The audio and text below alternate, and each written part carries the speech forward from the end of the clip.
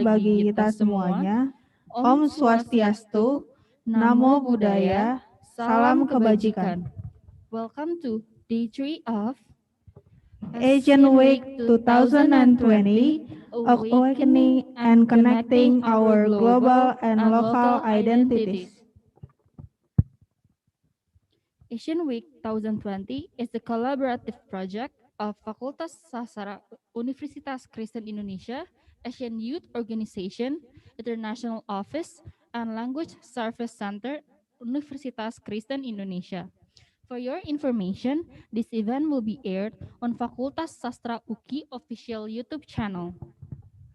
Sekedar informasi, acara ini akan disiarkan oleh YouTube channel Fakultas Sastra UKI Official.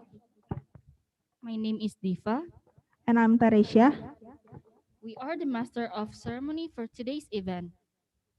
Before we start this program, there are some rules we would like to share with you in order to keep the event go well. Number 1, the webinar will be held from 8:50 until 3:10 Jakarta time. 2, all the participants have to join the webinar from the beginning until the end to get the e-certificate. 3, all of the participants are suggested to silence the microphone by pressing the mute button on your devices along the session from the speaker.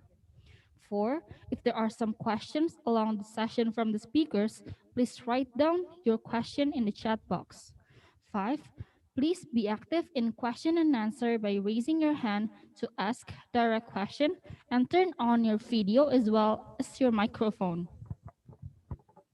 Sebelum kita memulai acara ini, akan ada beberapa peraturan yang kami sampaikan kepada hadirin sekalian agar acara ini dapat berjalan dengan lancar.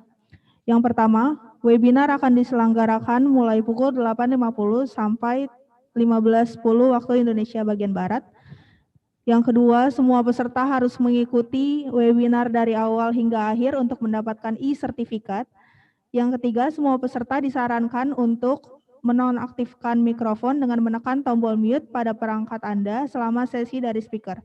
Yang keempat, jika ada beberapa pertanyaan sepanjang sesi dari pembicara, silakan tulis pertanyaan Anda di kotak obrolan. Dan yang terakhir, harap aktif dalam sesi tanya jawab dengan mengangkat tangan untuk mengajukan pertanyaan langsung dan mengaktifkan video serta mikrofon Anda.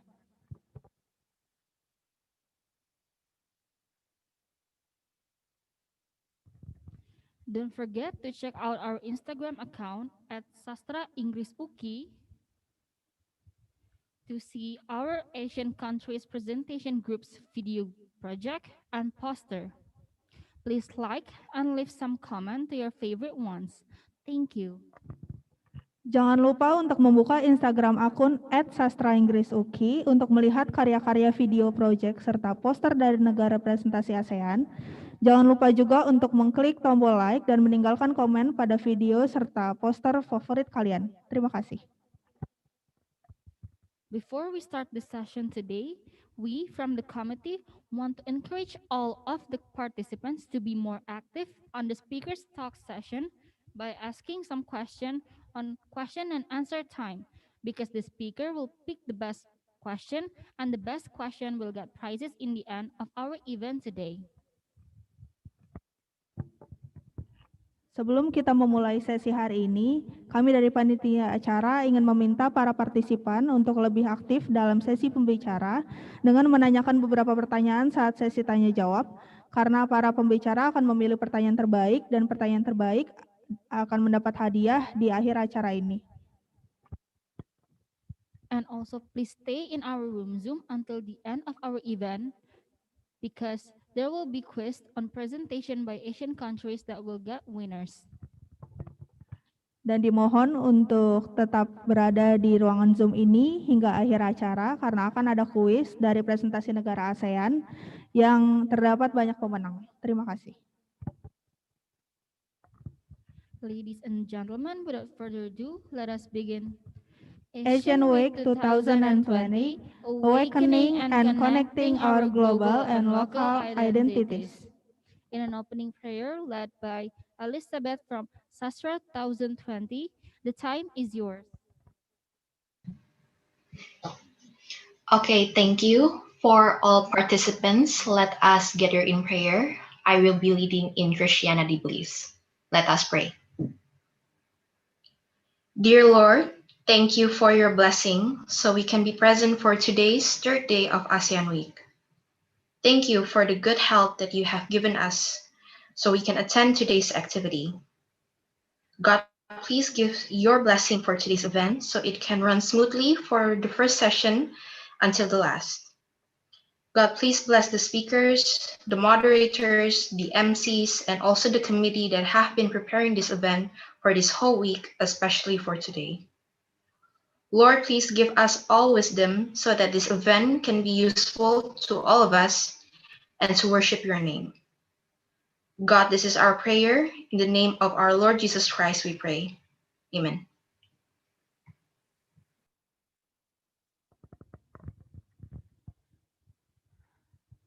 Thank you, Elizabeth.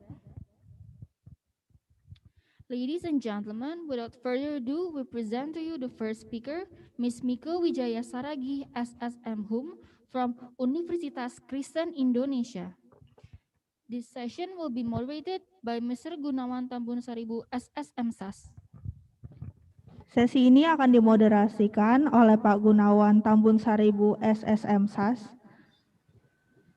Beliau merupakan lulusan Sarjana Sastra Inggris dari Universitas Gunadarma dan lulusan Magister Penerjemahan dari Universitas Gunadarma.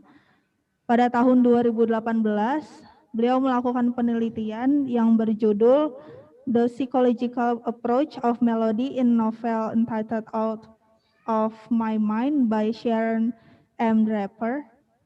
Beliau memiliki banyak pengalaman dalam pengabdian masyarakat, salah satunya FSUK Goes to School, pelatihan komunikasi bahasa Inggris dasar kepada masyarakat RT 7 Warakas, Tanjung Priuk, Jakarta Utara pada tahun 2019. Kepada Bapak Gunawan Tambun Saribu, waktu dan tempat dipersilakan. All right. Can you hear my voice now? Can you listen to my voice? Yeah, thank you so much, ladies and gentlemen. This is a very great event that maybe add or improve our knowledge in literature and other fields of area.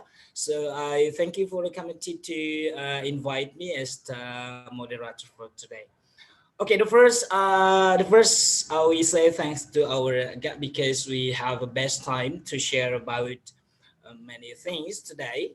This is especially about Asian Week. So for the youth of maybe especially for ASEAN countries, this is very good for you to listen about the topic that our four speakers, great speakers for today, they will bring or they will discuss about a great topic to as I told you just now, to improve uh, our skill or our knowledge about ASEAN.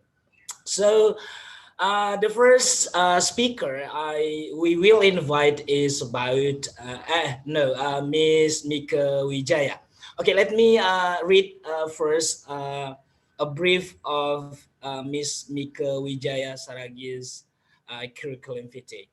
Okay, Mika Wijaya Saragi graduated from English Literature Department at the Faculty of Letters in Universitas Kristen Indonesia, and now she is the head of study program of English Literature.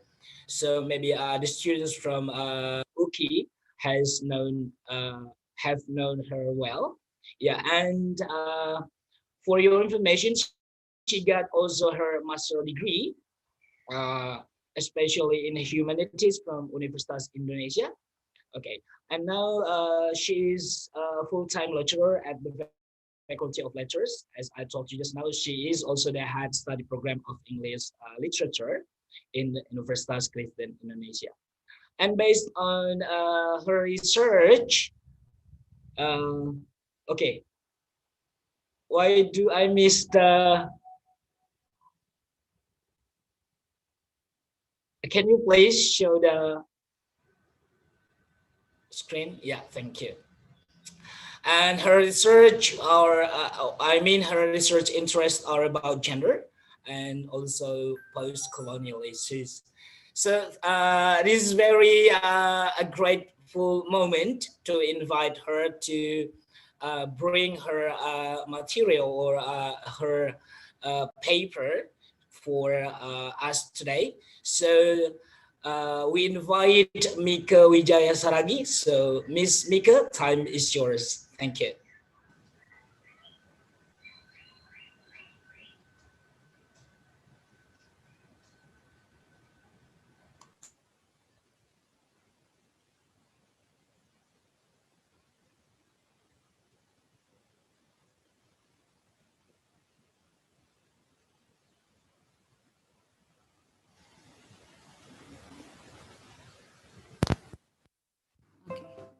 Can you hear me now? Hello? Loud and clear. Okay. Yes, it's Okay. clear, Miss. So I think I don't need to have this headphone. So it means that I can share my screen now. Okay.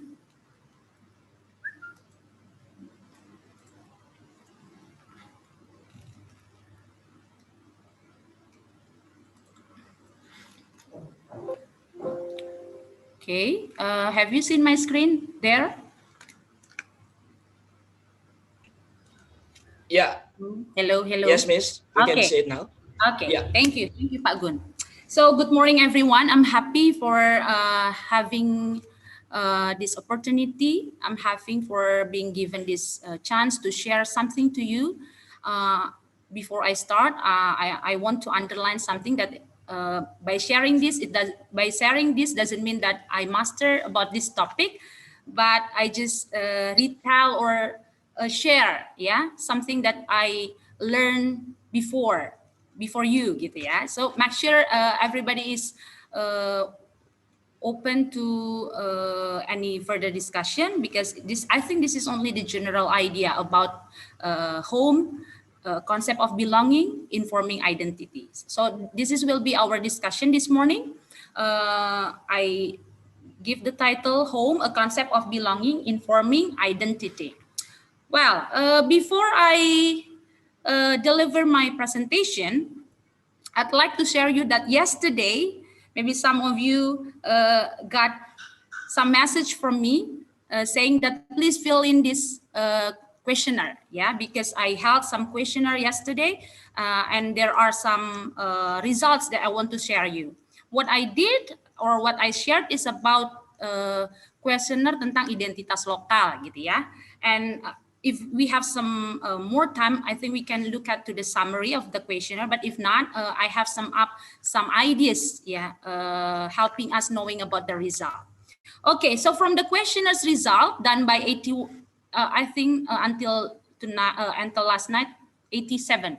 By 87 UKI students I got when I asked them a little bit about hometown, because now we are going to talk about home.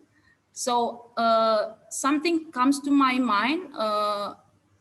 Do you all, my students, or do you all here are familiar about the word home or hometown, something like that? So because of my curiosity, I'd like to know your opinion, your perspective about that. And what I found is many ideas. First, hometown, according to you, most of my attendees said that hometown is the place where I was born. Hometown is the place where I grew up. Hometown is the place where my parents came from. Let me move this first. Hometown is the place where my grandparents or my great-grandparents came from. And hometown could be more than one place. It could be both the place where I was born and where my parents or grandparents came from. I give you some ideas about what happened in the summary. As you can see, here when my questions said, menurutmu di manakah kampung halamanmu? Because we will have some some further and deeper discussion or debate about this sentence or about this question. Jadi waktu saya bertanya, menurutmu di manakah kampung halamanmu? Kurang lebih dari 87 respon yang saya dapat, 32% mengatakan Jakarta, berarti lebih dari 67%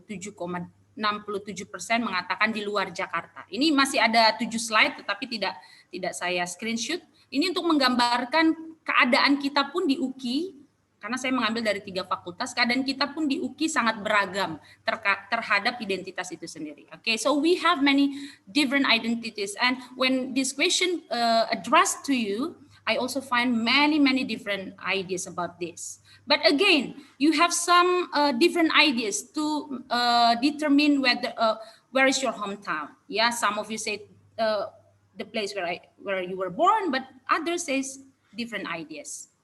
And then I also ask you about apakah kamu bangga memiliki kampung halaman saat ini. So after you decide the answer of where is your hometown, I further ask you about, are you proud enough to be or to be the part of that hometown gitu ya. Dan saya agak sedikit terkejut juga ya gitu ya, karena hampir setengah dari peserta, more than half of you said that biasa saja. So I think it symbolizes something ya, tentang sesuatu yang kita pahami. Next, I also ask you about apakah kamu bangga menjadi anak daerah. Ada beberapa pertanyaan sebelumnya, tetapi karena ini fokus untuk mereka yang memilih di luar Jakarta, so I'm curious whether you are proud enough ya untuk dipanggil sebagai anak daerah ya. Dan sekali lagi saya temukan bahwa ada fakta dari 35,6% ini mengatakan berbagai testimoni tentang ketidaknyamanan, tetapi juga nyaman dari panggilan anak daerah ya. So ini ada beberapa alasan. There are many reasons about your previous answers, whether you were proud enough or not being anak daerah ya. Tapi kalau kita boleh highlight beberapa ini, kenapa kamu bangga? Bagi saya identitas yang pastinya akan terus saya bawa kemanapun saya pergi. Karena itu tempat kelahiran saya, asal muasal saya. Jadi tidak ada alasan bagi saya untuk tidak menerima dari mana saya berasal. Atau you're less of proud to your hometown itu karena saya jarang sekali balik ke kampung halaman saya. Jadi karena perbedaan makna dari hometown tadi yang membuat tidak ada connection ya tentang diri kalian dan kampung halaman yang kalian sebutkan sebelumnya. Yep, sorry.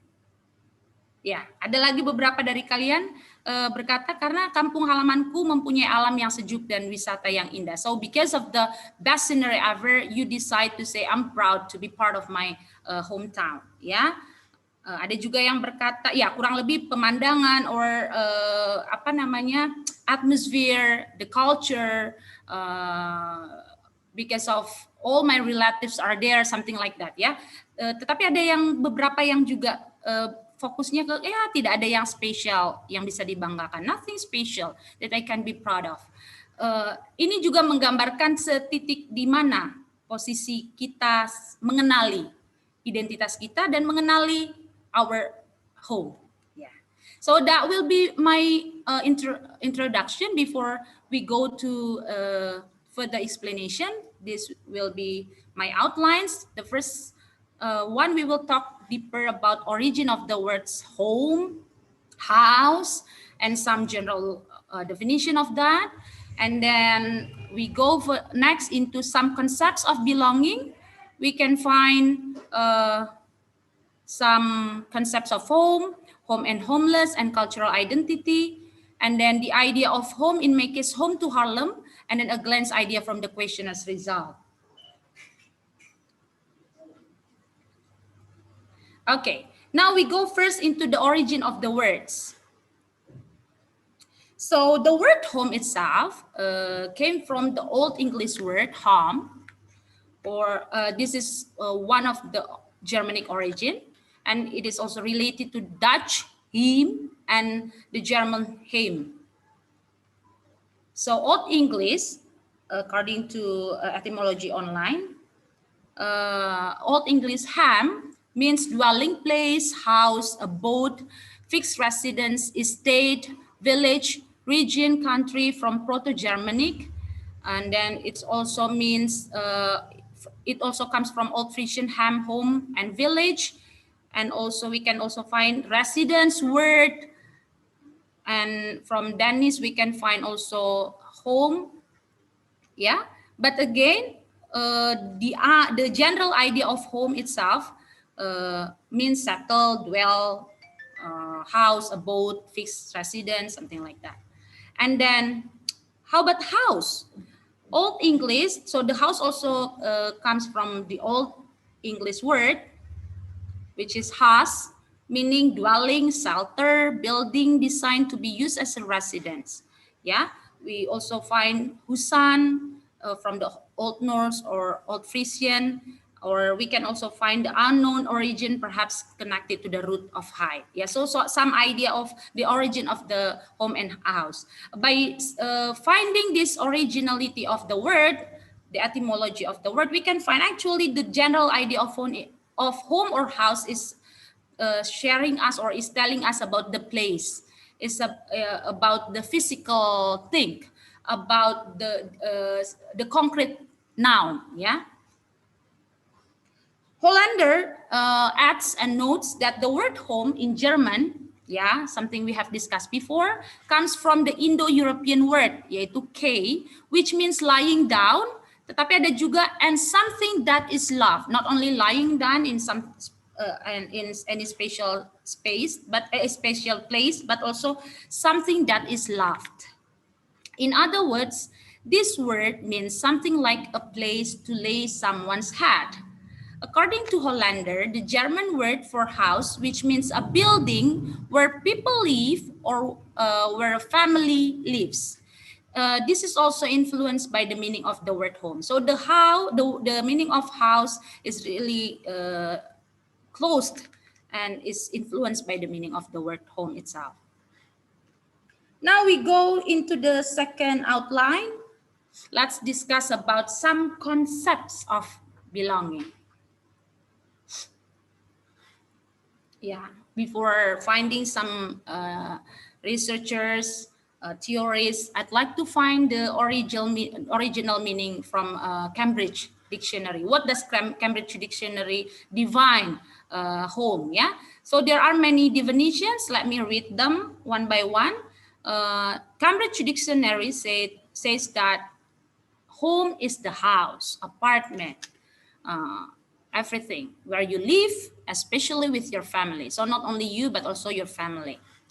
Home is also a house, like apartment, when it is considered as property that you can buy yourself. But not, home is also the type of family you come from. It's a place where people or animals live and are cared for by people who are not their relations or owners, even who are cared for by the people who are not their relations or owners. I think we can underline this.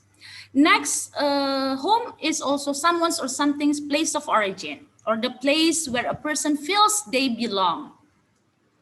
Home is your own country or your own area. It's a place of origin or the place where a person belongs. Yeah, but in this morning's presentation, I'd like to share you some main findings that I've found before about the concept, some concepts of belonging, some concepts of home. Yeah, saying that belonging, informing identity. The first thing that we know about the concept of home is not only a place, but also a space. What do these two words mean? Not only a place, but also a space.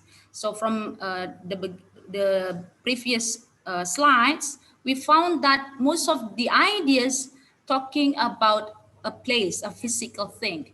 But the new, or let's say, the developing meaning, of the home itself, it's not talking us about a place only, but also a space. Mallet explains the concept of home, which is different from house, because home doesn't only talk about a place, but also space and interactions that occur in that space. Not only space, but also the interactions occurring in that space.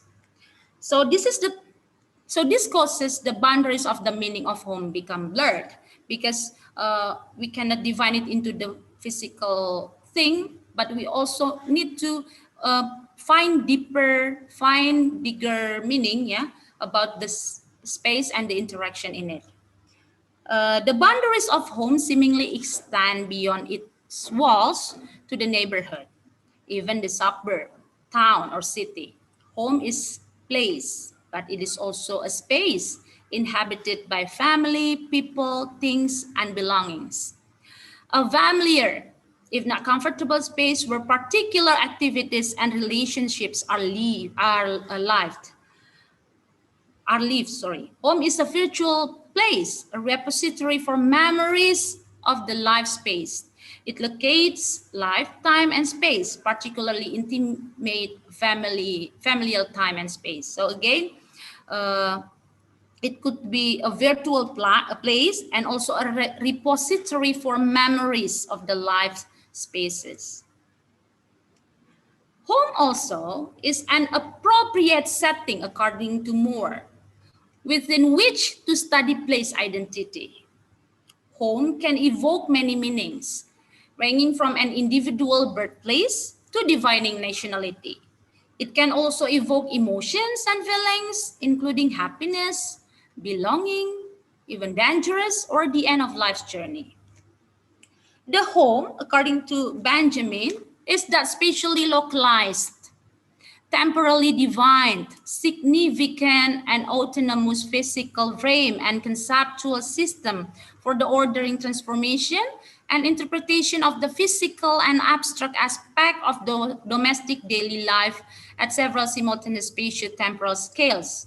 Normally, it is also activated by the connection to a person or community, such as a nuclear family. Nuclear family means your mother, father, and children.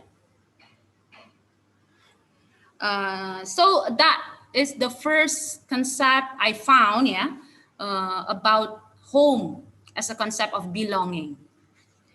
And then the second, besides being place and space, I know that it will be correlated into the second and the third ideas, but let me describe later on. So I also found that the concept of belonging, which is home, as an ideological construction. So Gurney in 1990 argues that home can be seen as an ideological construction created by an individual's emotional experience of where they live. It encompasses an experiential agenda. So Gurney highlights experiential agenda. However, Summerfield complements Journey's opinion of home, which is not merely a matter of feeling and life experience, but also a construction of cognition and intellectual. So it's not the ideological construction that encompasses the experimental agenda, but also the construction of cognition and intellectuals, in which a person may have the meaning of home, even though they have no experience or memory about it. So not only depending on the memory. And it is also aligned with the previous research by Watson and Osterbeny. They said in their research, in their research saying that homeless women, this is one of the findings, that homeless women commonly distinguish between their ideal home, which may or may not figure in their current experience, and the reality of their living conditions, which they may or may not regard as home. So what Watson and Auster-Benny finding is defined longer here. So Watson and Auster-Berry revealed the new phenomenon about the concept of home and homelessness. In their previous assumption, there might be any clear differences between home and homelessness. But after they did their research, they finally found a different finding, saying that a number of different meanings of home, such as decent material conditions and standards, emotional and physical well-being, loving and caring social relations, control and privacy, and simply living or sleeping place. But in contrast, the respondents also define homelessness as poor material conditions, lack of emotional and physical well-being, lack of social relations, control and privacy, and simply ruthlessness.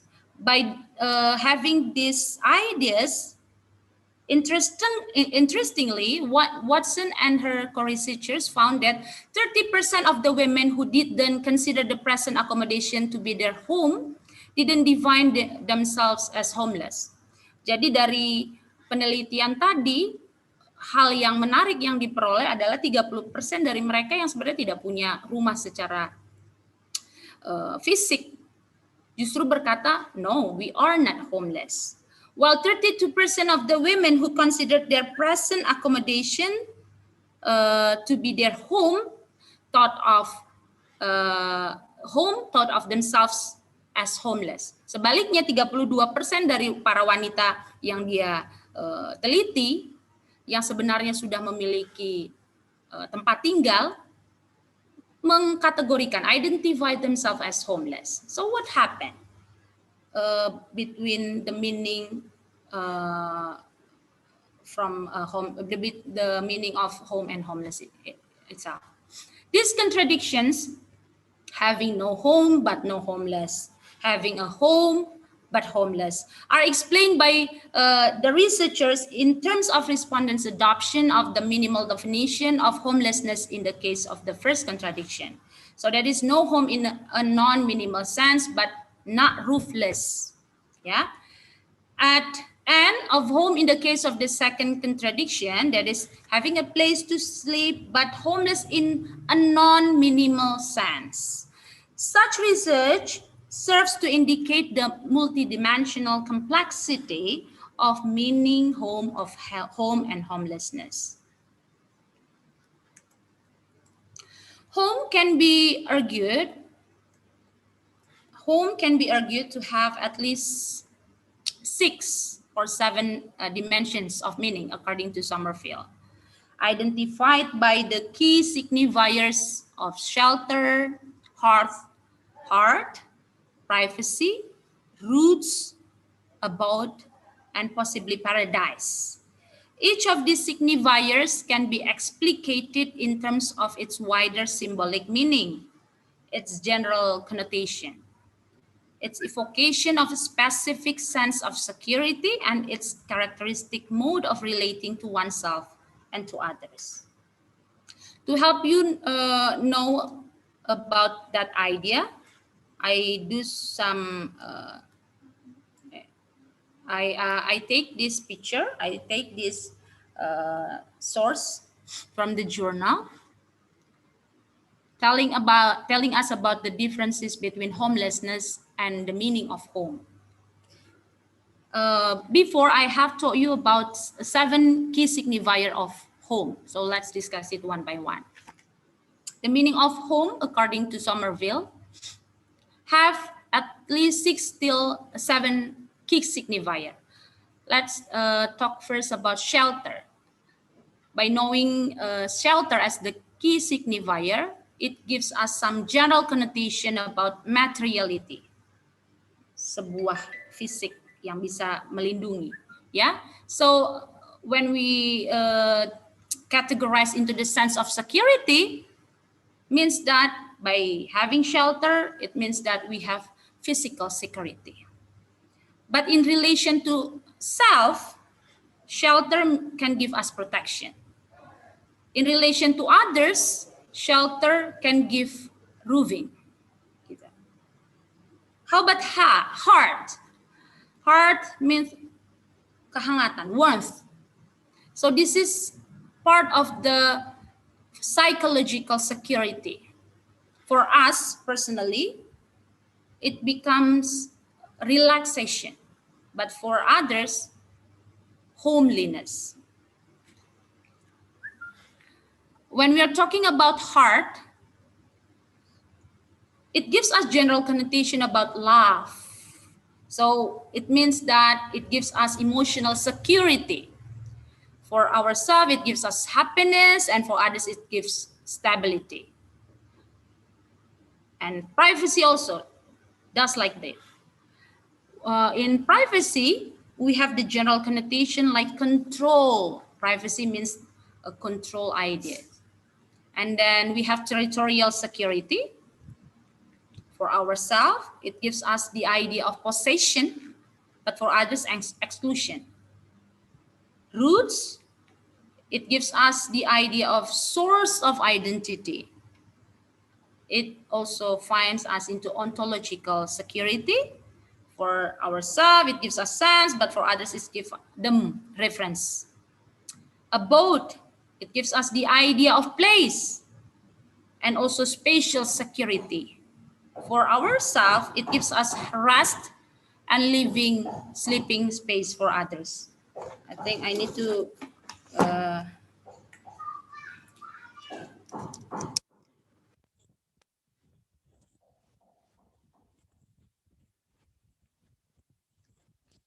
okay.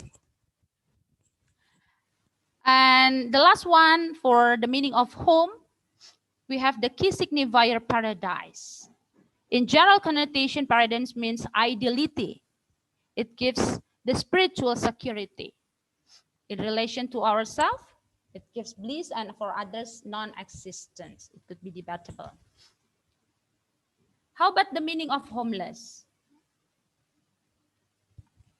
I think I don't need to read all, but if you can compare lack of shelter, lack of heart, heartlessness, lack of privacy, rootlessness, lack of abode, and purgatory. Yeah, so those is the opposite of the home itself. But again, when we are talking about home and homeless, it defines and it gives us more understanding rather than physical ideas.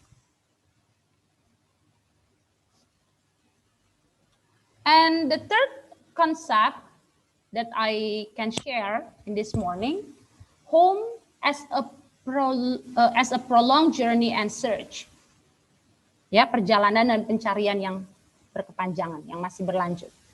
So talking about the concept of home is also closely related to a long discussion about the real and the ideal home, the actual and the remembered home. In this case, Tucker argues the meaning of home is like a prolonged journey and search.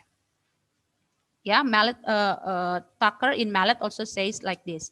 The most people spend their lives in search of home at the gap between the natural home and the particular ideal home where they would be fully fulfilled,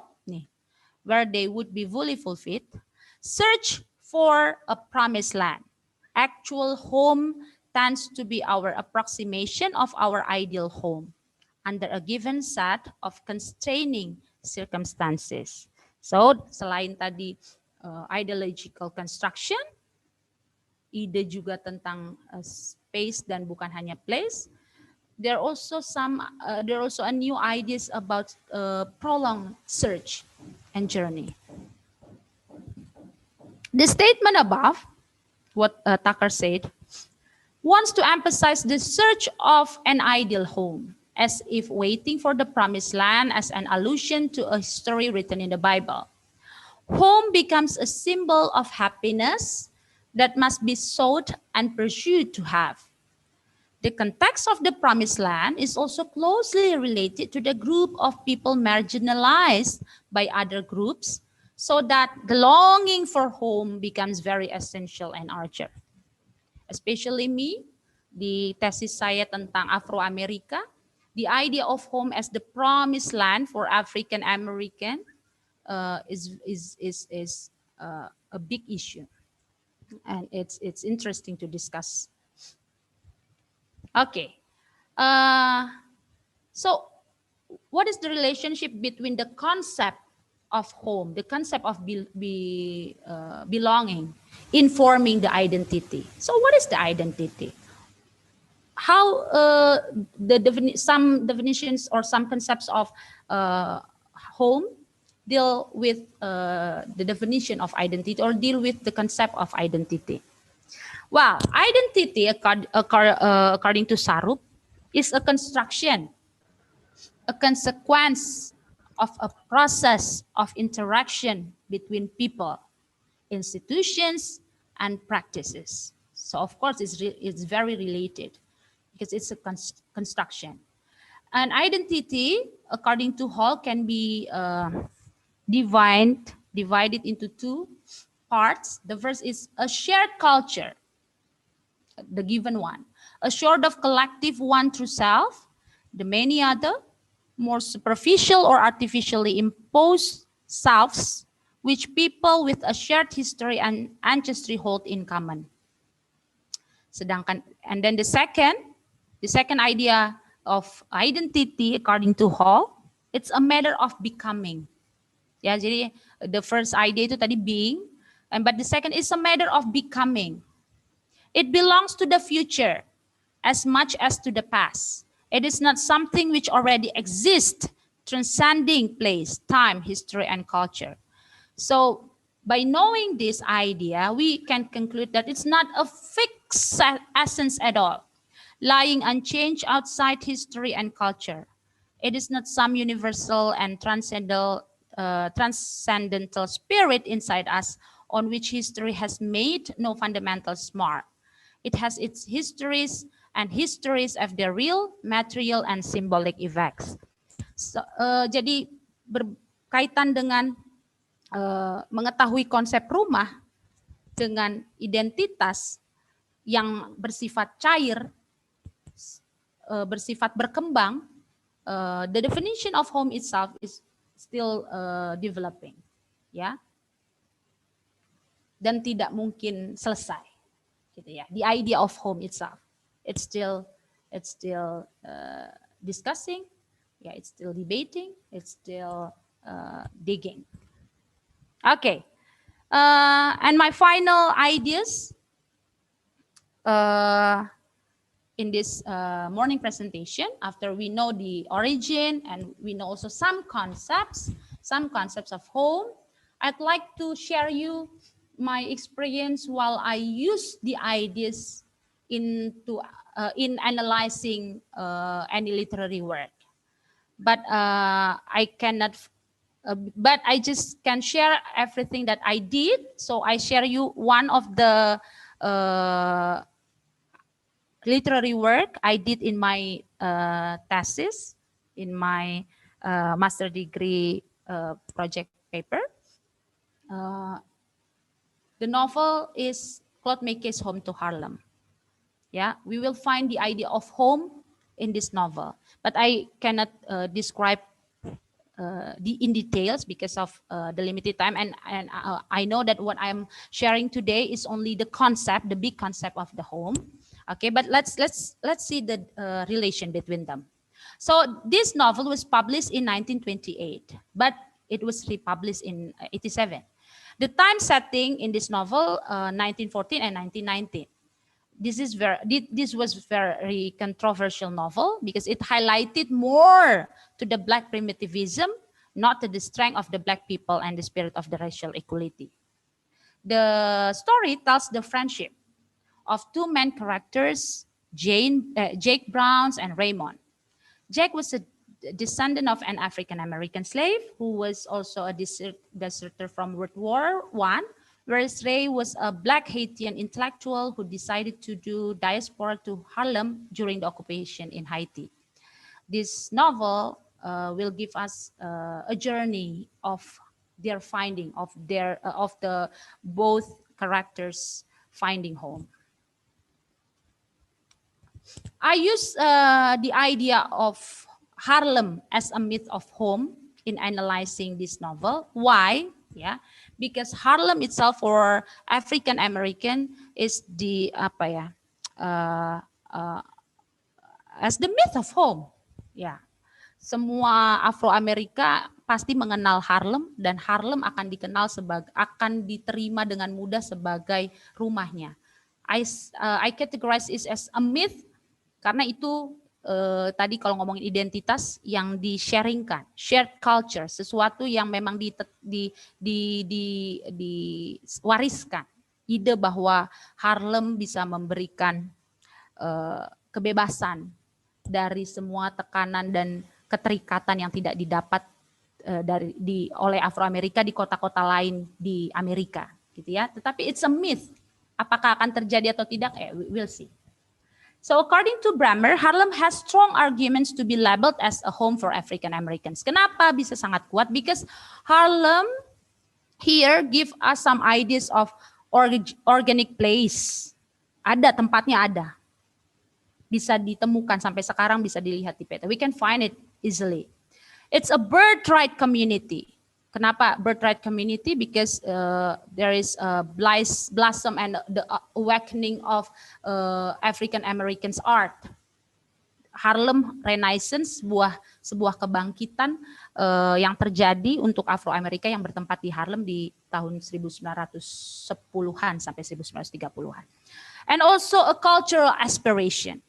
So again, it's not talking about place, but also a space in which we can find a cultural aspiration. So it is. Harlem is a myth of home for African American. It also gives a sensory memory. Why? Karena di dalam novel ini McKay explicitly states that Harlem is flashy, embodied in lively colors, tastes, and sounds. And it was also life-giving home. Yeah, why? Because the author did some metaphors between home with sex, food, even breath.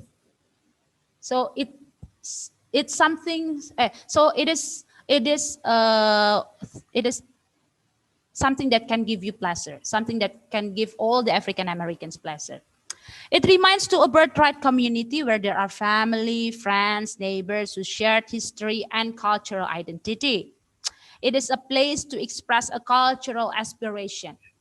Yeah, Harlem becomes a symbolic, again, we can underline this, a symbolic home for African American immigrants. But again, in this novel, titled Home to Harlem, McKay intellectually twisted the ending. By what? Both main characters, Jake and Ray, finally left Harlem. Pada akhirnya meninggalkan Harlem. Padahal dari awal novel sampai pertengahan, McKay tries to stating and describing the ideas of finding, searching, and prolonged home, something like that. But at the end, the fact both main characters, Jake and Ray, left Harlem. So something happened in it. That's why I use deconstruction by Derrida to use that, but we don't talk about it today. What I can find at my paper, Harlem as home have the initial and the final ideas. The initial one, ini ya, jadi ini the initial meaning of home to Harlem in the text. I can compare the initial and then the final meaning of home to tell you about the validity of the meaning, the validity of the identities, and the validity of the concept of home itself. Yeah, initially Jake think Harlem as home becomes the city of dreams, the great mecca for the pleasure seeker. This is the theory, and it is. We can easily find it many times in the novel, saying it was taking him back home. That was all he cared about. ini bahasanya memang Afro-Amerika. Just take me long to Harlem is all I pray. It's all I pray. Take me long to Harlem. I'm crazy to see again. Di awal novel ini memang menjelaskan Harlem is their home. So everything they did is all about Harlem and coming back home. Karena tadi a slave descent ya, si Jake ini yang memang yang pergi meninggalkan kabur gitu ya. Sedangkan Ray, how about Ray? Ya, the other main character, an intellectual Haitian. He came to Harlem because he's going to find the better idea or the better life. Ya, Ray's initial and only goal coming to Harlem is for seeking a better life than his previous life. That's why he decided to move to Harlem. Why? Because at that time, in Haiti, his home, yeah, there was the occupation period. It was stated that Ray dropped out from his university for her family became victims of the tragedy in Haiti. So unstable life of Ray made him decide to go to Harlem to find the better life. Yeah. So from both Jake and Ray, I think we do agree that they think initially Harlem is their home. But again, we cannot stop in the idea of home. That seems like a myth of Harlem as a myth of home. At the end, at the second half of the novel, we can find a divert meaning of home. Makna yang tertunda yang ingin disampaikan oleh penulis dari makna rumah itu. Bagi Ray, yeah, I can directly saying the idea of home for Ray. Kenapa akhirnya dia meninggalkan? Why Ray left Harlem? Dari sebuah buku yang judulnya Home to Harlem. He was afraid that someday the urge of the flesh and the mind's hankering after the pattern of respectable comfort might chase his high dreams out of him and deflate him to the contented animal. Jadi latar belakang Ray tadi adalah Haitian, intellectual Haitian, walaupun drop out tetapi dia dijelaskan dengan jelas oleh penulis adalah seorang intelektual. Harapannya mendengar Harlem yang adalah kota yang menghargai Afro-Amerika adalah sebuah keindahan. But not fleshly, tidak secara daging, tetapi juga kemerdekaan secara intelektual. But what he got was different. Yang dia temukan berbeda. Dia menemukan fakta kehidupan yang sangat bertentangan dengan intelektualnya dia. Ya. The urge of the flesh, ya, bagaimana orang Afro-Amerika dijelaskan oleh Mackay hidup dengan kegelapan malam, seks bebas, mabuk-mabukan, dan seorang intellectual Haitian seperti Ray tidak melihat itu sebagai rumah lagi. He thought that I was wrong, and I cannot be there longer. Kenapa? If I was there, it might chase my high dreams out and deflate me to the contented animal. Karena dia bahkan dengan jelas mengkategorikan, padahal itu temannya ya, maksudnya masih kategori, walaupun dia Haitian tapi dia kategori Afrika sebenarnya di dalam identitasnya. They stereotype those African American as the contented animal. So Harlem is not Ray's home anymore because he finally found that there are gaps in their intellectuality, in their morality, in their in their goals of life, gitu. Because of knowing Harlem deeper and deeper. Ray felt alienated, terasingkan in Harlem, and finally found that Harlem wasn't his home as he dreamed of. He finally chose to leave Harlem and continue his journey to find his real home. So he's still finding, he's still searching. The novel didn't give me any idea about the real and the final and the ideal home for Ray. He preferred his self-actualization to any kind of comfort. Yeah. So self-actualization for an intellectual is more important than any kind of flashy comfort. And then the definition of home in this divert meaning, yeah, becomes extended to a space that fulfills someone's desire and someone's self-actualization. So being home gives an idea about being in such a physically and mentally comfortable space. Ini yang saya temukan, divert meaning, ya, makna yang tertunda dari mitos Harlem sebagai rumah bagi Afro-Amerika. Ternyata ditemukan no, not only that, but also physically and mentally comfortable space. Space, not only place, ya. This is the final character, Jake. Seperti Ray, at the end of the novel, Jake also left Harlem. Yeah, but with different ideas, different story. Yeah, we can find here, I just highlight some. We can't stay in Harlem no longer. This is what Jake said to his beloved girlfriend, namanya Felice, ya. For the bulls will sure get you. Getting away, ini bahasa-bahasa Afro-Amerika, from the stinking mess. Apa yang terjadi, mungkin sedikit saya kasih bocoran. As a descent, kehadiran Ray, identitas Ray disembunyikan. Identitas Jake harus disembunyikan, ya, because he has a bad background, ya. But again, ada satu temannya yang mungkin cemburu karena Felice, Jake's girlfriend, ya, pada sebelumnya mengenal temannya Ray terlebih dahulu, akhirnya memilih Jake. Karena kecemburuan ini dia membocorkan identitas gelapnya Jake. Dan akhirnya ini mengancam keselamatan Jake, ya, sehingga ini percakapan setelah kejadian terbongkar identitasnya. So we can't stay in Harlem no longer. For the bulls will sure get you. So let's getting away from this stinking mess. So Harlem yang tadinya kalau kita lihat nanti di novelnya itu dijelaskan seperti sesuatu yang harum, yang the best representative of place, ya, yeah? But now Jake and Felice identified Harlem into the stinking mess and go off to sea again, something like that. Okay, so many phrases repeated more and more to get lost in, ya. Terus finally they move into Chicago.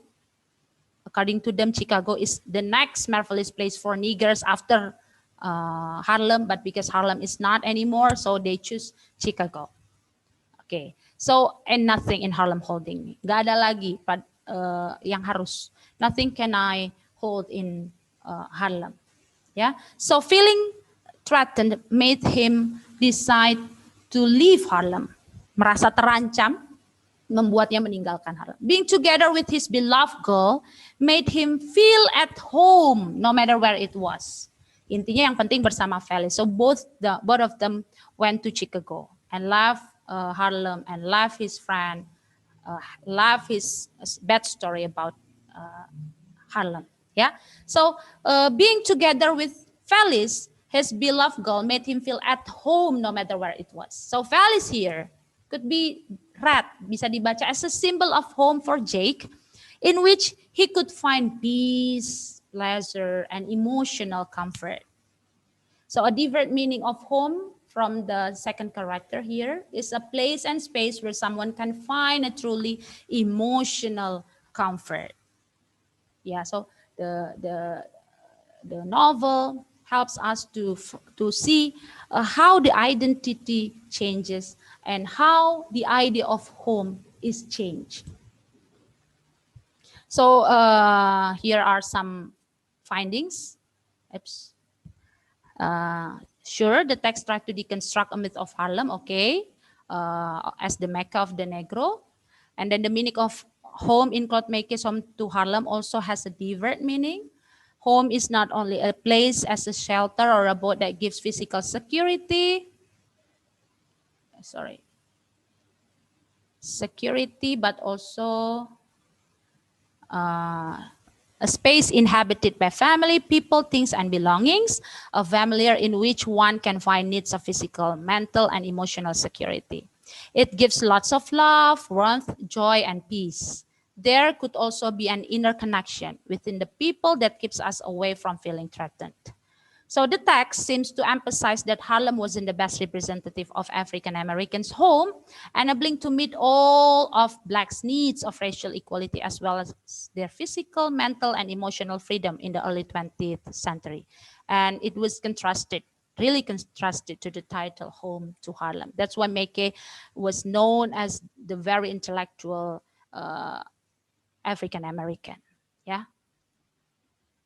Okay. So that's the example of how the idea and the concept of home can be implemented into the literary text. Yeah, that is. But the second and the final one, I'd like to share the idea and the concept of home tadi dalam questionnaire yang sudah disebar kepada kalian kemarin. Ya, jadi ada banyak, tetapi beberapa idenya seperti ini. Saya tuliskan ada beberapa. Some of my final questions itu, jikalau dipersilakan untuk memilih tempat apakah yang kamu pilih untuk tinggal.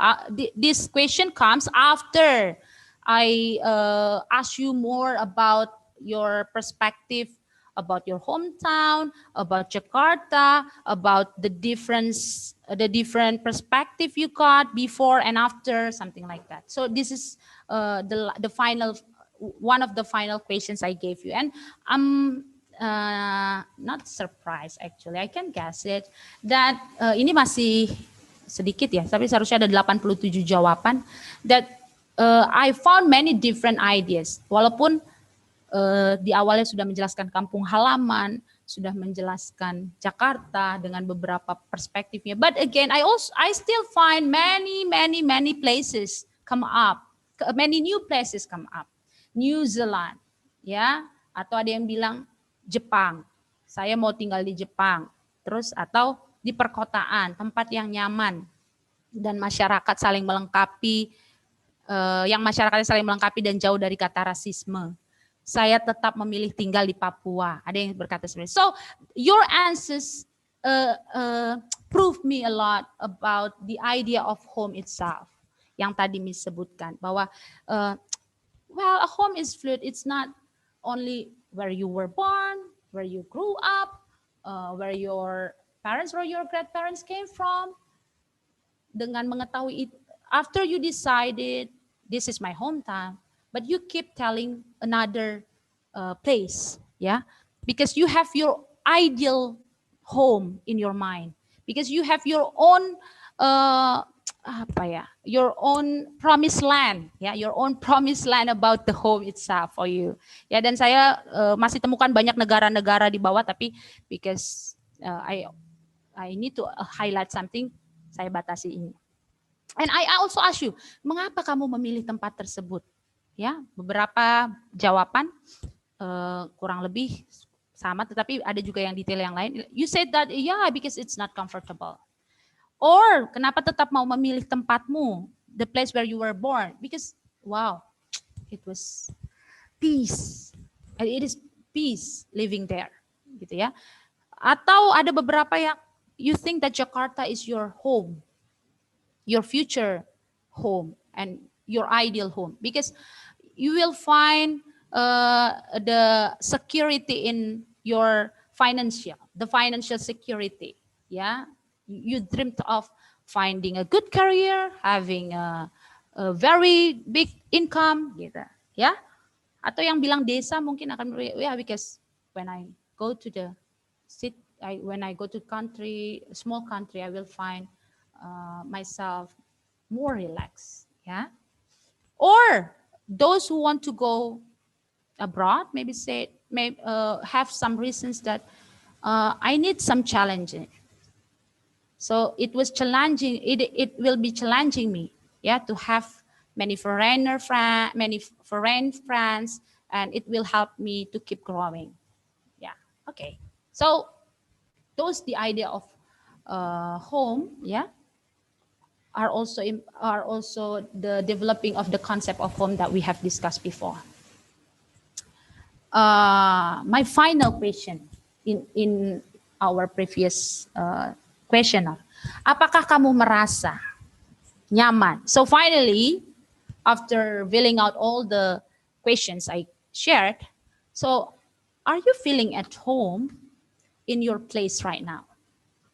And from this data, we can find 47.1 of you said yes. So it means that I assume, I don't know, I could be wrong. I assume you have found your ideal home.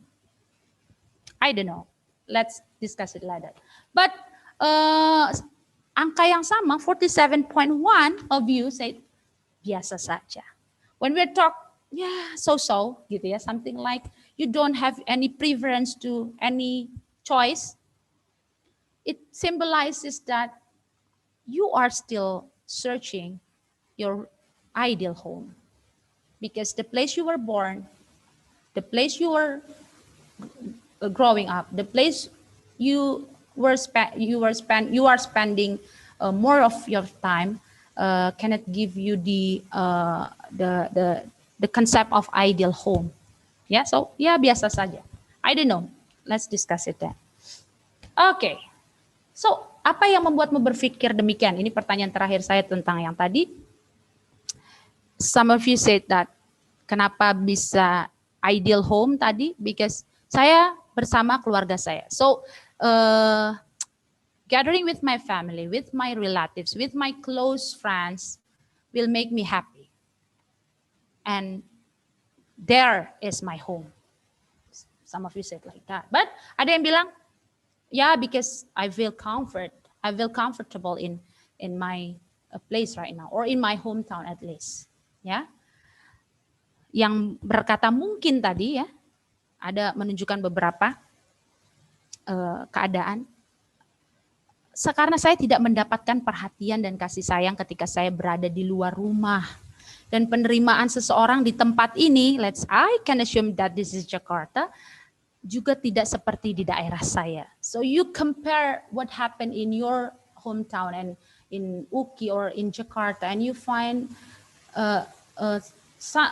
so different environment, and you conclude that this place is not mine, gitu ya. Atau ini, this place is not mine. Ya, ini anak asrama berarti ini yang nulis ya, but I don't allow you to know who is this. Saya tinggal di asrama, rumahnya biasa saja, tapi yang membuat saya senang kekompakan dari teman-teman saya, walaupun dalam segala kekurangan. So it's home for, I don't know, him or her. Yeah, not dealing with the good appearance of the physical house, or physical appearance of house, but because it can give you comfort, it can give you peace, it can help you a lot to value your life, to having a new family. That's your home. Yeah.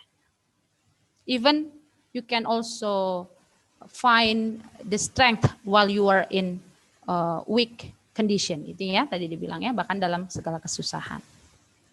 Okay, so because of my presentation today is not like analyzing something or finding some issues on literary work or on cultural practice gitu ya.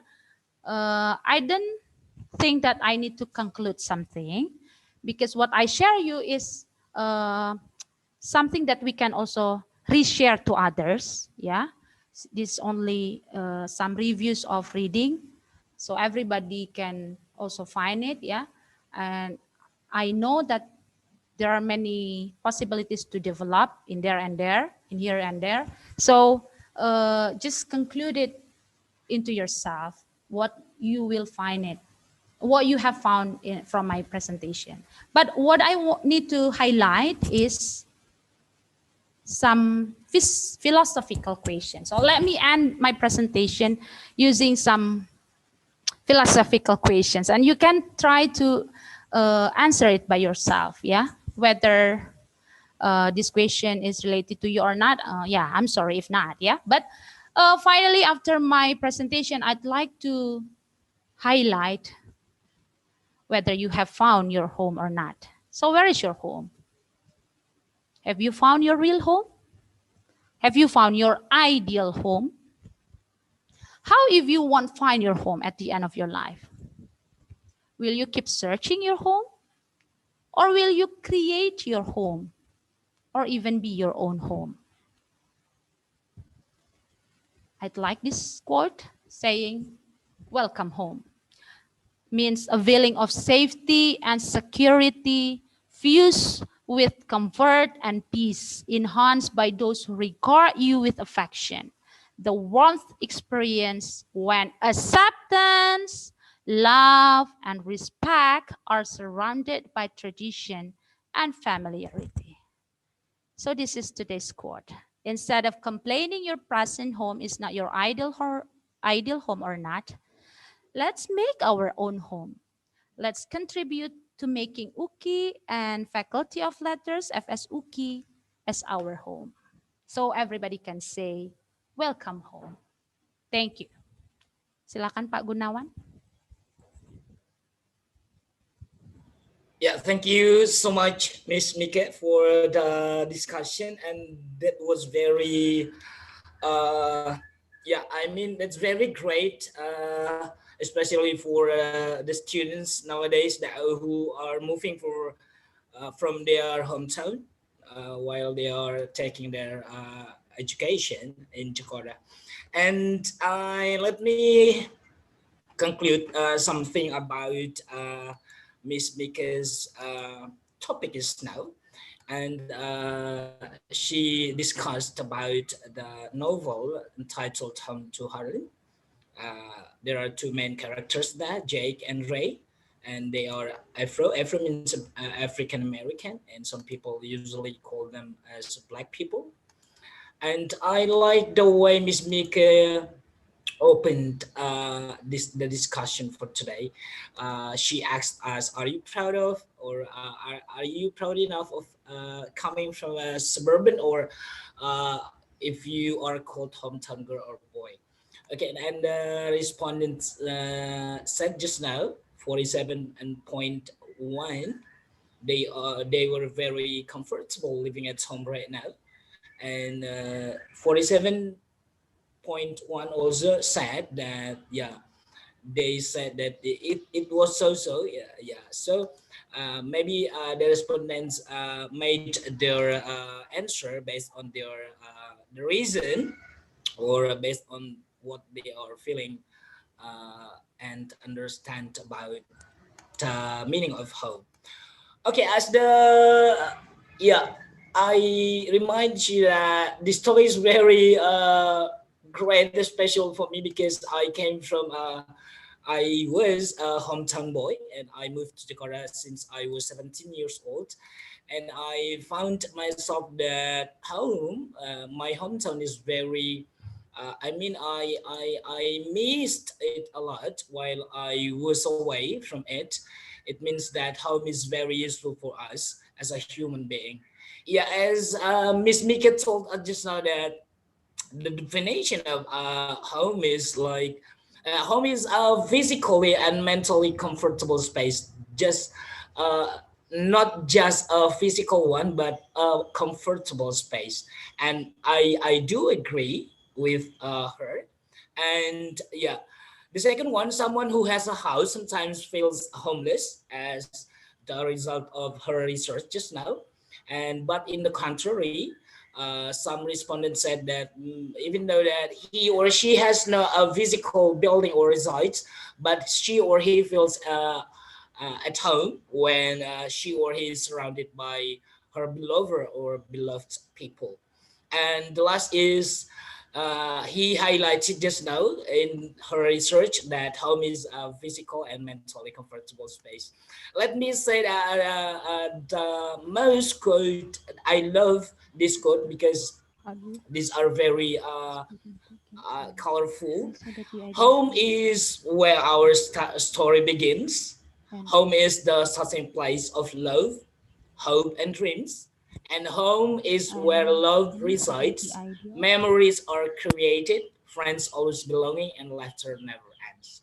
Okay, ladies and gentlemen, and my friends, if you have any question, please ask. You can chat on the chat box, or you can use the raising hands menu, or you can talk directly to the speaker. Any question?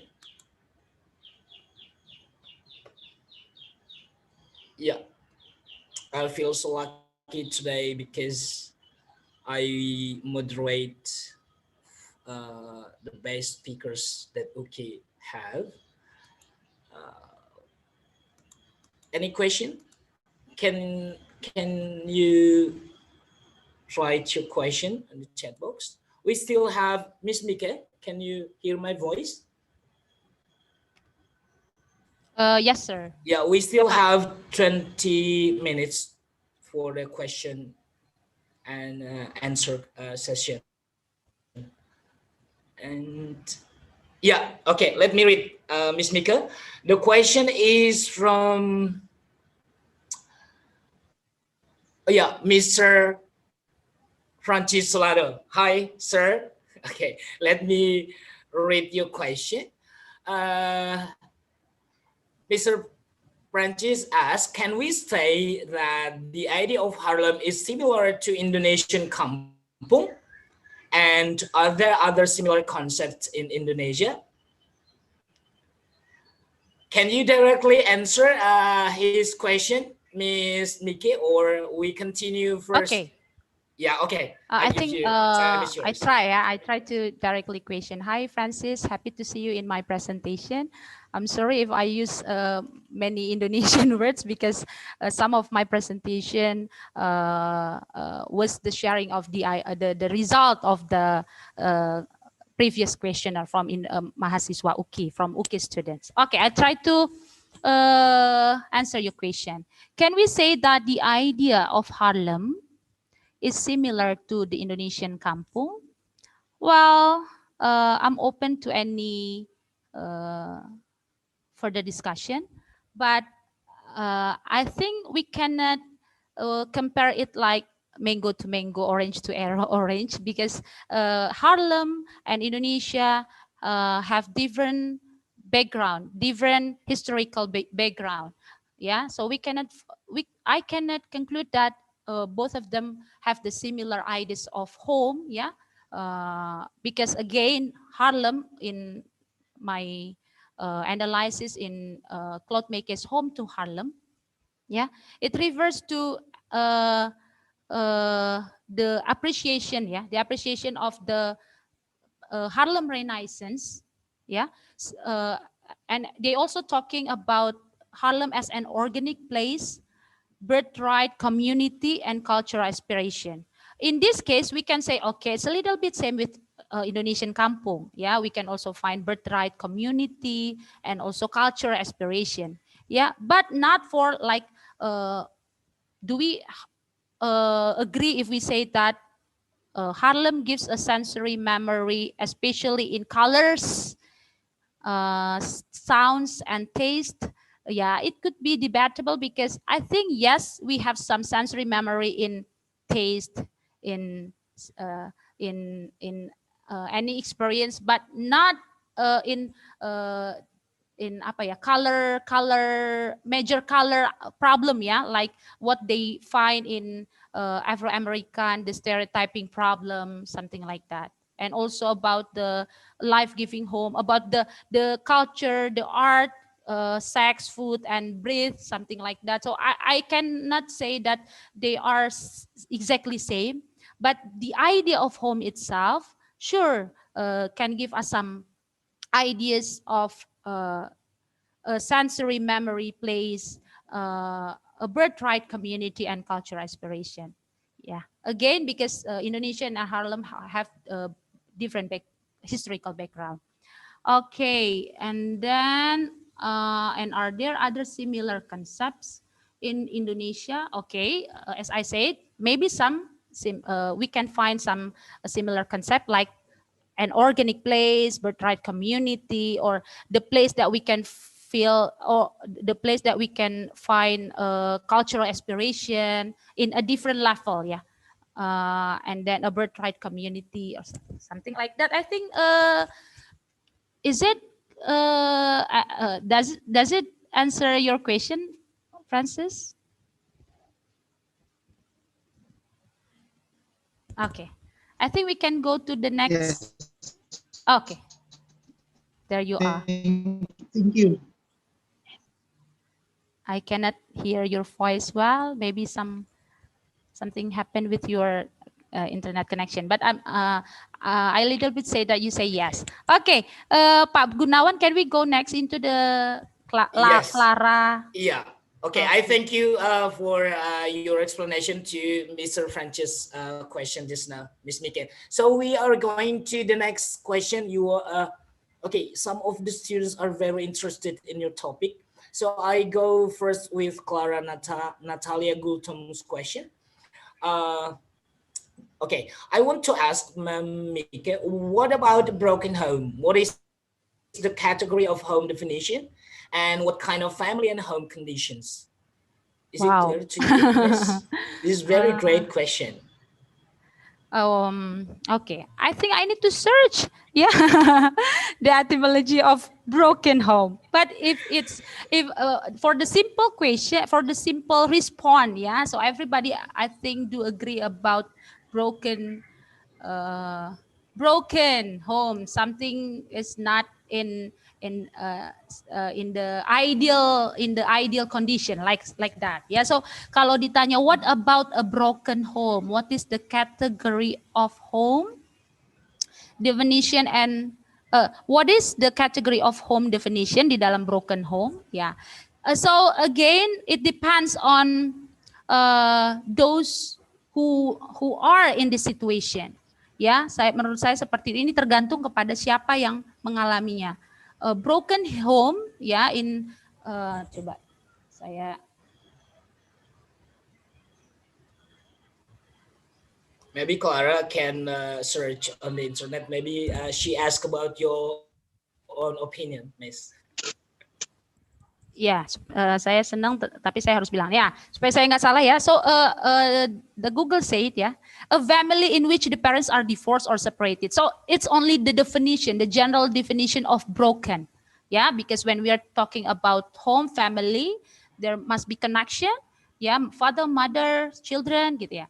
But when we call that broken, so it's a normal situation. Yeah, because father and mother are separated. But again, if we divine the home into the idea of comfortability, into the idea of heart, like what I said before, the emotional, physical, mentally, security, yeah, it depends, because I'm sure that semua orang yang mengalami, tidak semua orang yang mengalami atau tidak semua orang yang berasal dari keluarga yang broken home will feel the same pain, akan merasakan kesakitan yang sama.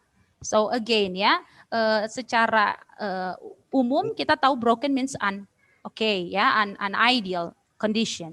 But again, for this situation, it depends. It will be it will be very different between one ideas into other ideas by defining the broken itself. Dampaknya kepada orang lain juga berbeda. Tetapi home dalam arti ini saya bisa rasakan seperti physical, mentally and emotional security. Gitu. Oke, itu Pak. Gimana Lala? Yeah, thank you, Miss.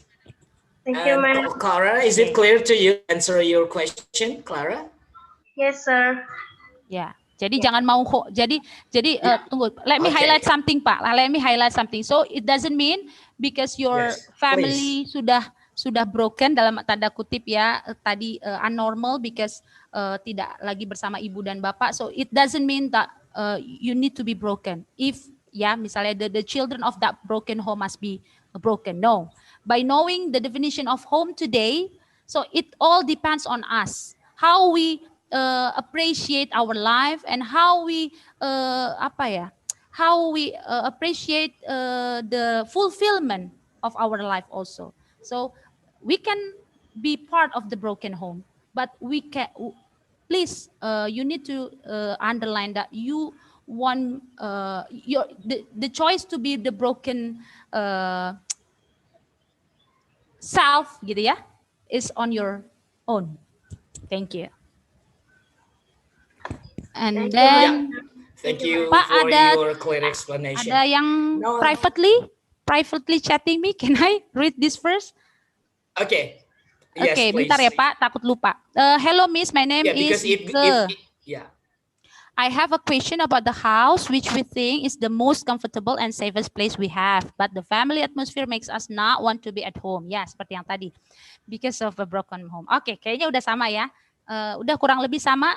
Ike, can you get what I mean? What I highlight into Lala's question? Sepertinya iya. Silakan Pak, lanjut Pak. Okay, some question and I told you just now they were very interested in your topic. Hi, I'm Josephine from Universitas Kristen Indonesia. Thank you, Ms. Miko, for your presentation. I want to ask you how to create our own home. This is a very simple question, but longer explanation. Yeah, as what I said in my final statement, that instead of complaining, Jakarta or my hometown is not my ideal, I think I need to find another place to fulfill my my concept of promised land, something like that gitu ya. But again,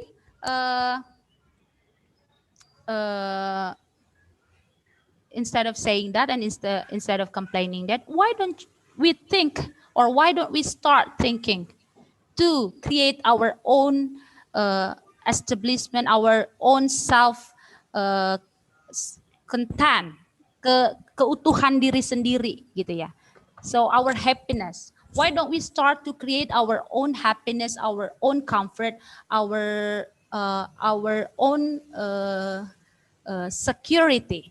Yeah, so because if you have been successfully being the content woman or man, kalau kalian sudah berhasil menjadi seseorang yang fulfilled gitu ya, terisi gitu ya, sehingga tidak perlu harus mencari perhatian dari mana-mana misalnya untuk bisa bahagia gitu. Wherever you are, you will feel at home. That is my opinion. So what you need to do first is start to fulfill yourself. Ya pastinya dengan begitu banyak ya. It could be emotional security, physical security, mental security, spiritual security. Apapun yang membuat kita menjadi makhluk atau insan yang fulfilled, yang tidak perlu belas kasihan pihak lain untuk bisa membuat kita bahagia, because your happiness is your own, is on your own gitu. Mungkin sedikit ya, it could be wrong, but it is based on my experience gitu. Okay, Yos. Yeah, thank you, Josephine and Miss Mika. And we go on to Julie's question. Berbicara tentang hometown, ada yang menganggap itu sebagai tempat asal dari orang tua kita. Bagaimana jika orang tua kita berasal dari tempat yang berbeda dan tinggal terpisah karena suatu pekerjaan? Lalu kita juga merantau. Mana yang kita akui sebagai hometown, Miss? Oke. Ya, itu terima kasih. Itu seperti yang tadi saya bilang di awal ya. So I think you have known and you have heard my previous slides or my opening presentation saying about the result of the questionnaire. Di hasil questionnaire yang saya temukan, justru saya temukan beberapa konsep yang berbeda tentang hometown yang tadi di-sharingkan. Ada yang bilang Jakarta tempat dia lahir, and then when I ask, so where is your hometown? So those who were born in Jakarta will directly say Jakarta is my hometown. Tapi tidak berlaku keseluruhan. Beberapa yang lahir di Jakarta, tumbuh di Papua, mereka akan bilang no. Ada beberapa yang orang tuanya dia di Jakarta, tapi orang tuanya lahirnya di Medan gitu ya. So I find Jakarta dan Medan gitu. Jadi ada beberapa term yang menurut saya ini harus masih bisa dianalisis dalam penelitian lebih lanjut. Tetapi tidak, menurut saya, in my personal opinion, it's not our right gitu ya to determine this is wrong or right, ini benar atau salah. Jadi ingat ya, hanya yang lahir saja yang bisa kita bilang hometown, tidak, karena apalagi kita dalam we are in in social and literature discussion gitu ya, humaniora discussion, yang dimana ya bukan tidak pasti, tetapi semua hal dimungkinkan, dan identitas yang tadi dibilang oleh Hall adalah identitas yang cair yang bisa berkembang. So masih terbuka kemungkinan untuk apa. Tetapi I personally will give it back to you. Di mana kamu meyakini ini adalah your hometown. Di dalamnya kamu merindukan, di dalamnya kamu merasa itu adalah asalmu, your origin, your your culture, kekayaan kebudayaanmu bisa kamu dapatkan. So everybody may have different ideas about the hometown itself finally after listening to this presentation. So I hope Julie will finally find where is actually your hometown. Yeah, I do hope that your explanation meets Julie's question. Thank you. We have now Anissa. Anissa is from Universitas Sanata Dharma. Hi, Anissa. Let me read your question. I have a question. Do we always have to connect a home to family? Or we can say that everyone has their own meaning of home. For example, he or she does not recognize their hometown or their connection to family, but they recognize other things as their own meaning of home. Because I think many Indonesians still think that home is about family and vice versa. Thank you in advance. Can you please? Thank you, Anissa. Happy to see you in our presentation in Uki's event. I think what you asked is a little bit similar to Julie's question. Again, in my opinion, after learning about after learning about literature, after learning about humanity, after learning about Derrida's, after knowing about some ideas, some concepts of home itself, apa ini tadi dia bilang, the preference will be yours, ya. I don't think that you must correlate your hometown into your family origin place, originity gitu. Ya, so no. So in my personal opinion, ya, again, because the concept of home itself is fluid, cair, ya, sifatnya adalah cair, and the identity itself is cair, becoming, ya, kalau dibilang tadi oleh Hall itu becoming, so it can change. Because home, it's not only talking about place, again, but it also says about space. So the fulfillment of space itself can only be determined by yourself, not by others. Thank you. Yeah. Thank you, Miss. So we still have 4 minutes to go. So let me go to Esther's question. My name is Esther Melanie from Universitas Kristen Indonesia. The presentation really awesome, and I would like to ask one question, Miss.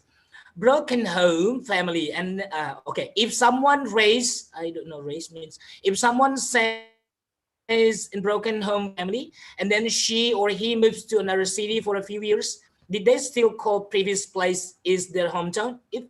I think this is sama Pak, related to someone's question just now. Previous questions. Okay. Yeah. Next, okay. Let me go to This is from Tommy. Hi, Tommy. Can you please give me a way to get comfortable in a place which I don't like? Maybe your personal suggestion. Yeah. Hi, Tommy. Hi, Miss.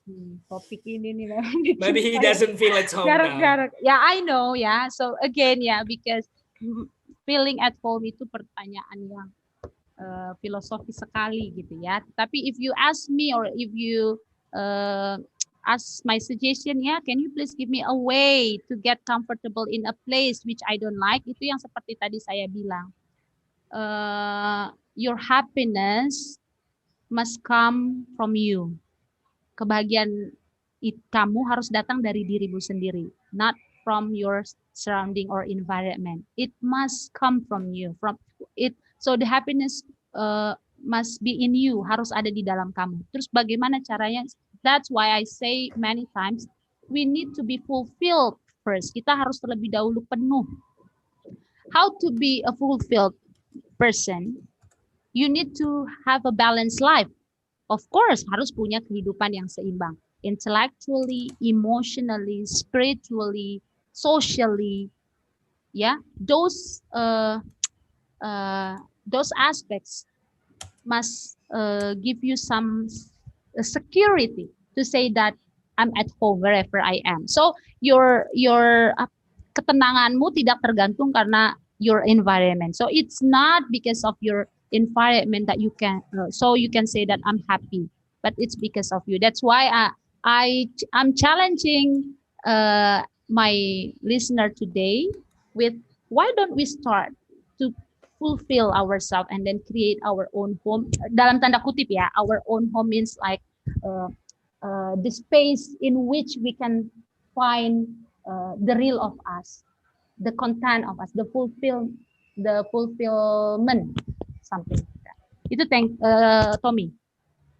Duh, 1 menit lagi Pak. Can I? Yeah, because this is from Erin. She comes away from Jakarta. She's from Siak. Can you please answer her question? But I want to ask this. When we think it's our lovely home, but sometimes some issues bang our home and it makes broken. Can we protect our home before it's broken? Sure, because you are the agent of change. And again, the spirit of my presentations today is to encourage everybody is to be the best of you in order to not to wait, but please do something to respond and to give the positive thing for your environment. I think you are the one who is very suitable to protect your home. Thank you.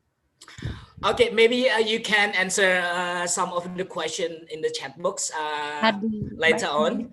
And because I told you they are very interested in your paper. And thank you, ladies and gentlemen. Let me, as at the end of her presentation, let me say that a house is made of brick and mortar, but home is made by the people who live there. So as in Michael Bublé's lyric says, and I'm surrounded by a million people and die, I still feel alone. Oh, let me go home. Oh, I miss you, you know. So please keep your home safely. And yeah, home is very useful for us to feel safe and surrounded by beloved people. So I thank you, Miss Mika, for the great experience you share about your paper. And let me go back and I give this time to committee. Thank you.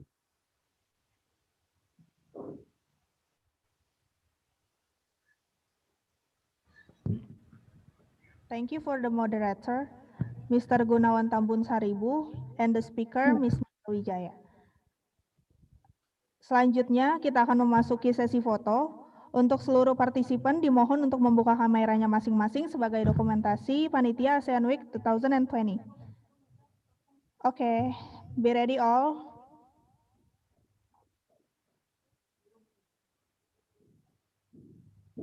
Yeah. Be ready.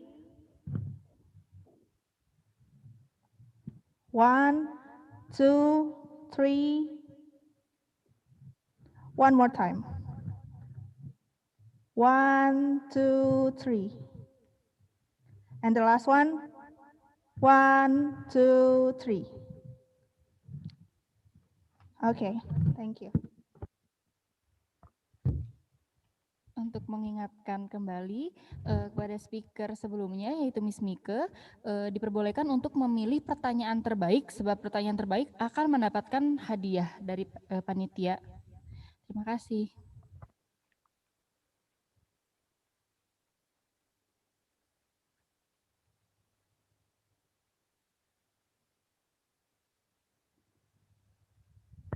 As a reminder, don't forget to check out our Instagram account at Sastra Inggris UKI to see our Asian countries presentation groups video project and poster. Please like and leave some comment to your favorite ones. Thank you. Sebagai pengingat, jangan lupa untuk membuka akun Instagram @sastrainggrisUKI untuk melihat karya-karya video project serta poster dari negara presentasi ASEAN. Jangan lupa juga untuk mengklik tombol like dan meninggalkan komen pada video serta poster favorit kalian. Terima kasih.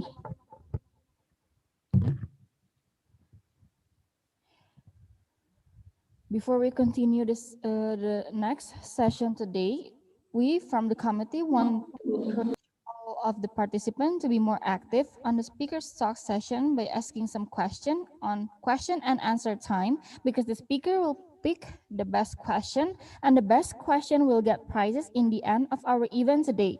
And also, please stay in our room Zoom until the end of our event today, because there will be quiz on presentation by ASEAN countries that will get winners.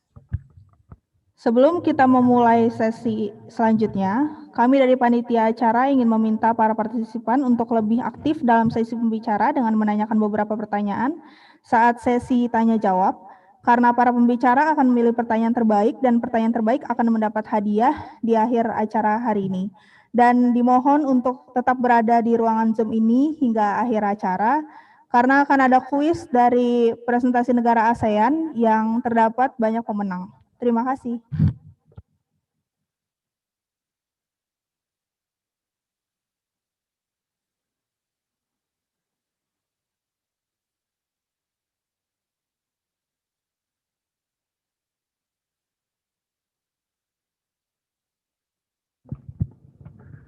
Untuk mengingatkan kembali, Miss Mika diperbolehkan untuk memilih pertanyaan terbaik dan dapat dihubungi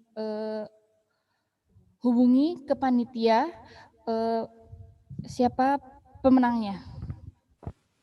Okay, I'll chat the committee later. Thank you.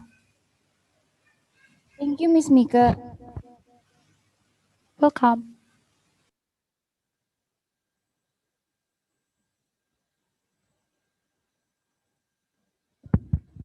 For the next session, we will present you the second speaker, Mr. Francis Solano from Ateneo de Manila University in the Philippines, Ma'am Susan Aha Sitohang SSMA, and Miss Benedicta Stella Fortunae from Universitas Kristen Indonesia.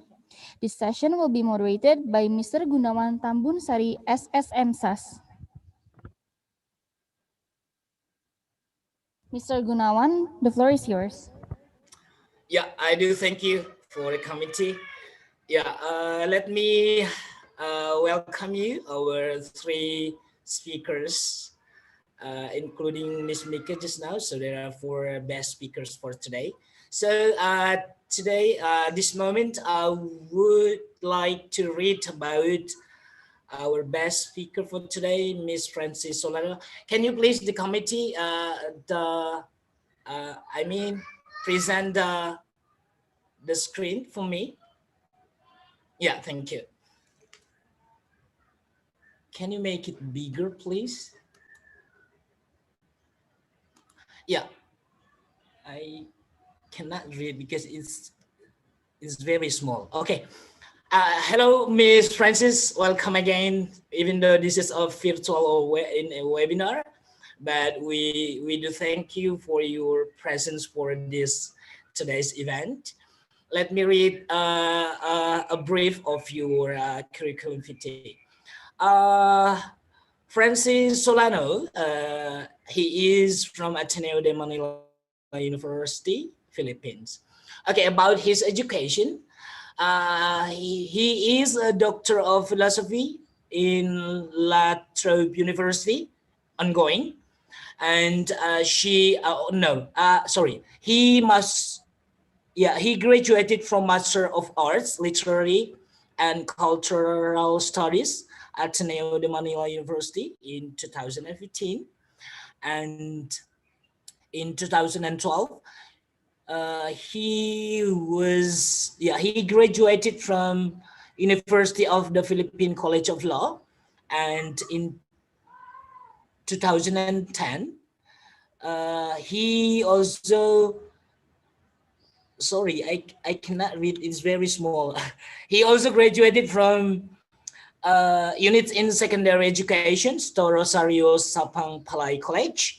And in 2006, he also graduated from AB Classical Philosophy, and he got cum laude.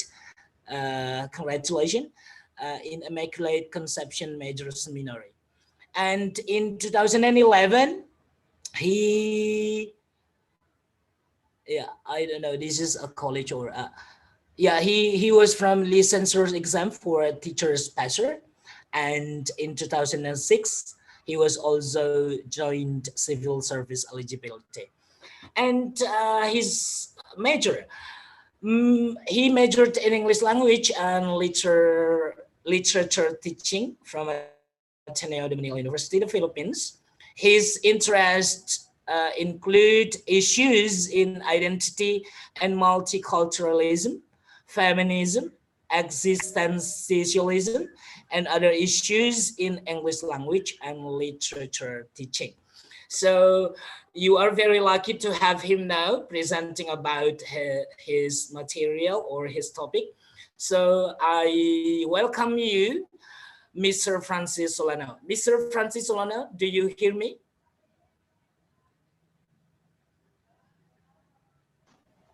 Hello. Yeah.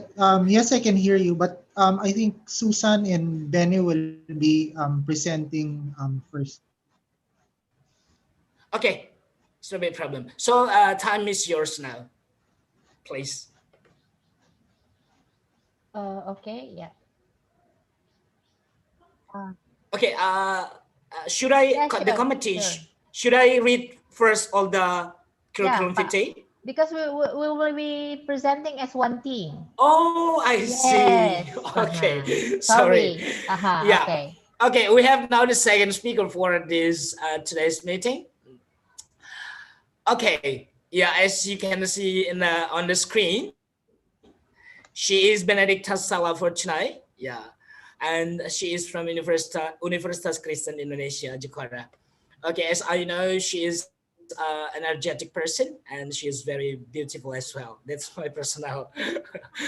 Okay, Benedicta Sala is the head of International Mobility and Hospitality Department, International Office in Universitas Kristen Indonesia. She has always been interested in various significant issues in literature such as feminism, gender equality, ecology, and existentialism. It is related to Mr. Francis Solano just now. They have the same interests. She is currently active in various organizations. As I told you just now, she is an energetic person and focusing on youth empowerment in economics, politics, environment, and other youth-related issues. And in 1918, she was elected as representative of Indonesia's youth activist. She won a grant to visit Togatai, Philippines, to represent Indonesia in the ASEAN Youth Academy or ASEAN Theology Forum in 2019 and in Chiang Mai, Thailand in 2019. Okay, she got many experiences. So let's continue to the Ma'am Susan's. Can you please the committee?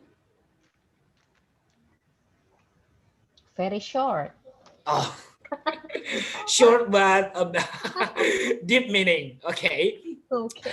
Let me read first about Ma'am. We call her usually Ma'am Susan. Her full name is Susanne Aha Situang, SSMA. Okay, for your information, she is now our dean in the Faculty of Letter, and she majored in English language and literature teaching. From she got her master from Ateneo de Manila University, the Philippines, and her interests include issues in identity and multiculturalism, feminism, existentialism, and other issues in English language and literature teaching. Okay, three of them are related to each other. They have the same interest in research. So now I invite, who is the first, Ma'am Susan first or Mr. I Francis? will start the introduction. Okay, so we welcome you. This is Ma'am Susan. Time is yours. Okay, thank you very much, Pak Gunawan, for the My introduction. pleasure. Panitia, I will do the sharing. I will do the share screen part. Okay, can you take that out? Bisa? Saya aja. Okay, thank you. So this is a collaborative work. It was very short, ya, sangat mendadak. We are lucky Francis is willing to go with the wave, you know. Jadi we just have our meeting yesterday, last night, and Bene is the one responsible for the PowerPoint and all. Okay, so this is not yet a paper, ya Pak Gunawan. These are ideas that we will develop into something bigger. Okay. Now, para peserta ini, I have here my students ya dari Sekolah Tinggi Filsafat Teologi, young people as well, the School of Theology, Francis. So these are future pendeta or apa namanya, ministers in the church. They should also be familiar with the issues that we are talking about. Now, panitia minta tolong, we are going to make this more interactive ya. Jadi yang pesertanya nanti we will ask you to do several things. We'll ask you to write in the chat room ya. Jadi tolong ditulis di ruang chat jawaban kalian, nanti akan diperiksa oleh panitia. And later after our presentation, we're going to ask you to write some kind of reflection after our presentation. Jadi minta tolong kalian kita semua aktif berpartisipasi. Best answers tentu will be rewarded ya, ada hadiahnya. Jadi jangan khawatir. So we hope that you would enjoy this presentation. So I'm going to start and sharing. Okay, sebentar ya. Alright, can you see the screen now? Bisa lihat screennya ya? Yes, ma'am. Oke, sebentar. Yes, ma'am. Screen. Oke, bentar. Saya selalu terganggu dengan kotak-kotak ini yang tak jelas. Oke. How am I going to make it? Oke, sudah full screen ya? Oke, so this is our first slide. Ya. Now, students atau siapa ya, teman-teman, adik-adik, abang-abang, kakak-kakak, we have here two pictures. Lalu ada kata home di situ, ya. Coba, jadi in the chat room, di ruangan chat, oke. Coba tulis the word home for me means, ya. Home rumah bagi saya adalah untuk yang bahasa Indonesia, or home means apa? Tulis di chat room ya, itu satu, agak banyak. Lalu kata pulang for me means ya. Lalu yang ketiga, saya mau pulang ke, bisa tempat, bisa ide or relationship ya. Ini hampir mirip dengan apa yang dikatakan dibuat oleh Miss Mika tadi dalam kuesioner ya, dia ada survei sedikit. So we're going to survey a bit di para peserta ini, kata pulang, kata rumah atau home itu artinya apa? And then I want to go home too. Saya mau pulang ke, ya. Kita mungkin kasih 3 menit bisa. Panitia tolong diberitahu saya kalau 3 menit sudah berlalu. Lalu tolong dicek dulu di chat room-nya seperti apa jawabannya ya. Bene juga boleh, nanti Bene yang bacakan boleh. Pilih aja sekitar 2 atau 3 yang menarik ya Bene ya. Thank you.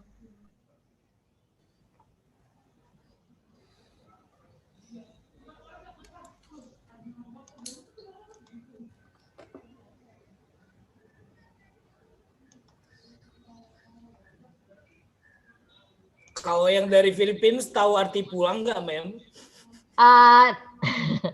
He knows. Ada berapa? How many people from the Philippines? But saya nggak bisa lihat because I am I'm looking just at the screen now. Saya hanya bisa lihat screen. You can translate. Coba bisa lihat ya.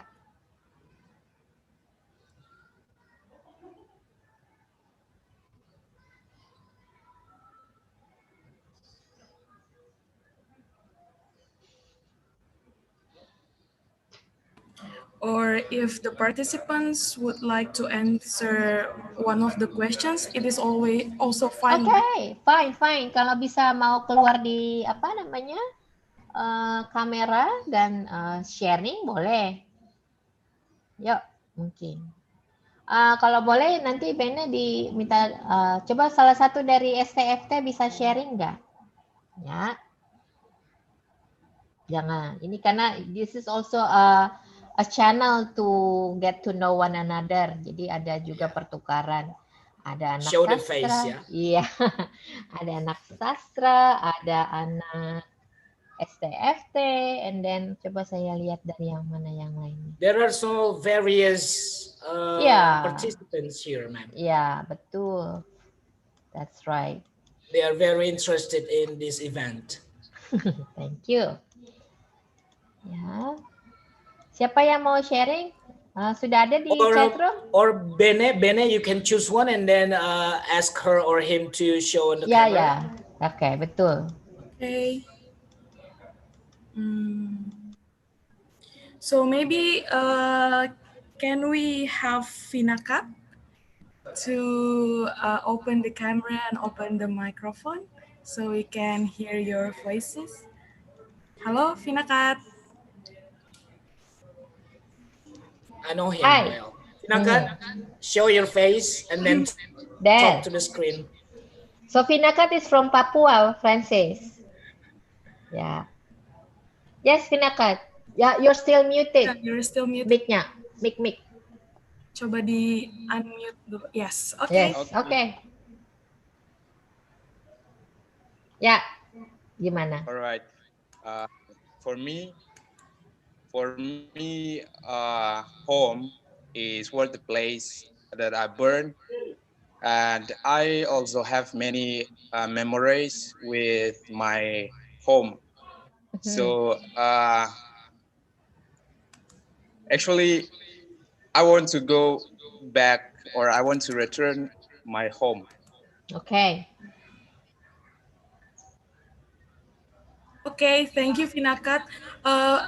We have Brilia here. She says that home is wherever my mom is. So could you kindly describe a little bit why you stated like that? Brilliant, Dennis. Hi, the MC from yesterday. Yes. Really?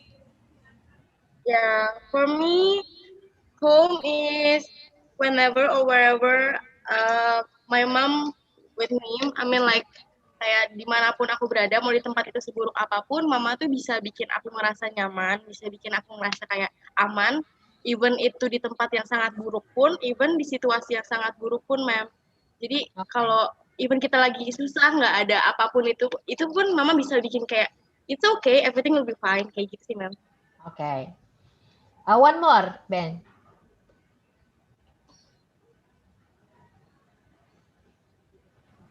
Maybe coming from... Yang from STFT ada yang mau enggak? Oh, okay. Coba, ada yang jawab kah? So far, we only have the committee and also from Fakultas Sastra, ma'am. Okay. But there is an interesting thing coming from Josephine. Okay. In the third question, saya mau pulang ke rumah Bapak. Karena semuanya akhirnya akan pulang ke rumah Bapak. So, Josephine, could you kindly open the camera? Agak ngeri jawabannya ya. Rumah Bapak means heaven. Francis, coba dijelasin rumah Bapak is heaven. Francis, so one of the students here tried to answer the third question, stated like, I want to go home to heaven. So The word home means heaven, according to this student. So Josephine, could you kindly describe why you state that heaven actually is the real home for us humans? Because one time, saya pakai bahasa Indonesia aja ya, Mem. God bless you, Josephine. Come on. Jadi waktu itu pernah kayak ada orang bilang, tenang aja, kalau kamu nggak punya rumah di sini, kamu bakal punya rumah di sana. Bapakmu udah menyediakan rumah nanti. Oh, great. So we have Father in heaven. Yeah. Who has already provided home for us gitu ya. Oke. Yeah. Alright, so I'm going to continue ya, belum selesai nih. Sekarang I'm going to show you angka. Coba tulis di chat room what the angka means ya. Oke. Bisa lihat nggak? Ini ada angka. Buat kalian, angka ini artinya apa? Ya, what does it mean? Kalau lihat angka ini, when you see this number, what comes to your mind? Chat room, ya. Oke. Sudah ada yang jawab, Ben? Yes, ma'am. Independent. Oke. So we are the next number. 1965. Sudah ada yang mulai menjawab? Oh, saya bisa lihat sini sebenarnya. Oke, kemerdekaan negaraku Indonesia. TV tabung karena tahun 60. Ada tube ya. 1965. Tahun apa? Tahun kemerdekaan yang 1965, 65. Yes. Oke, kita tunggu yang 65. Tulislah, ditulis ya identifikasi PKI from Stella. Oke, umur, Sumpah Pemuda. Nah, 65. Mama papaku lahir kira-kira. Alphonsus said selesai sudah. What does it mean? I don't know. Anything that coming from him, we don't know. Tahun kelahiran ayah saya. Oke. Ya, sudah ya. 65 selesai ya. Oke. Angka yang terakhir. 1998. Ini sekarang tulis ya 1998. Vera lahir. Trisakti, krisis moneter. New order. New order, monetary crisis, krisis moneter. Tahunnya kerusuhan. Tahunnya pernikahan mama papa saya. Oke. Oke. Pelecehan, lahir kakak saya. Oke, ya. I think we're going to continue now. Yeah, thank you for the Bene, nanti you can conclude ya from the answer. Okay. Now I'm going to continue. So kembali ya. So this is the title of our presentation hari ini. Home and belonging. Jadi ada kaitannya juga dengan apa Miss Mika ya. Home and belonging. Reflections drawn from Leila Eskudori's novel titled Pulang yang diterjemahkan menjadi Home. Jadi ada terjemahannya dalam bahasa Inggris. Oke. So this is a novel yang sedang dipelajari di dalam kelas Special Topics in Literature di sini. Jadi this is it is also inspired by Bene ya. Dia penjahatnya sehingga semua orang membaca novel ini. Oke. Now, so pulang atau home diterjemahkannya. Now the word pulang dan the word home ya. In Indonesia tadi Francis sebut kampung ya. Kita punya istilah pulang kampung. Pulang kampung is very big in Indonesia, Francis. Especially at the time of Lebaran or Idul Fitri.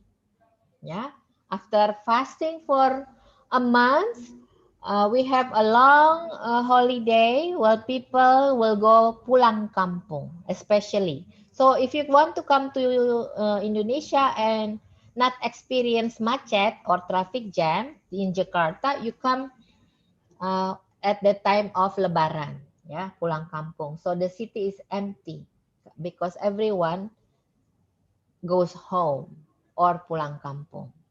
Now, kenapa we need to go home, pulang kampung? Rindu suasana, rindu orang tua. Ya, Bril nanti kalau kerja di luar negeri akan pulang kampung ke Indonesia to meet her mother. Ada Lebaran, we have Natalan. Kalau Christians, especially orang Batak, they go to home pada saat tahun baru. Ya, tahun baru is New Year's Day is very important also for some cultures. Rindu masakan, ya rindu masakan mama, rindu masakan opung dan seterusnya. And then the word home in English is also important. Kalau kita lihat idioms that start with consist the word home, itu ada banyak sekali. These are just some of the words using in which the word home is part of. Ya, ada kata go home, ada kata come home, ada kata homeless yang tadi dibilang disebut Miss Mika, homeless bisa gelandangan. Ada kata homesick atau kangen rumah, ya. Pasti kalian sudah, yang terutama di asrama ada homesicknya, kepingin sekali pulang ke rumah. Oke, so the word home is very important, ya. Lalu ini adalah berapa dari banyak, ya. Ada kata home is where the heart is. Home itu adalah kalau di mana kita merasa betah, ya, merasa kita diterima, feeling homesick. Home is where love resides. Home itu kalau ada kasih di dalamnya, di mana ada memori, ada kenangan-kenangan, friends yang always belong. So our friends are maybe our home, ya, di mana ada tawa yang tidak pernah berakhir. Tadi ada perbedaan apa itu house, ya. In English, house is the building. Home is more of the feeling, ya, made of hopes and dreams.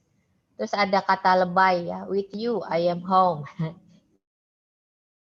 Orang you can use that. Home is not a place, it's a feeling tadi, ya. The place is, you can say house untuk the place, the building, the structure, but then home is the place. Home is the starting place of love, hope, and dreams. Ya. A place where you grow up wanting to leave and grow old wanting to get back to. Tempat di mana kita mau mati sebelum kita pergi ke rumah Bapak. Before we go to heaven, tadi kata Ios. Ya. Home is where one starts from. And then there is a istilah home sweet home. Ya. I'm sure you've heard of that before. Okay. Ya. Now, we come to the background. Is this your part or me, Mene? Silakan. Yeah. Jadi, first kita ke konsep home dulu, lalu kita masuk kepada novel. Ya, novel ini nanti akan dijelaskan lebih lanjut. So this is Mene is going to share mengenai the historical background in the novel. Oke, silakan. Yes, Mene, your part. Thank you. Okay, ma'am. So thank you very much. Before I explain more about the story of the novel Pulang, actually let us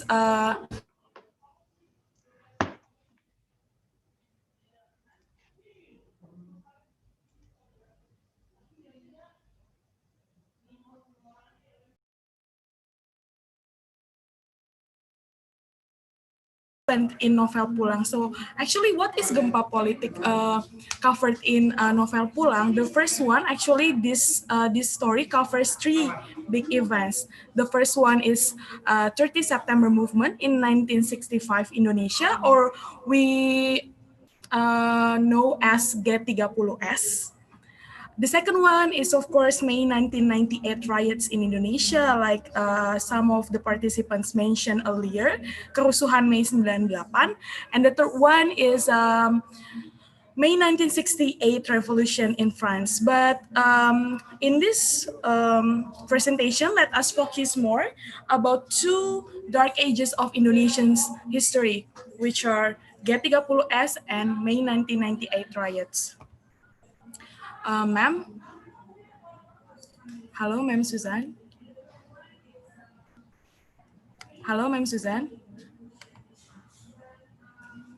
Ma'am, could you kindly unshare the screen? Or is it okay? Yes. Okay. Okay. Oh, you are more comfortable sharing the screen yourself. Yeah. Yes. Okay. Okay. So, terlihat kan sekarang ya? Yes. Good.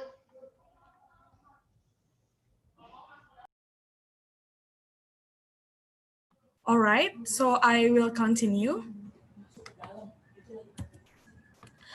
Okay, so the summary of the novel actually it starts with the portrayal of 1965 condition in Indonesia, G30S, the killing of army generals and mass killing of alleged communists in Indonesia. This is actually what we don't learn, what the young people of Indonesia don't learn in the school at the context of pelajaran sejarah. We just learned about the killing of army generals, but actually starting from the school, we don't know about actually there is another event happened after the killing of army generals, which was the mass killing of alleged communists in Indonesia.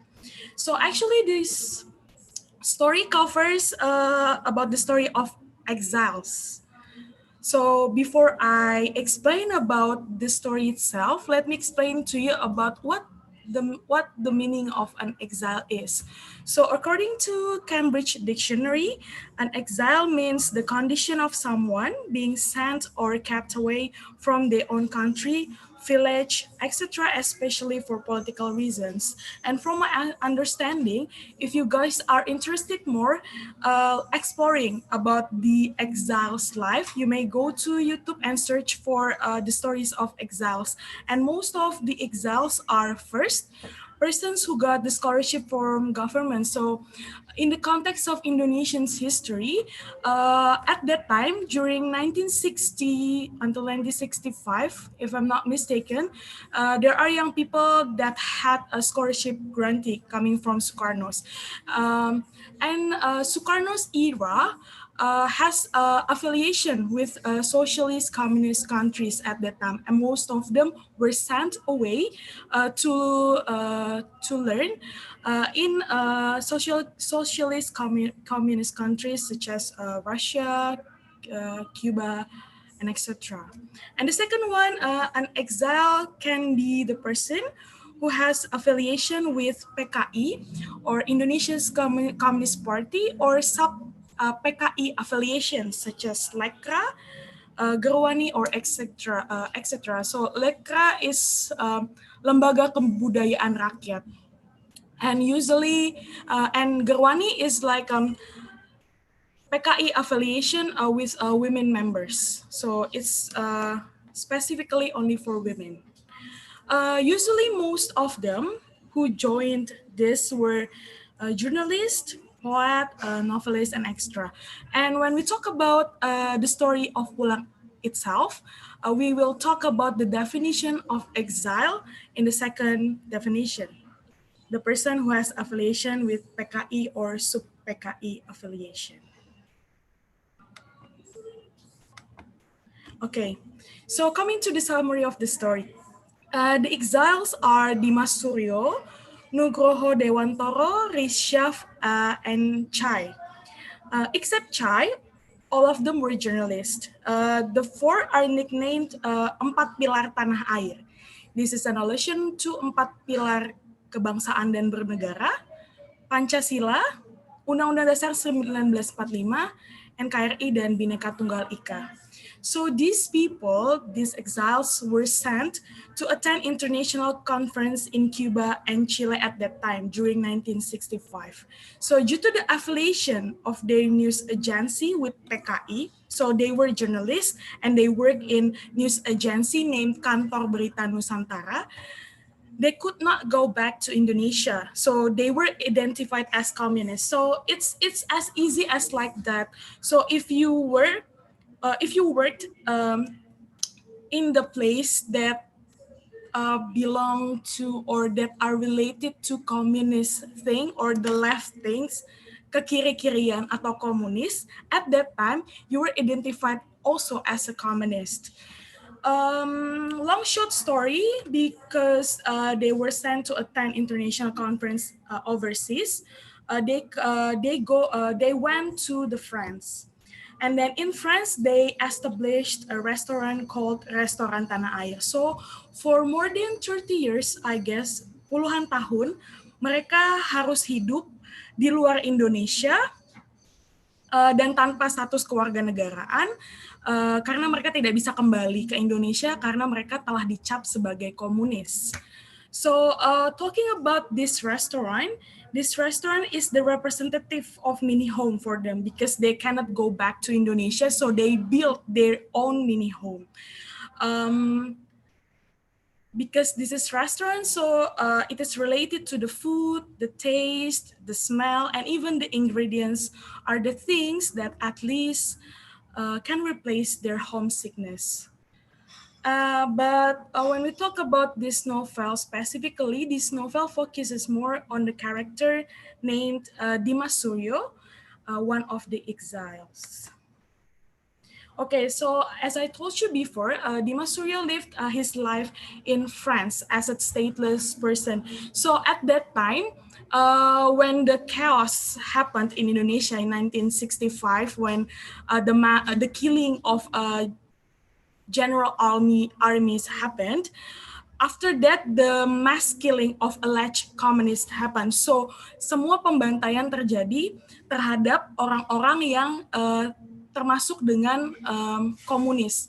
Bahkan walaupun Anda bekerja di dalam satu perusahaan atau satu kantor berita seperti mereka, dan walaupun Anda tidak punya ideologi kekiri-kirian, Anda tetap dianggap sebagai komunis, dan itu akan berdampak kepada anak dan bahkan cucu serta cicit orang-orang tersebut. So his homeland, Indonesia, did not want to accept him as an Indonesian citizen because of that communist thing.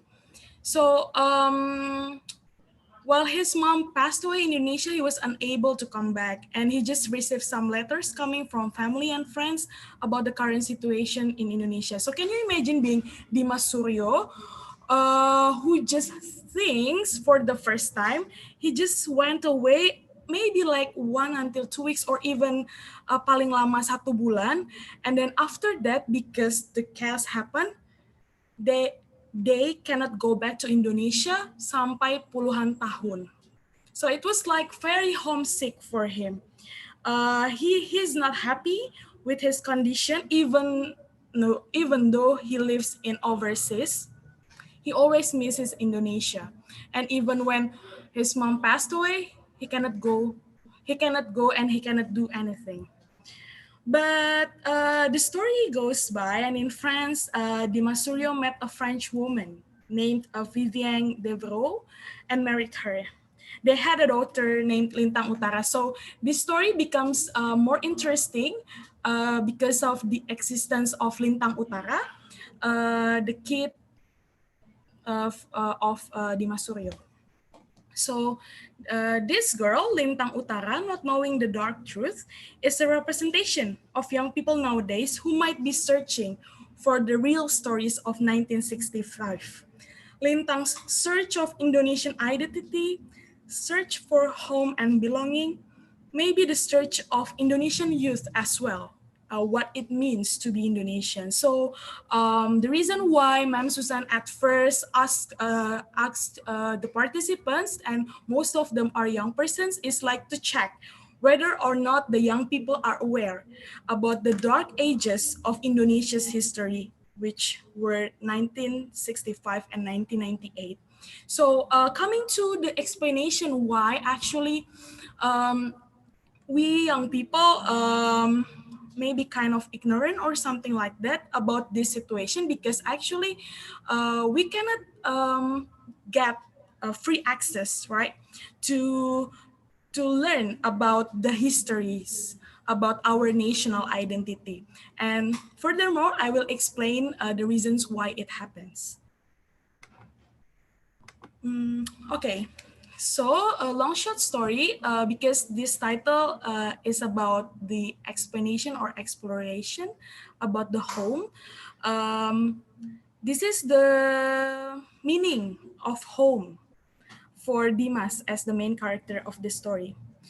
So can you imagine as the person who loves his country because his country is where his families are, his country is where the friends live there, and so on.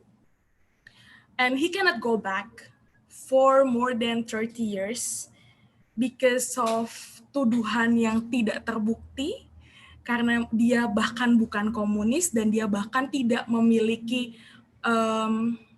kepastian bahwa dia adalah komunis. Jadi Dimas had kept his Indonesianness through the jar. So actually there are three things that represent home for Dimas. First is cengkeh or clove. It represents the food, the kitchen, the Indonesian spices. And then the second is kunyit or turmeric. It's also the food and Indonesian spices. And so those two Indonesian spices are very important for Dimas because after he lived in France, actually he could not be the journalist, and he built the restaurant and he becomes a cook or the chef of the restaurant. So these Indonesian spices are very important for him, just to make him remember about actually bagaimana sih rasanya di rumah di Indonesia. It's so desperate and kind of sad actually if you want to read the book, because it's so touching when you compare to yourself situation. Like you can nowadays, like we as young people are very free, right? If, to speak whatever we want, to have many kind of thinking or freedom thinking. But compared to the 1965 situation, it's not as easy like that. Well, even in this situation, it's not like really easy like that. And the third one is Melati, Jasmine. This is very important. It's not important. It's interesting. Usually the story will get worse sometimes, right? If there is no love story or something like that, kind of romantic stories. So in this novel Pulang, it's not only about describing the political situations happened in Indonesia, but also we have kinds of love story coming from Dimas Suryo actually and Surti. Surti is actually his love in the past. So they love each other, but they cannot bersatu. Bahkan sampai maut memisahkan. So if you guys are interested, or if you ever heard about the film Surat dari Praha, if you are familiar with that, actually this part talking about the love story between Dimas and Surti is kind of the story from Surat dari Praha.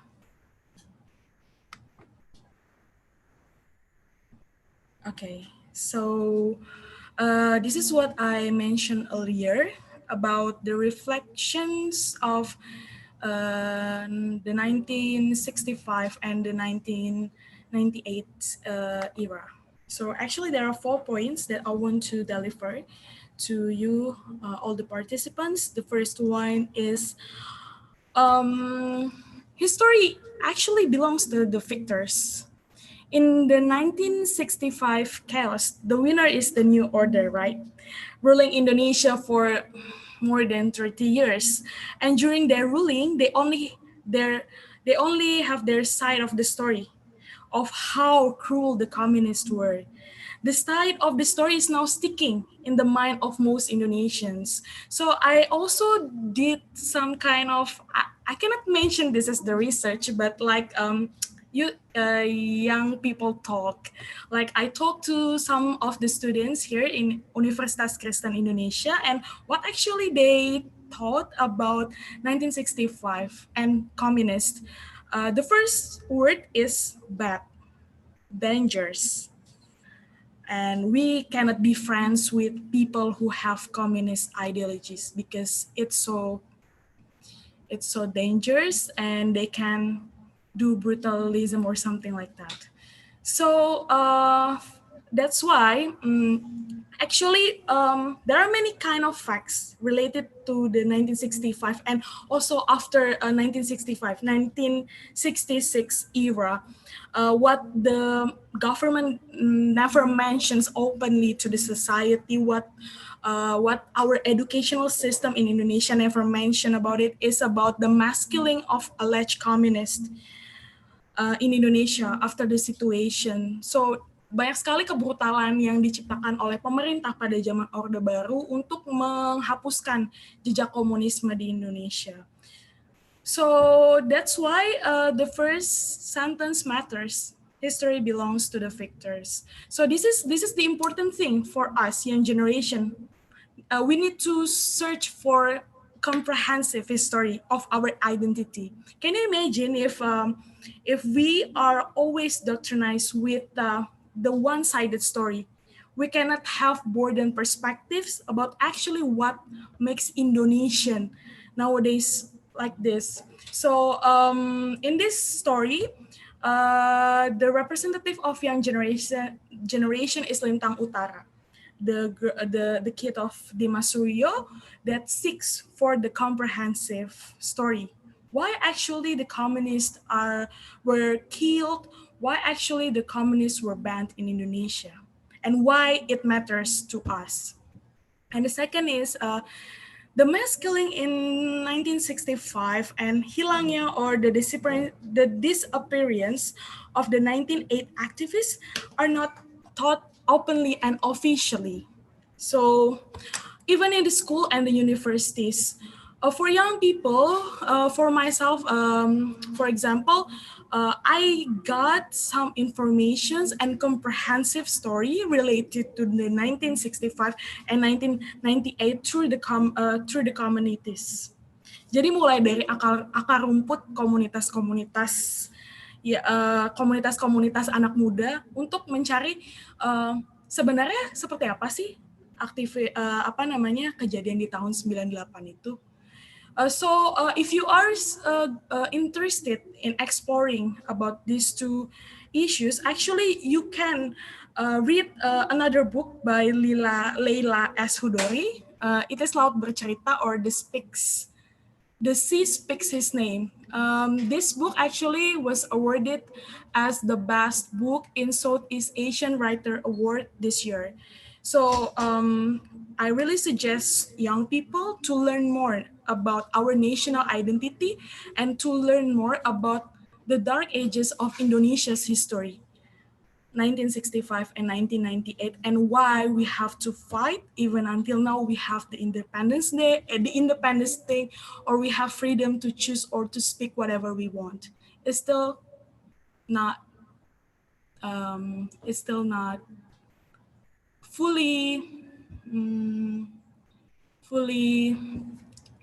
not fully comprehensive or something like that. Okay, the third one is actually it may be the reason behind the ignorant attitude of Indonesian youth nowadays. They're not really rooted in the history of their country and their identity, and I cannot blame the young generation because the kind of ignorant attitude, because actually the government itself does not open up to the real situation, to the real dark ages of Indonesia's history. So if the situation happens like that, what we have to do next is we have to learn by ourselves. We can make kind of simple atau organisasi-organisasi komunitas kolektif yang bisa membuat kita belajar satu sama lain. Not to mention that, well, actually we as young generation are more attractive to social media such as Instagram, TikTok, or something like that. And actually we can do something related to this case by TikTok, right? Like we can explore our creativity, talking about the history or something like that. And the fourth one is not knowing actually creates the feeling of not belonging. Indonesia might not be home for Indonesian young people, and they might not want to go home or pulang to Indonesia. Actually, I have also kind of a similar experience.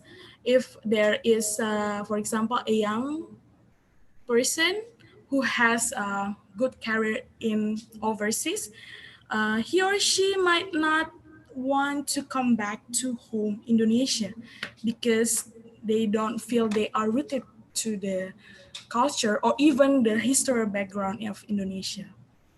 So by reading this novel, Pulang, I hope all the participants, and most of them are young generation, can learn more about the national identity and learn more about the dark ages of Indonesia's history so that we as the agents of change can really change the perspective of what actually Indonesia should be proud of.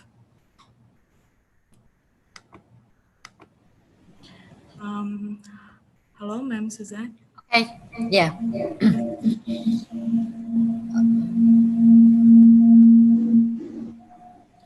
So this presentation is also a sharing of what our class. So there is a special class uh, who is now analyzing this novel. And later in the day after lunch, they're going to present to you the results of the reflections of the novel. Nanti ada refleksi mereka dalam bentuk puisi, mungkin dalam bentuk lagu dan seterusnya ya.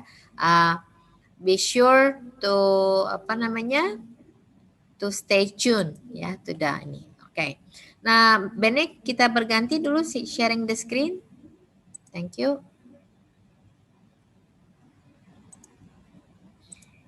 Yeah, let me share because we are more comfortable sharing our own screen ya, kurang lebih. Alright. So these are some of the reflections, Francis, from our students. Okay. So this novel also tracks quite in detail about the final days of the New Order, the 1998, which saw the fall of the mighty Suharto. It wakes that feeling within us who weren't present during those climactic days of the end of the Suharto's regime, which enables us to really picture what life was like as a student in May of 1998. So from this reflection, we can see this student focuses on the 1998, not mentioning the 1965. Yeah. So he or she talks about the deaths of the students, I think. Yeah. It all seems so long ago, but it's only 2 years older than me. So I guess he or she was born in 19 berapa itu? To 19 or the year 2000. So how then we honor the struggle? By living freely and genuinely as an Indonesian student in times of freedom of speech with a democratic system. That's one student. Again, they focuses on the 1998. Yeah. So we should be grateful that we're living in Indonesia where everything at the time we have a stable situation. We have to be glad that we don't have to feel chased and anxious the whole time. I also learned that it is crazy how someone's background or past can affect their future. Even their children have to feel the same way. It is proof that society can be really cruel and hard to live in. Okay, this novel taught me a lot of things. Friendship, love, bravery, history, and many more. Okay, my favorite quote is memilih adalah jalan hidup yang berani. To choose, yeah, it's a brave thing to do. So we have to make decision. So young people also have to make decision. Okay. So this one is it talks about identity, a low sense of identity because they are excluded, they are minority. I think we can relate this to what Pak Maneka says. Yeah, he talked about as the young people of Papua or Ambon or Timor, something like that, or Aceh. Maybe they don't feel that they are actually Indonesians. They don't feel that they belong to Indonesia because of the things that our government have done to their region. Kurang lebih begitu. Okay, so Lintang, and then we need to connect also to our parents because they are the one who know the truth, the reality. Yes. Okay, now mungkin kan Ma'am, this young, yes, sorry. Thank you. Kenapa? I think because of the time, is it okay if we just watch this movie at the end of our presentation? Okay. So later on in the day, yeah, after this. Okay. Now, so I will show you some pictures. Ini pictures of the 1965. Ini we have here. If you see my the direction of mouse, this is Bapak Soeharto, the President General, the smiling general. Ya, itulah beginilah rakyatnya.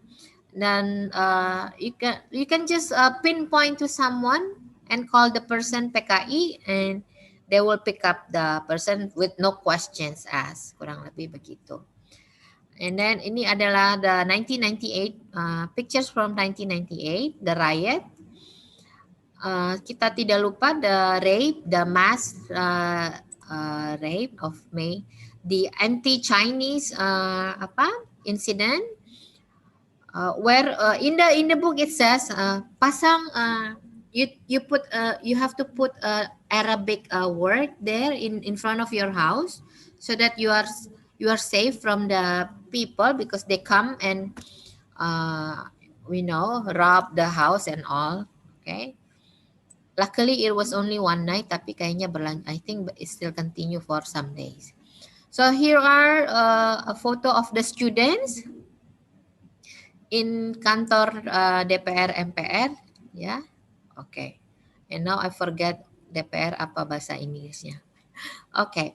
It is now the time for Francis to share the Philippine side of the story, how history,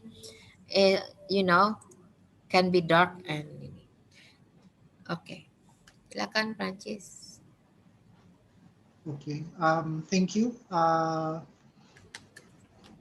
Thank you, Susan and Bene.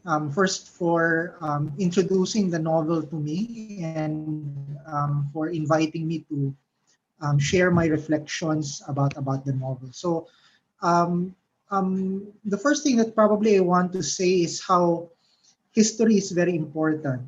If you remember earlier when we ask you what you think about the years 1945, 1965, and 1998, usually we think of these events as, abstract events, but we should realize that historical events involves real people. So real people with coming from different generations, and they have different, sometimes dark experiences about those events. So the history is an interconnected series of events, and no one event is really separated from its past and its future. So 1945, 1965, and 1998, these are all events that are interconnected, and I think the novel shows that. When it comes to identity formation, as we know, identity depends a lot on one's definition of home, and that's why we ask you, how would you define home? What kind of home do you want to go home to? It can be, our definition can be because of our values and principles.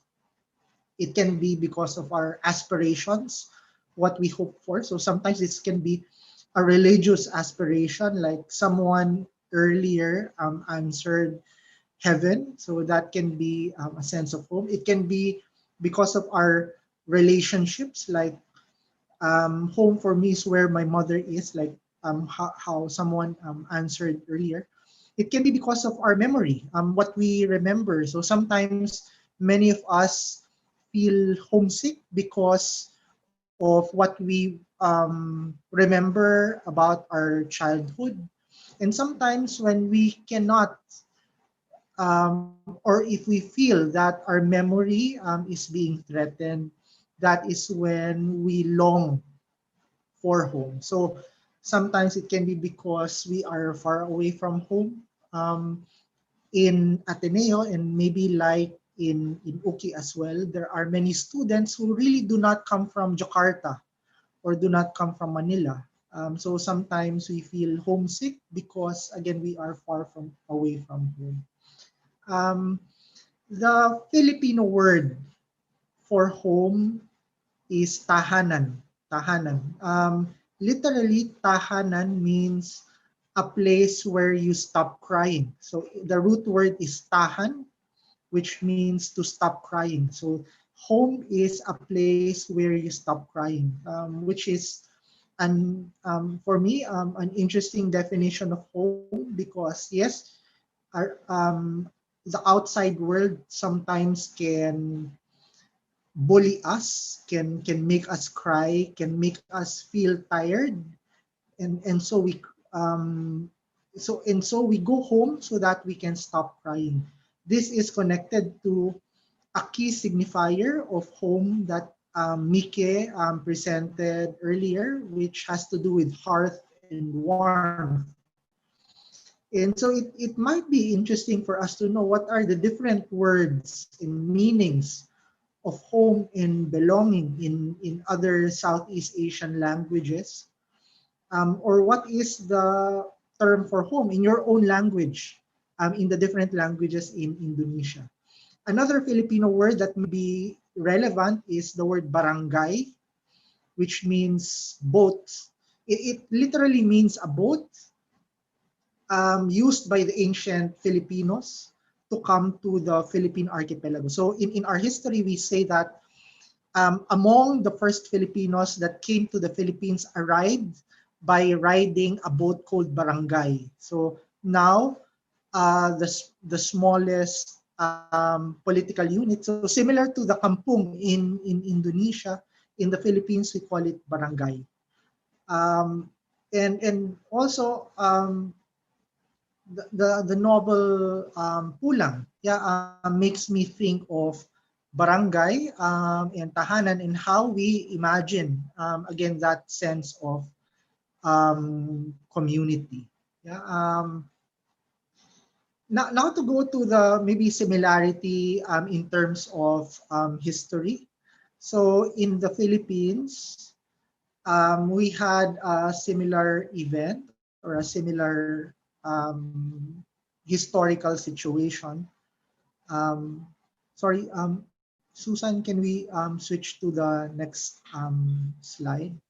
Thank you. Yes, we have a similar historical situation in the Philippines, and that's the Marcos regime. So it's interesting that the Marcos regime started in almost the same year.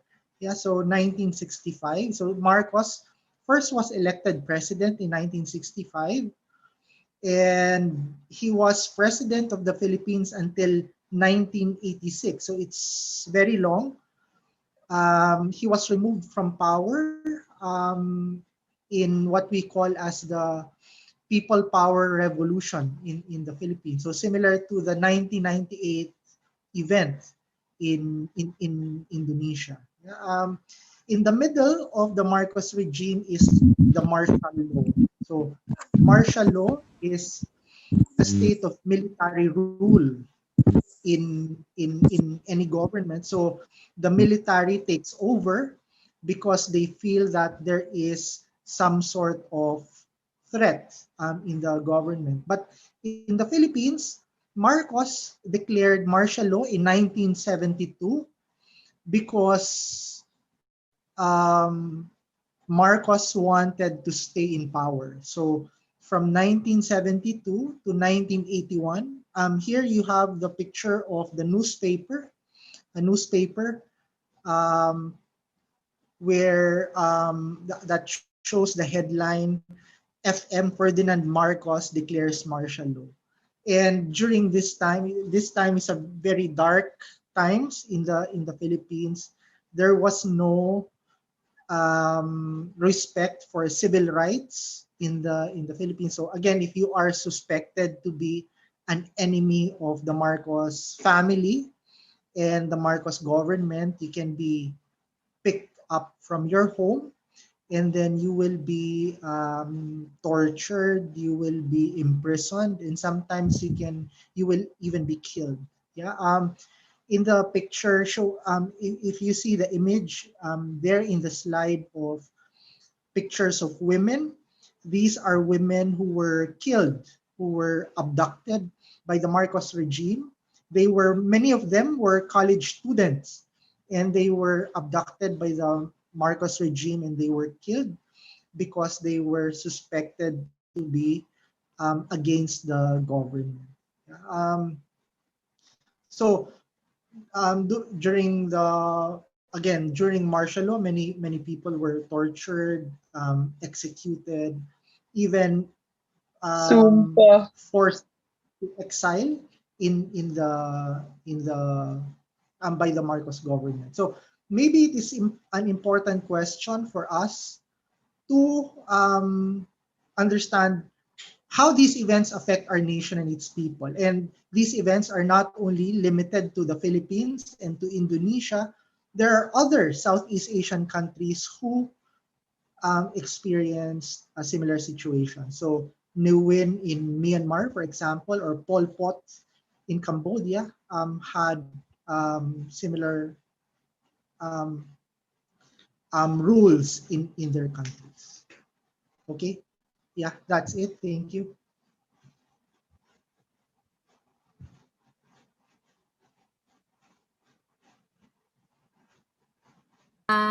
Thank you, Francis.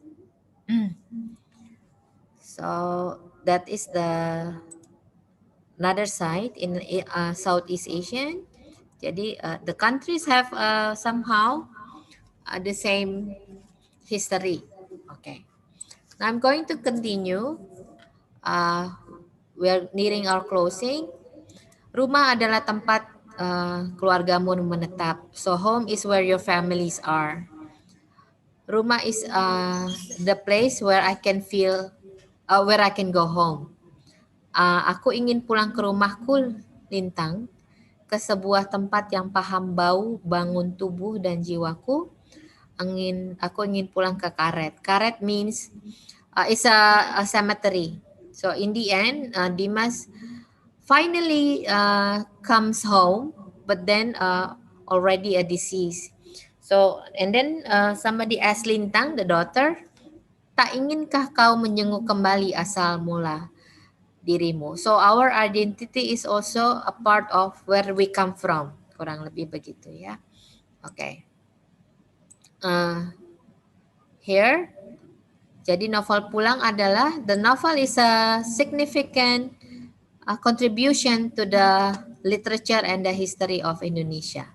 So these are some phrases pujian mengenai novel pulang. Ya. Despite the political situation that year, which saw the fall of the Suharto's New Order, through the eye and lenses of Lintang, the readers find heartfelt testimony from those suffering expulsion from society. Jadi bungkam, ya. Jadi the question is, do we want to stay? We also with the freedom of speech, we need to speak out. Kurang lebih begitu juga, ya. By knowing the dark history, we learn and we will try our best so that it does not happen again. Because the challenge is now in Indonesia, Francis, is the division because of religion. That's another thing I think coming The fundamentalist is another, I don't know, because they say history repeats itself, you know. Jadi if we don't know this dark history, kalau kita tidak belajar dari sejarah gelap ini, kemungkinan dia akan terjadi lagi and we do nothing about it. It can happen again in the future. So, bagaimana how we avoid that from happening? By learning and not repeating what was done in the past, kurang lebih. Oke, untuk PR yang akan itu PR ya, karena kita dosen PR. Would you call Indonesia home if you experience what Dimas Suryo experienced, the exile? Ya, bisa dijawab di kolom chat sampai kita tidak akan limit waktu sampai nanti pada saat penutupan. Silakan dijawab ya. Apakah Indonesia menjadi home buat Anda pulang kampung kalau Anda mengalami apa yang dialami oleh the exiles? Okay, home is where one starts from as we grow older. The world becomes strangers, the pattern more complicated of death and living. From T.S. Eliot, East Coker for quartets. Okay, Bene. So, are we going to play the movie, the film, the short? Okay, silakan panitia. Okay. Mari kita saksikan, ya, because we still have time.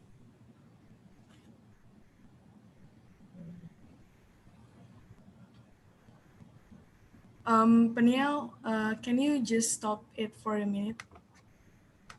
Jangan lupa share sound-nya ya. Kita akan menonton sebuah film kind of documentary film berjudul Derita, Stigma, dan Dosa Turunan Anak Cucu Mantan Tapol 65. So it's from BBC News Indonesia.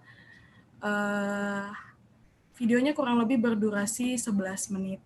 So please focus more on the video, and if you have any questions related to the presentations and also the video on the chat box, we will answer it later. Thank you.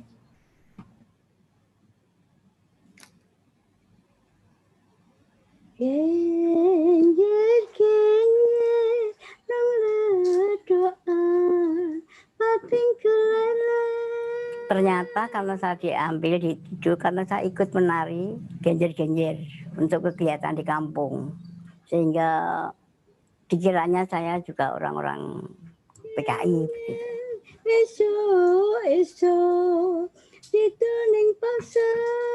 Makanya kalian jangan ikut belajar politik gitu, jangan ikut politik-politikan kalau tidak tahu. Di tahun 65 itu banyak orang yang tidak bersalah. Tapi kemudian karena dia ikut tanda tangan absen di satu acara tertentu, dia kemudian harus merasakan penjara dan distigma sampai sekarang, dan anak cucunya tidak bisa menjadi apapun gitu. Tidak bisa menjadi pegawai negeri, tidak bisa menjadi tentara. Pokoknya dia tidak bisa menjadi apapun di Indonesia ini gitu.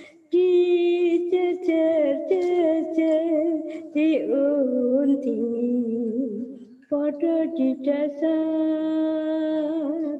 emak kepeng pada tuku bawa belasan.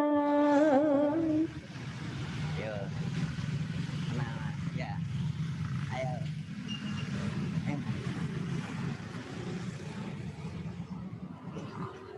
Tapi dulu rokono pagar-pagar gini nggak ada. Apa ibu tahu, saudari tahu lubang buaya itu apa? Sama sekali saya belum pernah mendengar itu apa lubang buaya. Walaupun saya terus dipukulin ya, dipukul pakai tongkat gitu, saya tetap tidak bilang tahu, memang saya nggak tahu.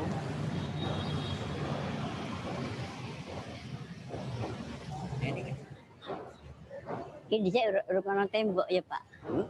Belum ada tembok. Wis terbuka, wong bapak wis sepeda.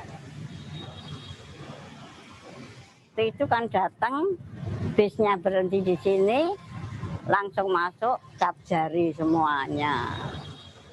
Terus saya dibawa naik ke tingkat 1. Terus ditanya, kalau memang kamu bukan Gerwani, coba saya lihat. Karena orang Gerwani itu ada capnya, banyak cap-cap di dalamnya.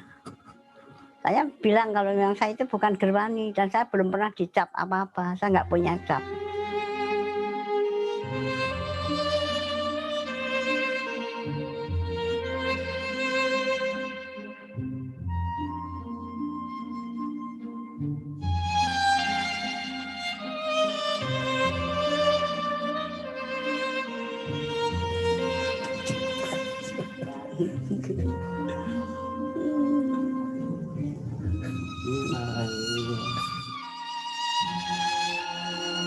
Anak-anak itu yang mengalami agak itu yang besar, yang Mbak Pipit itu yang sering dikatakan kalau pulang sekolah, kayak anaknya wong kafir deh.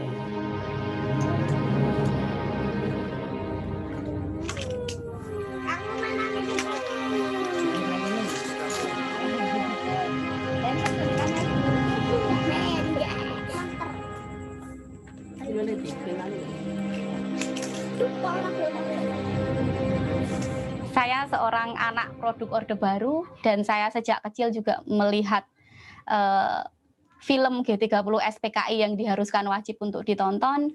Saya juga ikut membenci PKI ketika tiba-tiba saya tahu bahwa ternyata bapak ibu saya adalah orang yang dianggap sama dengan yang melakukan kejahatan. Di situ saya sempat shock gitu, dan saya kemudian merasa berbeda. Tiba-tiba saya menjadi orang yang berbeda. Saya merasa lebih rendah daripada orang lain.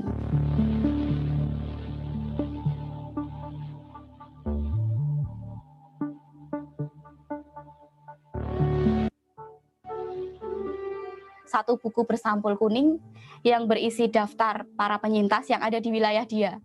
Dan dia bilang alasannya bapak itu tidak bisa pindah karena buku ini. Bahwa semua penyintas 65 itu di wilayah kota Jogja tidak boleh berpindah tempat. Karena di mana dia ditangkap dan kemudian dia dikembalikan, maka di situ dia harus tinggal sampai mati gitu. Jadi itu saya sempat shock. Di buku itu dia juga cerita bahwa di buku itu tidak hanya penyintas, nama penyintas, tapi juga dia menikah dengan siapa, anaknya berapa, kemudian anaknya sekolah di mana, itu diperbarui setiap 3 bulan sekali. Kalau bilang stigma itu sudah tidak ada, ya tidak mungkin, itu diskriminasi. Berarti kami benar-benar tidak bisa menjadi pegawai negeri, ya itu benar, karena kami ada di data itu. Aku nanti akan melihat perkembangan dia, dan itu jelas akan saya ceritakan. Karena ini juga akan masih berpengaruh untuk dia ke depannya. Dia menjadi bagian, mau tidak mau menjadi bagian mendapatkan dosa turunan kalau ini tidak berubah.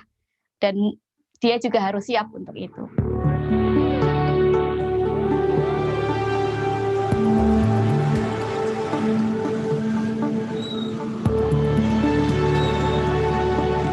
Pada dasarnya mereka kan mau menyingkirkan kekuasaan dan merebut gitu kan. Itu dengan cara yang tidak baik lah ibaratnya, itu dengan cara sampai ngebunuh-bunuh gitu. Kalau menurut saya itu sangat-sangat tidak terpuji, dan ya kalau mereka sampai dibuang terus dijauhin, pokoknya mereka itu tidak boleh ikut ke berbagai kegiatan sampai berapa 7 turunan gitu. Itu kalau menurut saya sih wajar. Kita nggak tahu dia memang korban atau hanya ikut-ikutan, kan kita tahu. Tapi kalau misalnya dari mereka sendiri sudah kehidupannya sudah baik, aman, sudah menerapkan istilahnya Pancasila dalam sehari-hari, ya ngapain kita harus takut seperti itu. Saya berjalan kaki, pistol handphone saya selipkan di pinggang. Nama saya Burhanuddin Zainuddin Rusdiman, pendiri dan ketua Front Anti Komunis Indonesia.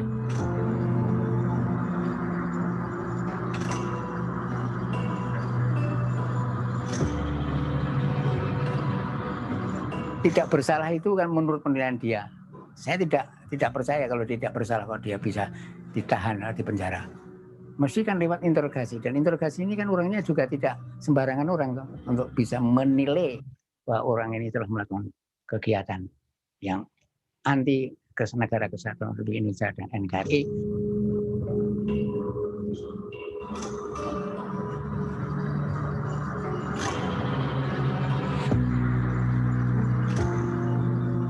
Rasanya nggak tenang gitu ya, nggak tenang. Ingat ya. Ditangisi anaknya, ya, ayahnya yang dieksekusi, ya. Tapi setelah itu ya sudah, itu risiko kamu berbapak setan, semoga kamu tidak jadi anak setan. Mereka masih sahabat saudara saya katakan, kalau dia bisa dibina menjadi warga negara yang Pancasilais dan meninggalkan ideologinya, menjadi saudara sebangsa setanah air. Itu doktrin saya. sudah Pak Burhan lakukan misalnya sekarang ini? Ya. Sudah bisa nggak bertemu, memaafkan orang-orang yang dulu menjadi musuh Bapak? Oh, saya beritahu ya, keluarga sini, komunis Pulau Buru, cucunya itu ikut saya. Cucunya ikut saya. Saya pelihara. Sampai SMP sekarang ikut bapak ibunya.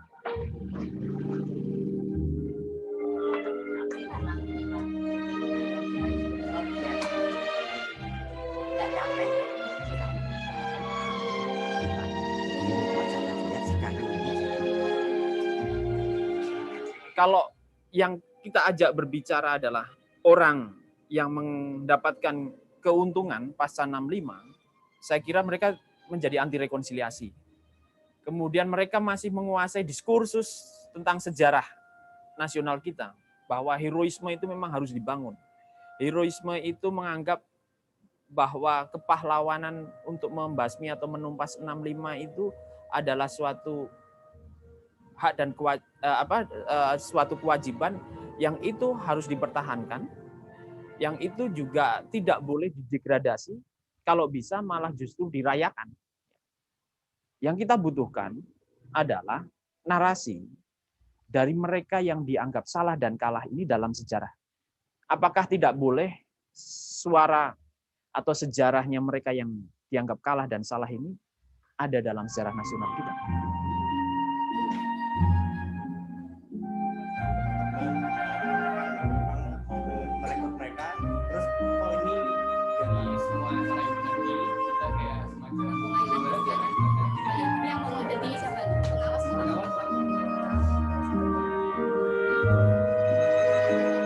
Saya nggak pernah sama sekali bercerita apa yang saya alami.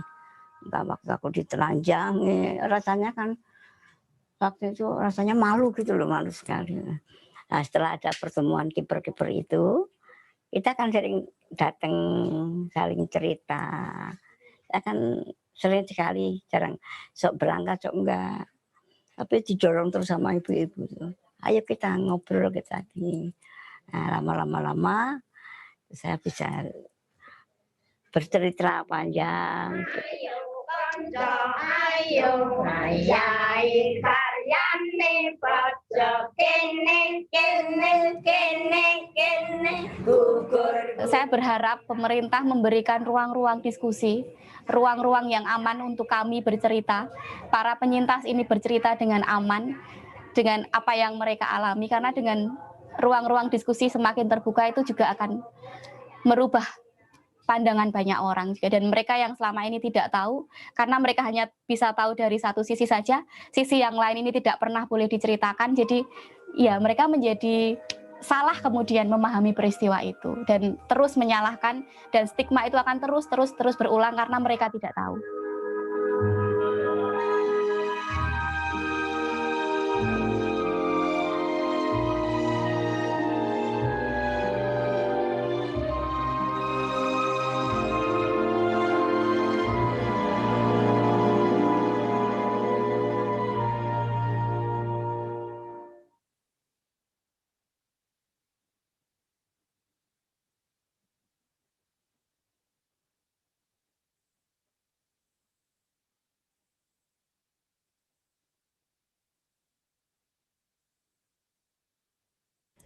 Okay, that is the end of our presentation. Pak Gunawan, back to you. Thank you. Okay, yeah. Thank you, Miss Francis, Ma'am Susan, and Bene for your great explanation about the story of Black history in Indonesia from 1965 until 98. And do we have still a question and answer session? We still have 3 minutes. Okay, yeah. So let me check first chat, and then there is no any question. Ada. David Franklin Mandara. Okay, yeah. Hello everyone, my name is David Franklin Mandela from Christian University of Indonesia. I would ask Sir Francis, what what is the similarity of Indonesian and Philippines government history? This is very excellent question. I I invite you, Mr. Francis, to answer this question. Time is yours.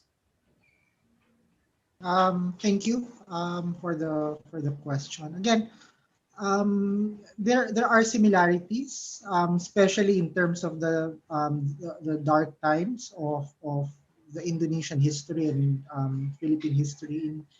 In Indonesian history, you have right the New Order regime of Suharto.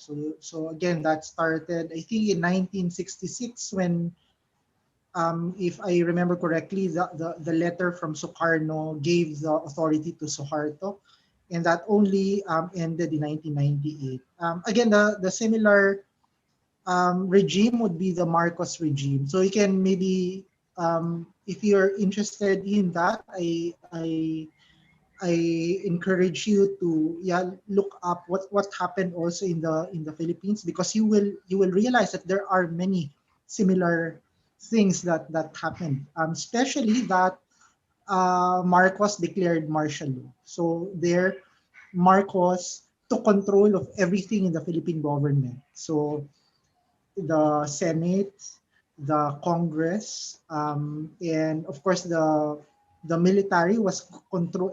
Everything is controlled by Marcos. So anyone who is against the government becomes in danger. So either they get tortured or killed, or sometimes they are forced to go abroad and not return home. And I think it's very similar to what happened. From what I've read, it's very similar to what happened in the New Order regime of Suharto as well. Suharto and Marcos were best friends, I guess. Yes. If they had the same the same technique, the same idea of how to rule the country. There is one more, Pagun, in the chat room. All right. Yeah. Hello, Miss. My name is Stella. I would like to ask, why are so few novels telling of Indonesia's dark ages these days? Does it have to do with the rules that we have to be the majority first, so we can tell the dark side of Indonesia in books, journals, or novels? So maybe this is to Miss Bene or Ma'am Susan. Bene first, you go first, Ben. Yeah, can you go first, Miss Bene? Yes, thank you, Please. Pak. Well, hi Stella. We have the same name actually. Actually, for your information, nowadays there are many novels talking about the 1965 and 1998 conditions. But maybe the problem is they're not popular among the young generation. Maybe I can mention some. The first one, if you are interested in reading the books, you may go to the novel from Ahmad Tohari. It is also actually one of my favorites called Ronggeng Dukuh Paruk. Well, actually, this novel is also sudah ada filmnya ya. The film it's also available on Netflix called The Dancer. So you may watch the movie first, or you may you may read the book first. Well, actually, it's kind of a good story. And the second one, as I mentioned earlier, you may go to second Lila Hudori's book called Laut Bercerita, or The Sea Speaks His Name. Well, actually, it is already recognized as one of the best novels. Yeah, it is also dapat penghargaan di Southeast Asia Writer Award, as I mentioned earlier, in 2020. If we are Indonesians, I suggest you guys to read in Indonesian, because the taste of belonging and also the words are very touchy. Like, Mem boleh buat pengakuan nggak? Kind of a confession. Actually, I cried. not cried like had tears actually while reading the book, because somehow it is close to our. It is very close to our our country. And the third one, you may go to Laksmi, the novel called Amba. Well, actually, it's also talks about the dark history of 1965. Well, actually, there are a lot of novels actually, but I can mention some because some of them, for me, are very interesting to read, and it is very open if you want to download in ebook format or you want to go to the Kindle to buy some books available online. It's available and open. I think that's all. Okay, can I contribute? Yes, please, ma'am. Because these novels are very dark in a way, and they tell us sad stories. So sometimes, or most readers, they avoid sad stories, ya, because sad stories may not sell. Jadi ada juga faktor ekonomi di situ ya, Stella. Jadi kita, karena kan penulis juga need money, so they have to sell something that popular. Jadi nggak, cerita-cerita seperti ini nggak terlalu populer. So it's rare that we have a writer like Leila can somehow teach us and entertain. Jadi memang tidak terlalu banyak juga, dan ya pembeli juga agak menjauhi dari toko bukunya. Kurang lebih begitu sih kalau pendapat saya. Saya juga kalau Bene nggak paksa, saya nggak baca. Anyway, ya. Is that all? Ya, I think kita sudah. Kalau ada, don't forget ya, saya serius mengenai tadi reflection. Nanti panitia akan menuliskan di chat. Silakan kirimkan jawaban Anda seharian ini.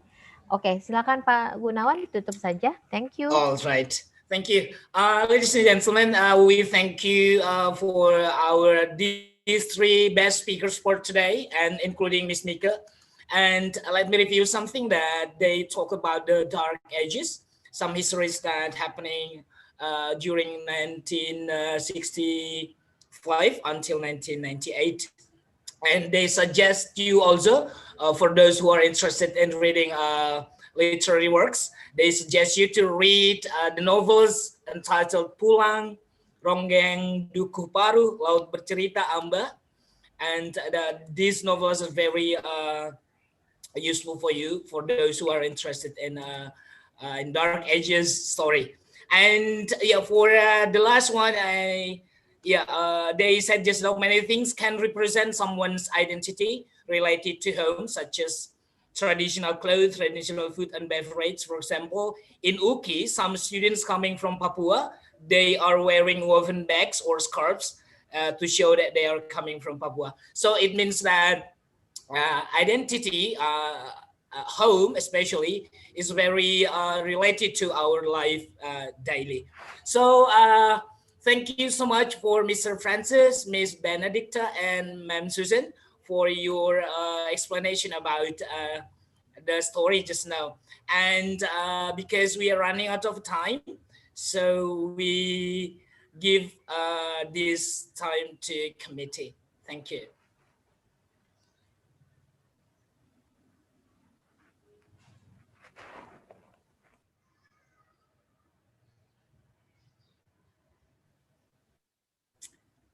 Yeah, committee, please. Lunch. Udah makan duluan kali. Okay, there, udah ada kelihatan. Okay. Thank you for the moderator, Mr. Gunawan, and all the speaker, Mr. Francis, Ma'am Susan, and Miss Benedicta. For all participants, please turn on our camera as a documentation for the Committee of Asian Week 2020. Selanjutnya kita akan melakukan sesi foto. Untuk seluruh partisipan, dimohon untuk membuka kameranya masing-masing sebagai dokumentasi panitia Asian Week 2020. Now let us take a picture together. Okay, be ready all? Tunggu dulu, sudah siap semua belum? Okay. Nah, di layar saya masih ada yang belum. Nurpita, gambarnya nggak kelihatan. Yohana, hai. Okay, 1, 2, 3. One more time. 1, 2, 3. Last one. 1, 2, 3. Thank you. For all the speakers, please choose one best question from the chat box, and after choose the winner, please inform them to the committee. Thank you. Now we will have lunch break starting at 12 p.m. until 1 p.m. Jakarta time. For lunch break, you can leave this room Zoom, but be sure to join back at the same link as before. And if you want to stay in this room Zoom, be sure to turn off your camera and microphone. We will begin the third session with literary project from Fakultas Sastra 2018, Universitas Kristen Indonesia. See you guys at 1 p.m. Thank you. Bye. Thank you, Pak Gunawan. Thank you, Sama-sama, Francis. ma'am. Thank you, Pak. Be Mr. sure to come Francis, Miss back. Bene. Francis, be sure to come back because the students have projects they want to show you. Based From on novel Pulang. Pulang. Yeah. From novel Pulang. We'll see. Okay. All right. Udah. You said, oh, it's 1 o'clock in the Philippines, right, Francis? You better have lunch. Yes. Yeah. Okay. See I'll you. see you later. Okay. Bye See bye. you. Yes.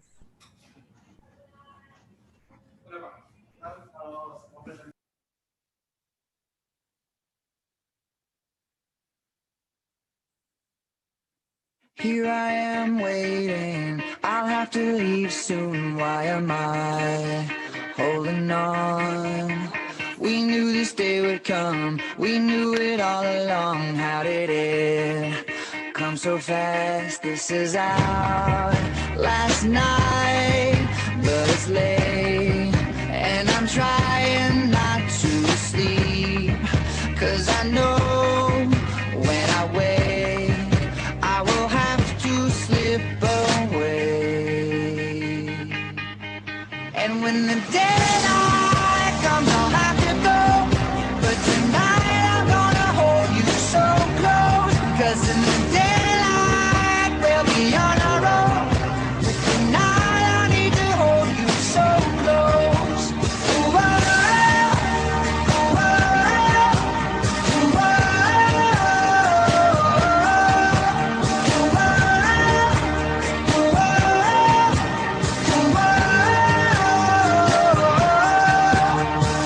Here I am staring at your perfection in my arms, so beautiful.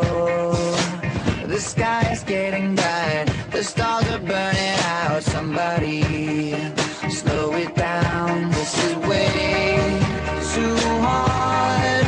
'Cause I know when the sun comes up I will leave. This is my last glance, that will soon be memory. And when the daylight comes I'll have to go, but tonight I'm gonna hold you so close, 'cause in the daylight we'll be on our own. But tonight I need to hold you so close. Ooh, oh, ooh, oh, ooh, oh,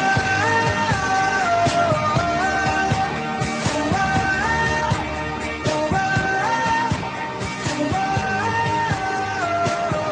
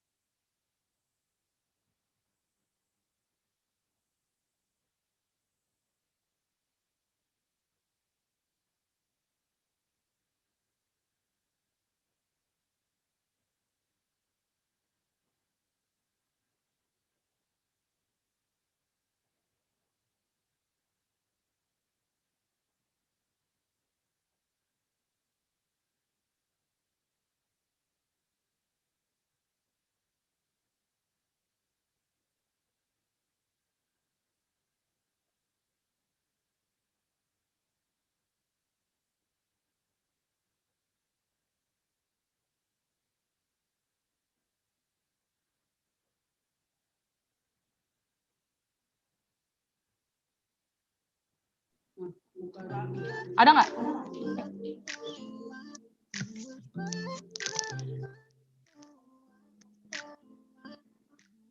Shut me out, but pull me close.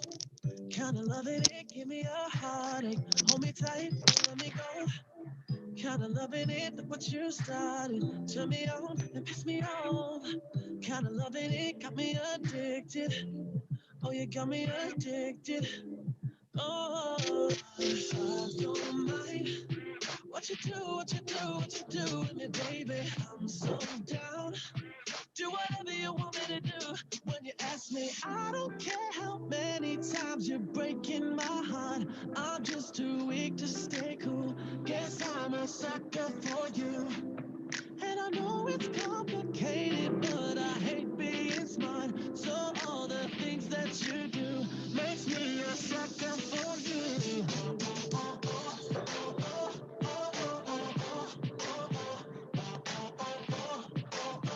Guess I'm a sucker for you.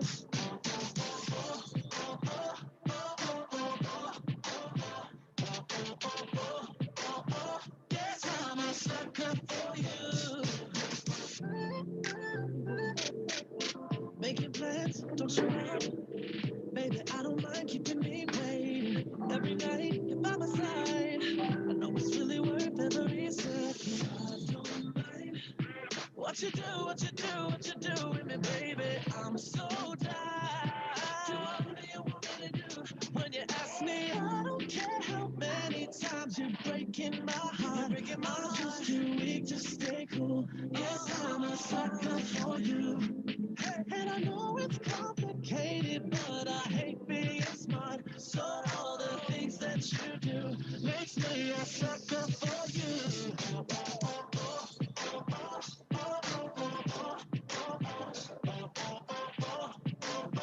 Yes, I'm a sucker for you.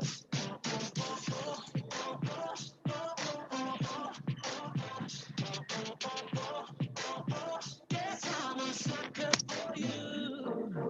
I don't wanna let go. I'm not gonna let go. Even if you have it, baby. So go ahead and have it, baby.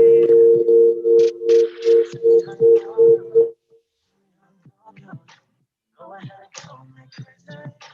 I'm not gonna leave you, baby.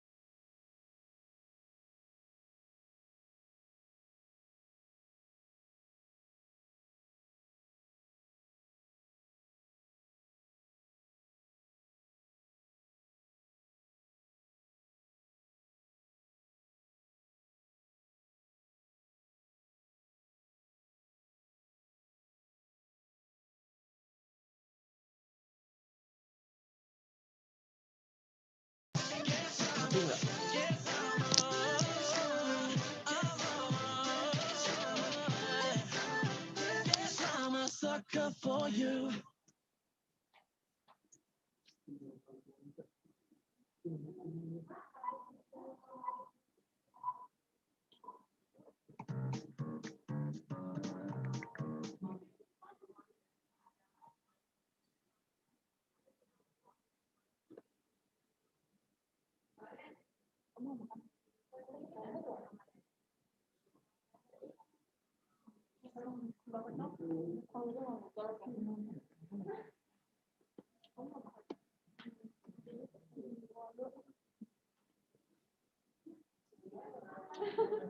Itu udah bisa share screen belum?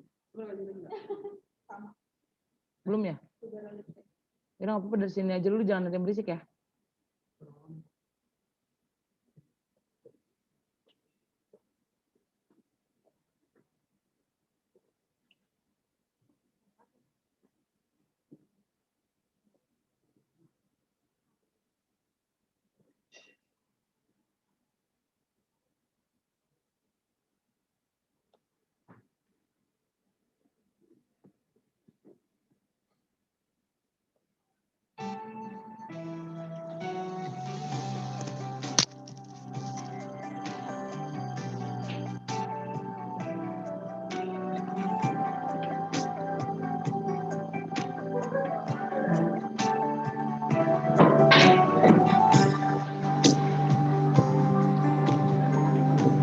tanah airku Indonesia, negeri elok amat ku cinta, tanah tumpah darahku yang mulia, yang ku puja sepanjang masa. Tanah airku aman dan makmur, pulau kelapa yang amat subur, pulau melati pujaan bangsa sejak dulu kala.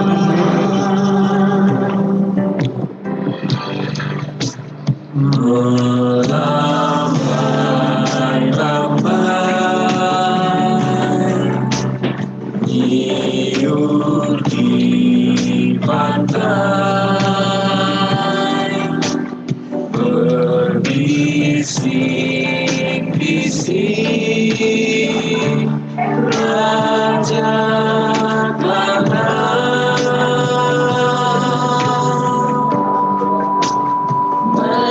memuja pulau yang indah berenang, tanah airku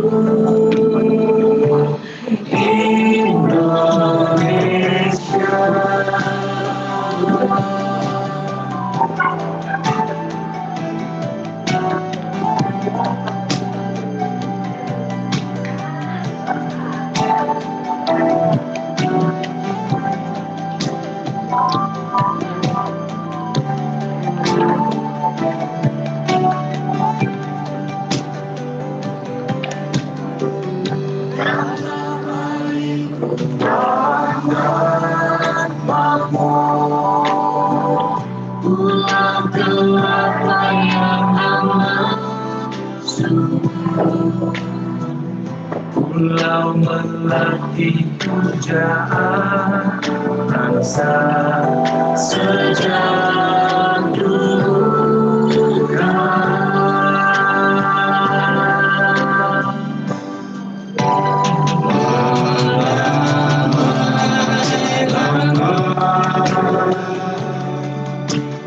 nyiur di pantai, berbisik-bisik raja rana,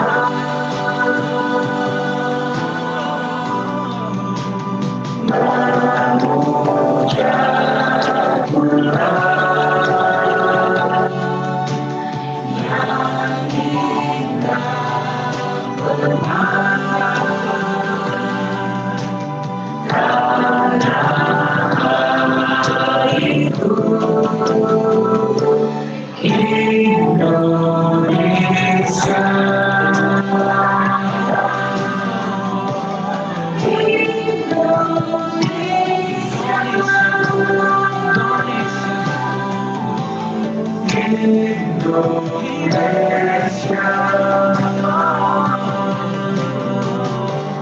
Indonesia.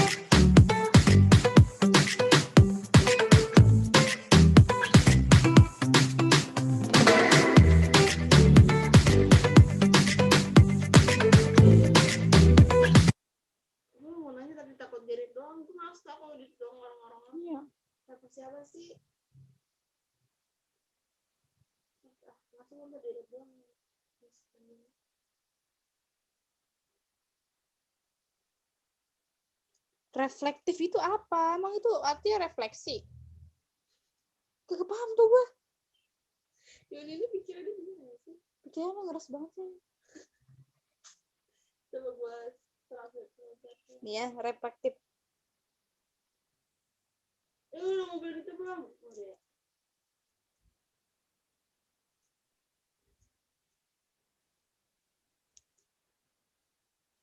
No, reflektif apa? Memantulkan cahaya. Berpikir atau menung-menung berpikir.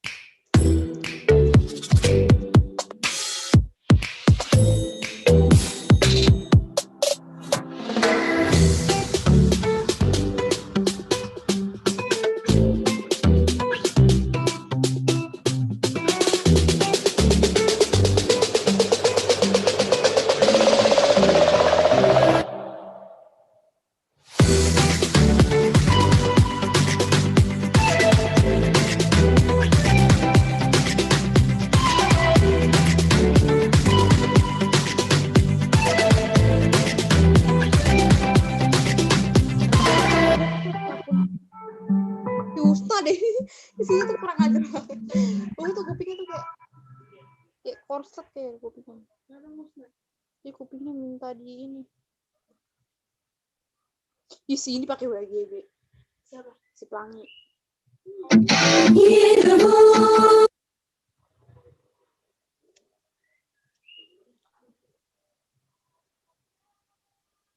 Ampun, tolong Tuhan jauhkan gue dari kata-kata itu.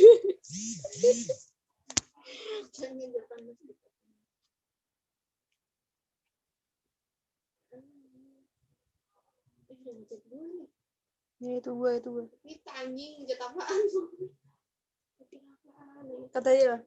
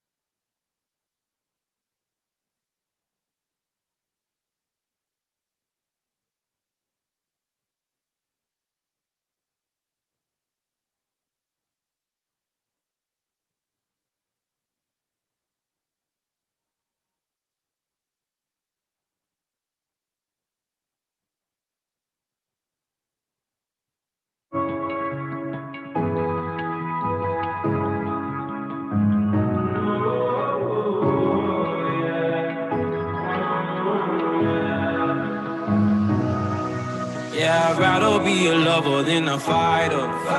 Cause all my life I've been fighting. Never felt a feeling of comfort. All this time I've been hiding. And I never had someone to come on. Oh, nah, I'm so used to shit. Love only left me alone. But I'm at one with the silence. I found peace in your vibes. Can't show me there's no point in trying. I'm at one, and I've been quiet for too long. I found peace in your vibes. Can't show me there's no point in trying. I'm at one, and I've been silent for too long. I've been quiet for too long. I've been quiet for too long. I found peace in your vibes. Can't show me there's no point in trying. I'm at one, and I've been quiet for too long. I'm in need of a savior, but I'm not asking for favors. My whole life I feel like a burden. I think too much and I hate it. I'm so used to being in the wrong. I'm tired of caring. Loving never gave me a home. So I sit here in the silence. I found peace in your vibes. Can't show me there's no point in trying. I'm at one, and I've been quiet for too long. I found peace in your vibes. Can't show me there's no point in trying. I'm at one, and I've been silent for too long.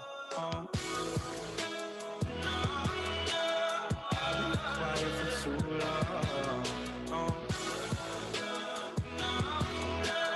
I've been quiet for too long. I found peace in your vibes. Can't show me there's no point in trying. I'm at one, and I've been quiet for too long.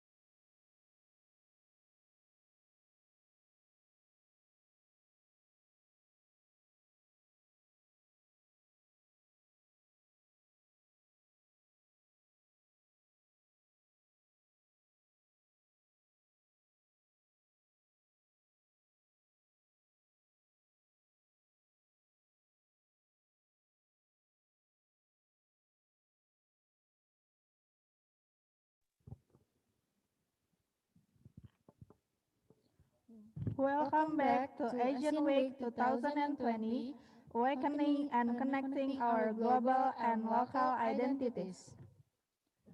Ladies and gentlemen, without further ado, we present to you the third session, Literary Projects by Fakultas Sastra 2019 of Universitas Kristen Indonesia. So let's watch Who Doris Pulang by Literary Projects. Enjoy.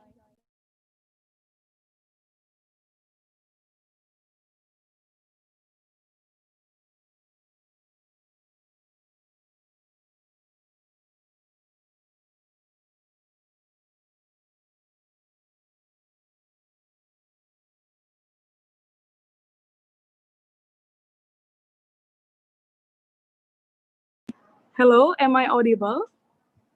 Bisa dengar suara saya, teman-teman? Bisa.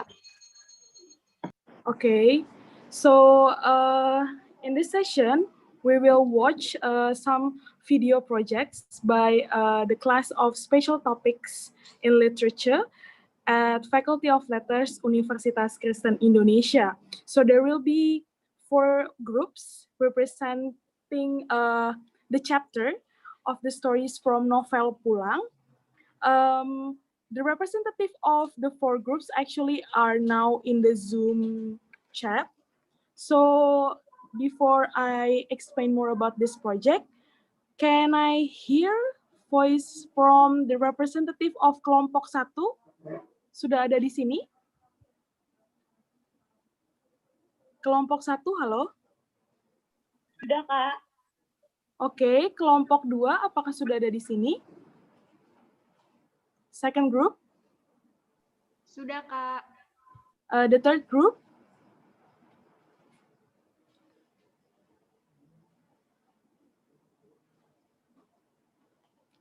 The third group, hello?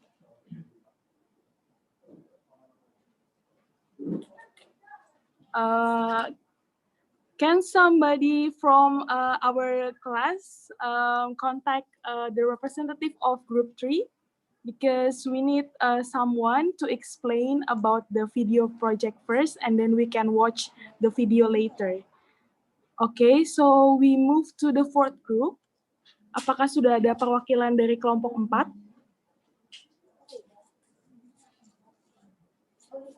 Halo?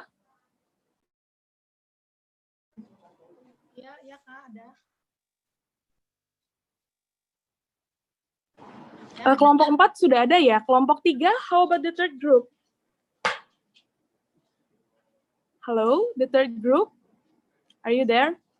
So for the participants, we're also still waiting for the reflective question that me, Ma'am Susan, and Francis already told before in the previous presentation. We're still waiting until the end of the program today to pick some interesting comments and then to get the prize. So basically, the four groups are the representatives of the beginning of the story of Pulang, and then di pertengahan cerita until the end of the story of Pulang itself. So I need to ask maybe one or two persons coming from our class special topics in literature. Can somebody share first apa yang sudah didapatkan dari kelas special topics in literature? Is there anyone want to share the experience first? It's fine ya kalau misalnya mau pakai bahasa Indonesia juga. Maybe we have Tommy. Tommy, are you there? Tommy. Yes, I am.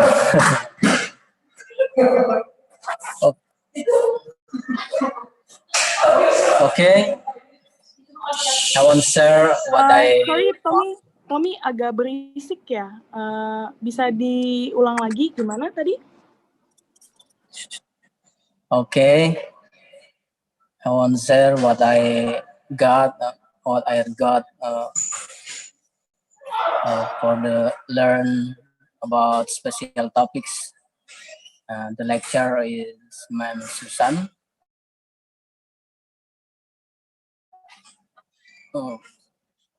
Saya pakai bahasa Indonesia saja ya. Iya, tidak apa-apa. Jadi Bagaimana? yang kita pelajari di pelajaran mata kuliah special topics yang diajar oleh Ma'am Susan, kita itu lebih banyak refleksi tentang novel Pulang itu sendiri. Jadi kita diminta untuk membaca dari setahu saya itu ada 300 halaman lebih lah. Jadi dari refleksi satu itu diminta untuk halaman pertama sampai halaman 90 lebih seperti itu. Nanti refleksi 2 lanjut dari halaman 100 sampai yang ke 100 hampir 200 lah, halaman ke 200. Begitu seterusnya sampai selesai. Yang saya dapat sih dalam pelajaran itu setelah saya baca novel Pulang dari Leila Chudori ini, saya melihat banyak pesan-pesan moral gitu. Pesan moral contohnya kayak bahwa kita itu tidak boleh melupakan negeri kita gitu. Di mana Dimas saat dia di Paris itu dia sangat rindu gitu untuk pulang gitu. Tapi seperti pertanyaan untuk kita yang ada di Indonesia, kita sudah di negeri sendiri gitu. Jadi kita bersyukur harusnya bahwa kita tidak seperti Dimas pada saat itu yang pisahnya itu dicabut pada waktu itu karena dia dianggap bersama teman-temannya Rizjab, bersama teman-temannya Jai, mereka dianggap terlibat dalam PKI gitu, Partai Komunis Indonesia itu, sehingga memang mengalami kesulitan mereka untuk datang di Indonesia. Terus pesan moral yang lain adalah bahwa kita itu saya juga melihat banyak kisah percintaan gitu ya, persahabatan gitu, sehingga dapat pesan moral juga bahwa ketika kita punya misalnya kekasih atau pasangan ya, kita seharusnya ya mencintai dia itu ya tulus apa adanya, tidak seperti siapa si Hananto ini yang bermain-main dengan perempuan lain gitu. Sedangkan si Surti ini benar-benar tulus mencintai dia gitu. Jadi banyak pelajaran yang bisa didapat. Kalau dari persahabatan yang saya dapat itu bahwa si Dimas ini sangat peduli gitu sama Hananto, sama teman-temannya juga peduli. Kenapa? Karena dia pernah marah dan sehingga memukul Hananto pada di halaman 30. Ya, oke. Halaman 30-an ya, begitulah kira-kira. Itu yang saya dapat. Terima kasih. Ya, terima Ya. kasih Tommy atas pengalamannya berbagi dalam Special Topics in Literature class. Well, basically the goal for today, the batch of the class who take Special Topics Literature this year is basically to learn about the identity. So there are many types of identity that we already listen, starting from day 1 until now, day 3.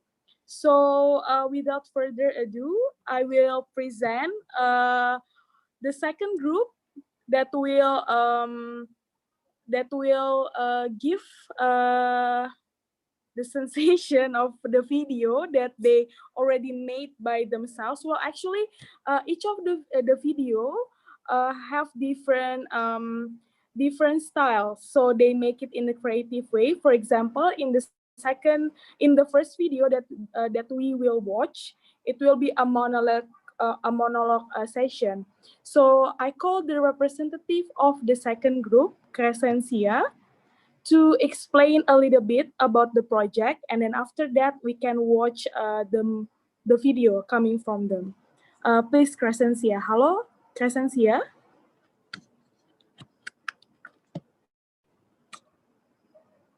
Halo, Crescencia. Halo, Kak. So, could you kindly explain to us here about the video project of your group?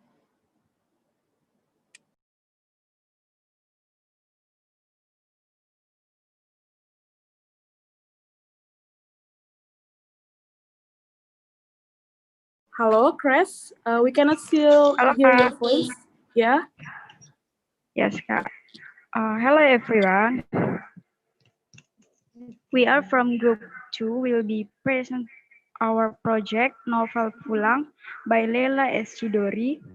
We are from Group 2, make a project in section Dimas Suryo until 4 Pilar. We made project a monologue as our project from novel that has been read. The reason why we decided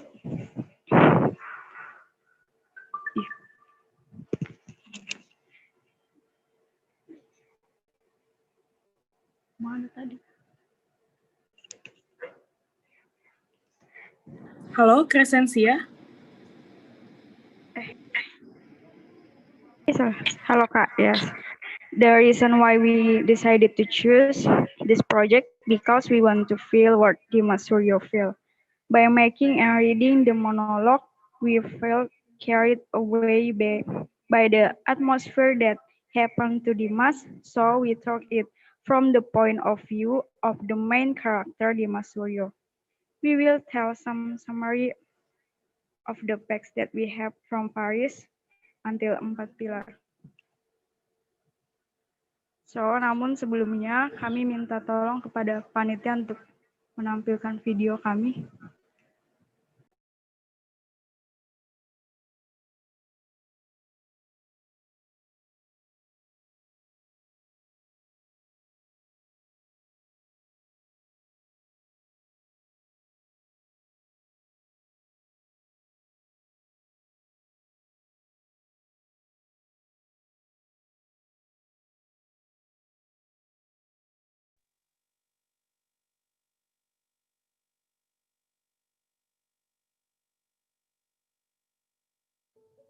Here I am. Suaranya maaf. A man who has punished and rejected by the government of his own country. Freedom in my country, making me have to be exiled. My family was labeled PK either. My country is in ruins. Actually, I envy. I am jealous. The battle in Paris at this time was clearly in his sights. It is clear who is being prosecuted and who is suing. My story, Paris, May 1968. When I first saw her, she appeared like an unfinished line of poetry. Among the thousands of Sorbonne students, I saw her standing under the statue of Victor Hugo. Brunette-colored hair, thick, wavy against the wind. I saw a pair of green eyes that could penetrate my misty heart. I wanted to approach the woman. Surely her green eyes consisted of the green of grape leaves and the blue of the Indian Ocean.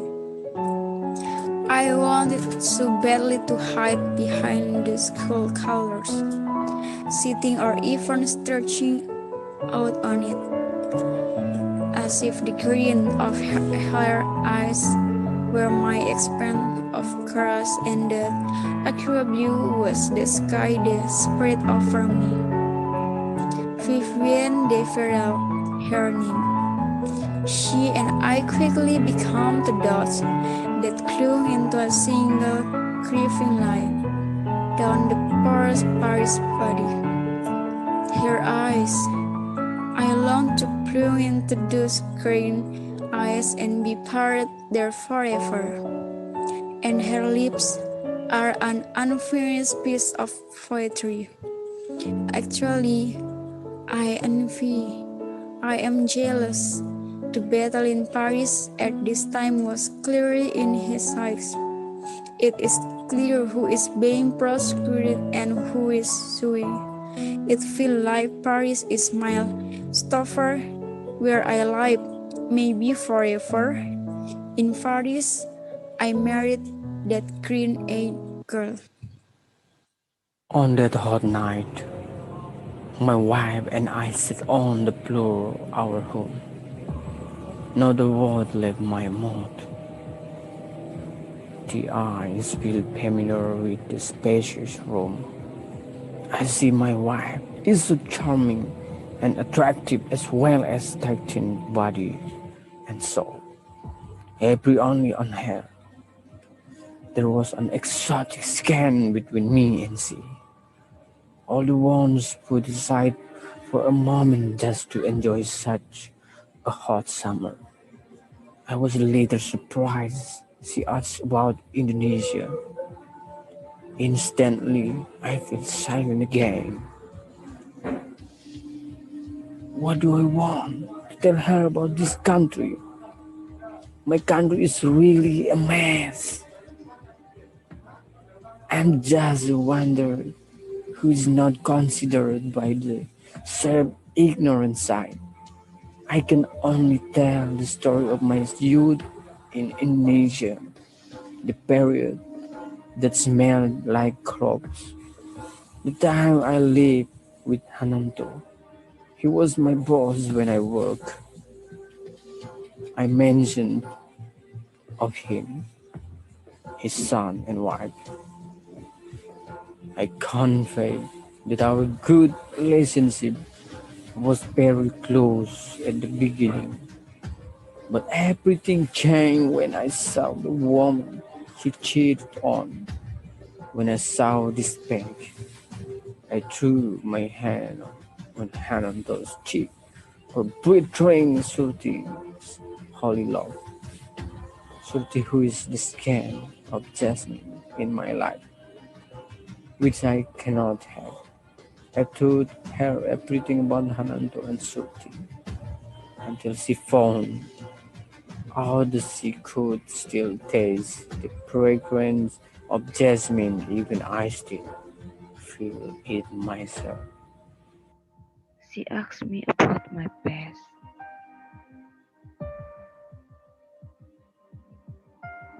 She always didn't believe in words. She always waited me with my past memories. I also emphasized to her let the past be a memory that doesn't have to be talked about in the future. Because we are currently focusing on our future now is no longer our past. Each of us must have our own, but you also have a pace. But I never question your pace anymore because I know that you must have forget it. I say to her, she could trust me. You are my lovers at this time, and I will not leave you. Just believe in me that I really love you with all my heart. Secretly, I feel sorry for Surti, to someone I have loved. I really don't want her to be hurt by a man who has become her life partner. All her suffering suddenly become a lone voice in my body. How come? I know her to all her great and pores. I don't want them to spread because of vanity. I never thought after to never come back again. In Santiago, we heard of the outbreak of the 13th September incident, like lightning in a hole, deafening. We were stunned and unexpected. Some stressful night, we didn't eat, didn't sleep, and suffered from constant anxiety. We become a group of stateless humans, a group of people without identity. As we waiting for democracy's wall to fall through the neck. Every day, our lists are filled with a pounding heart, not sure about the future that lies ahead. Going home is not possible, even passing the moon is too difficult. Our story is not over. Our body will against blow by the wind from now here to Peking. Even the outskirts of Peking red means happy. The red for Indonesia is the color of rivers and blood that flows in pain. The only things we have is hope and a thin layer of energy to strengthen each other. 3 years in Peking, a life where we cleanse our feet and worship their master. On a cool night, I was determined to fly to Paris, sneaking like a cockroach about to steal a piece of food. Landed in Paris earlier in the year, when the chill began to creep to the bones. We need Faith, my girl, my life partner. The girl who slowly made Paris like a halfway house. With her, I tried to be reborn as new human being. But I feel that there is still something left in my country. Was it?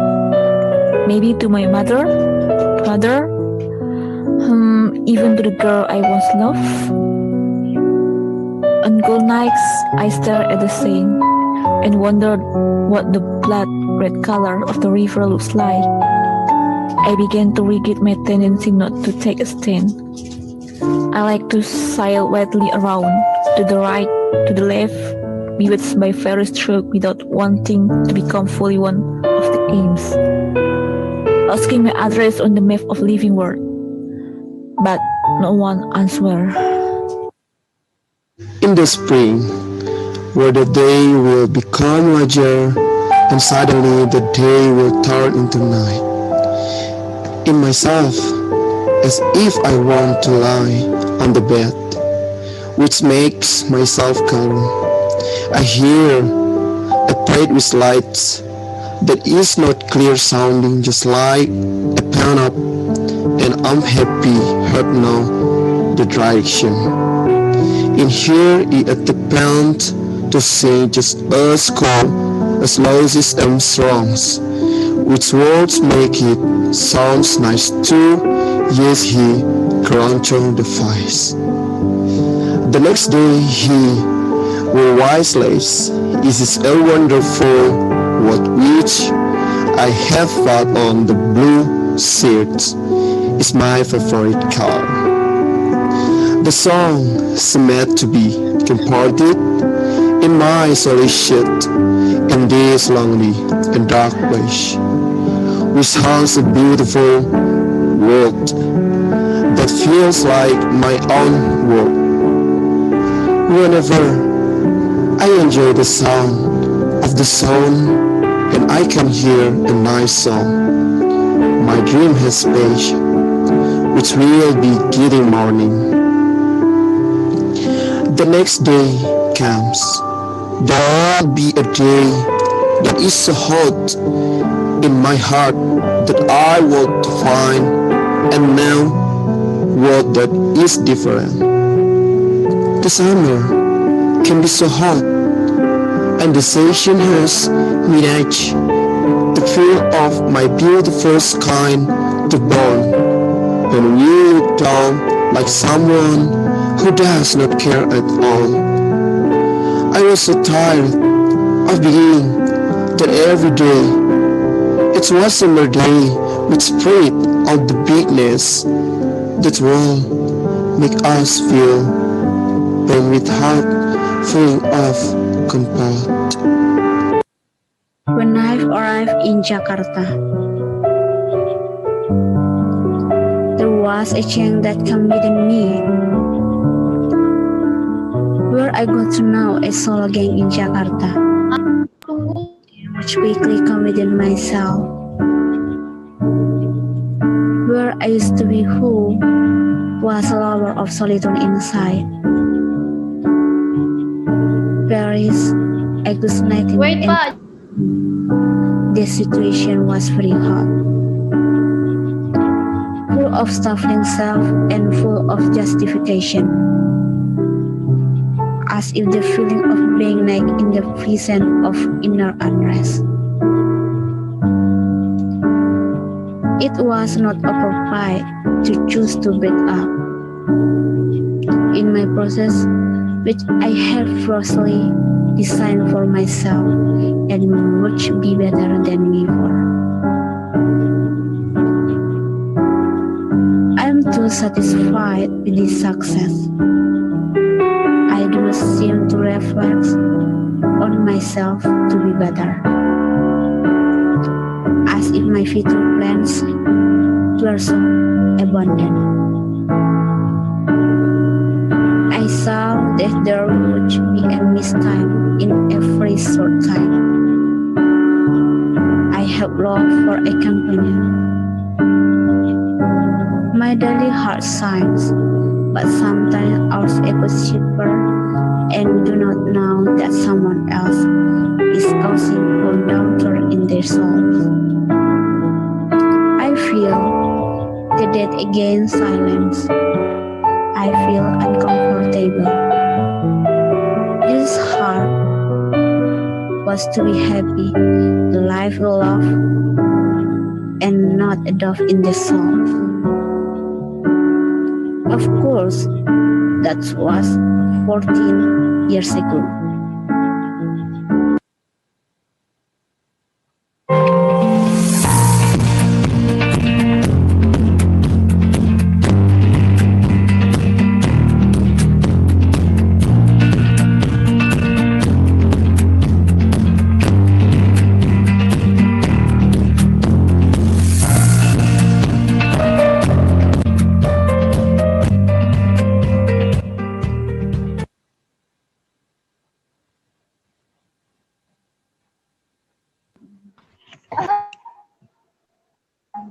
Okay,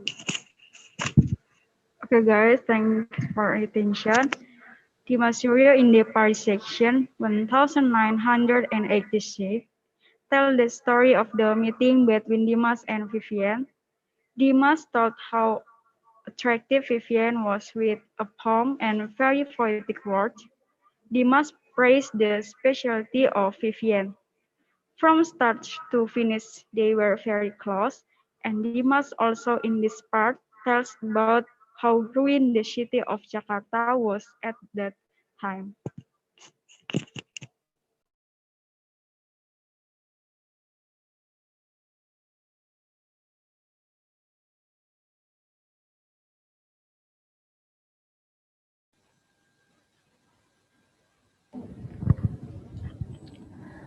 Thank you for group 2. Now we call the representative from group 4 to explain the video. Kepada perwakilan grup 4, sudah ready kah?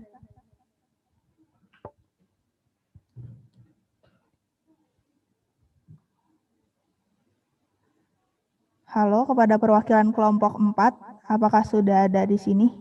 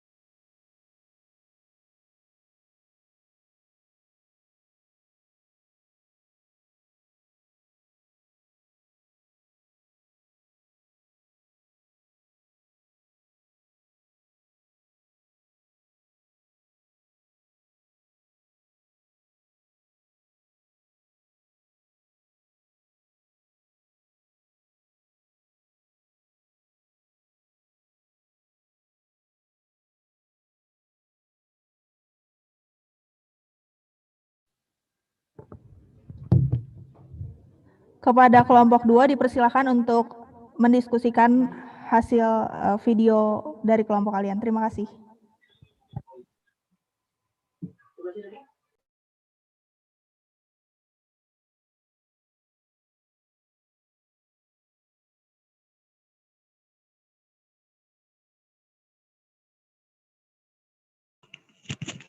Oke, terima kasih kepada MC. Jadi kami akan menjelaskan sedikit tentang isi video kami. Dimas Suryo in the first section 1986 tells the story of the meeting between Dimas and Vivian. Dimas thought how attractive Vivian was with a poem and very poetic words. Dimas praised the specialty of Vivian. From start to finish, they were very close, and Dimas also in this part tells about how ruined the city of Jakarta was at that time. Pada Bang Tommy.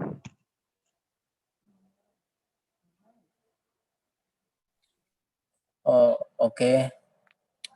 Yang kami hasil diskusi kami mengenai bagian Dimas Suryo dari novel Pulang ini, kami khususnya saya sendiri di bagian halaman 25 sampai halaman yang ke-48.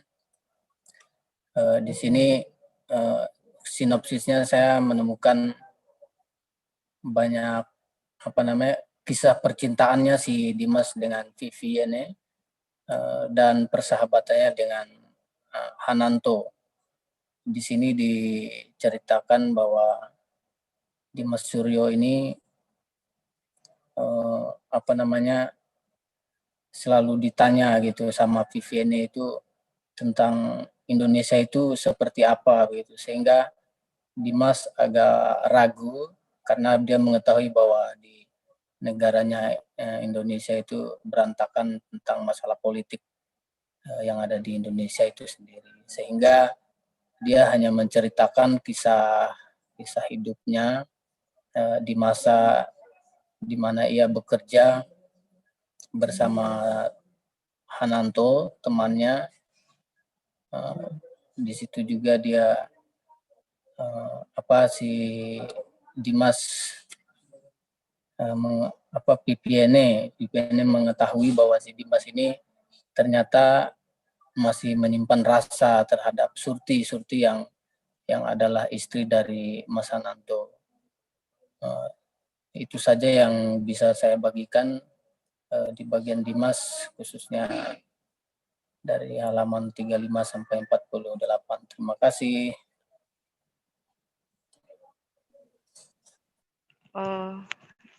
Surti Anandari. Vivienne with Dimas was sitting with Vivienne suddenly asked about Dimas and Surti face. Then Dimas explained everything that the past doesn't have to be remembered again. And Dimas also explained that now is not the right time to discuss the past. Dimas also explained again to Vivienne that he and Surti have not relationship anymore because Surti has also having a husband, and Dimas feel uncomfortable with Vivienne question about her past. And after Dimas told everything and explained it, then Vivienne believed in Dimas' word about the past in Dimas.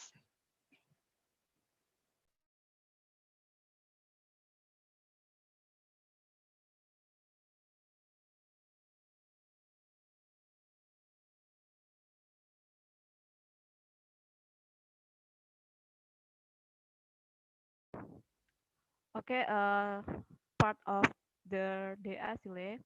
In this section, it is told that at the time Dimas was in Santiago.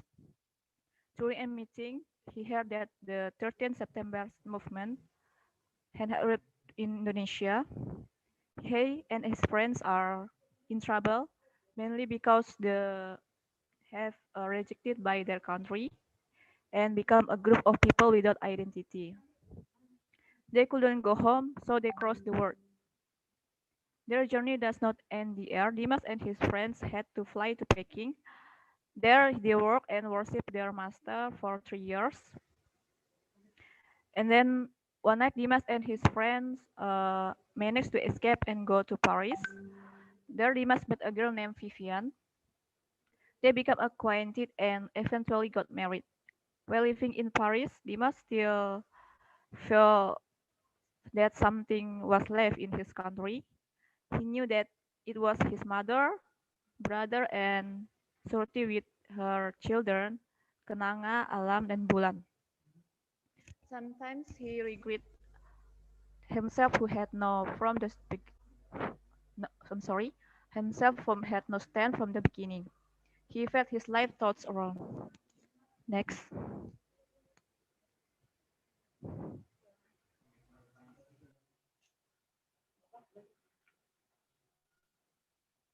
In the story of this novel, Home is a man who experiences the story of the twisted life in his life was rapidly changing after finding of living combination of life, but briefly from the story his even the and they ended the relationship because they hour ago was going to travel their love, so it was so far because of the doubt and showed that did not match. Next.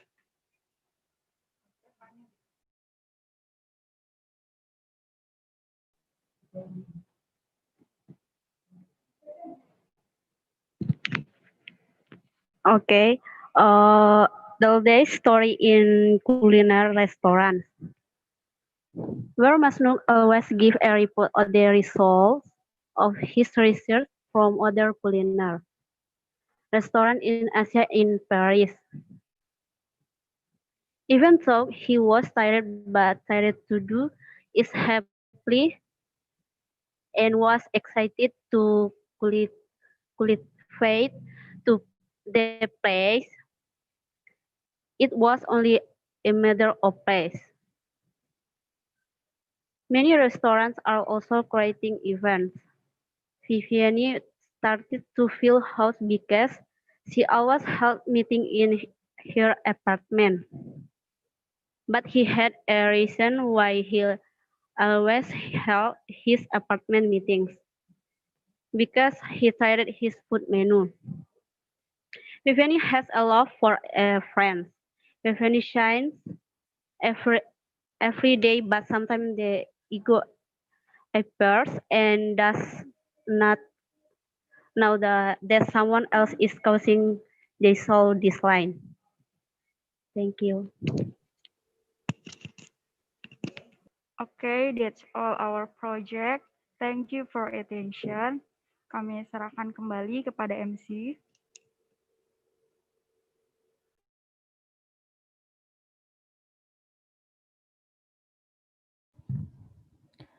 Thank you, Group 2, for explaining the video. Now we call the representative of Group 4 to explain the video.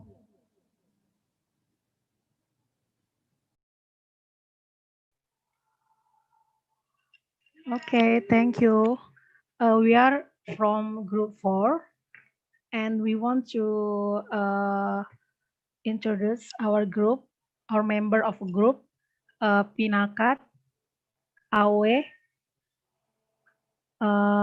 and Keisha. Yeah, before we watch the video, the poem of the and narasi, we want to explain something we got from the this novel. Especially for me, I got some many knowledge about the experience of the G30 SPKI of the family, and there are many complicated love and how the main character have very love the Indonesia. Okay, thank you. Now we want to Panitia, please share screen our project, please.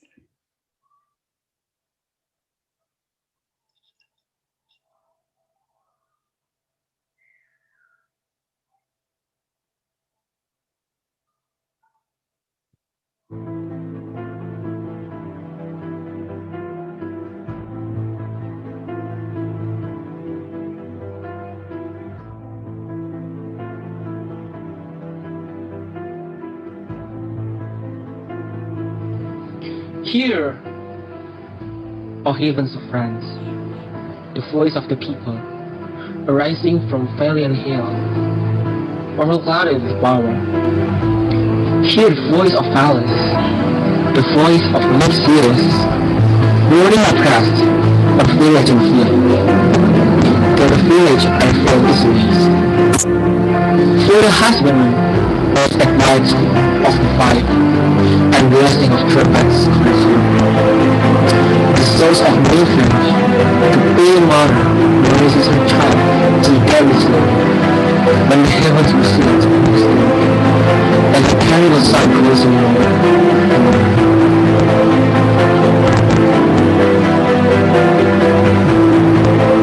Ran for the nations, and each star appointed for waters of night. The millions of spirits, immortal, were bounding in ruins of sovereignty. To wander and south, black, expressed in dark ignorance, carrying awe with the weak. To worship terrors, bred from the blood of revenge and desire. In basil forms, or more terrible man, till the dawn of our peaceful morning, till dawn, till morning, till the breaking of loves and swelling of flames, and the union of flames, till many races of darkness live out the things of night.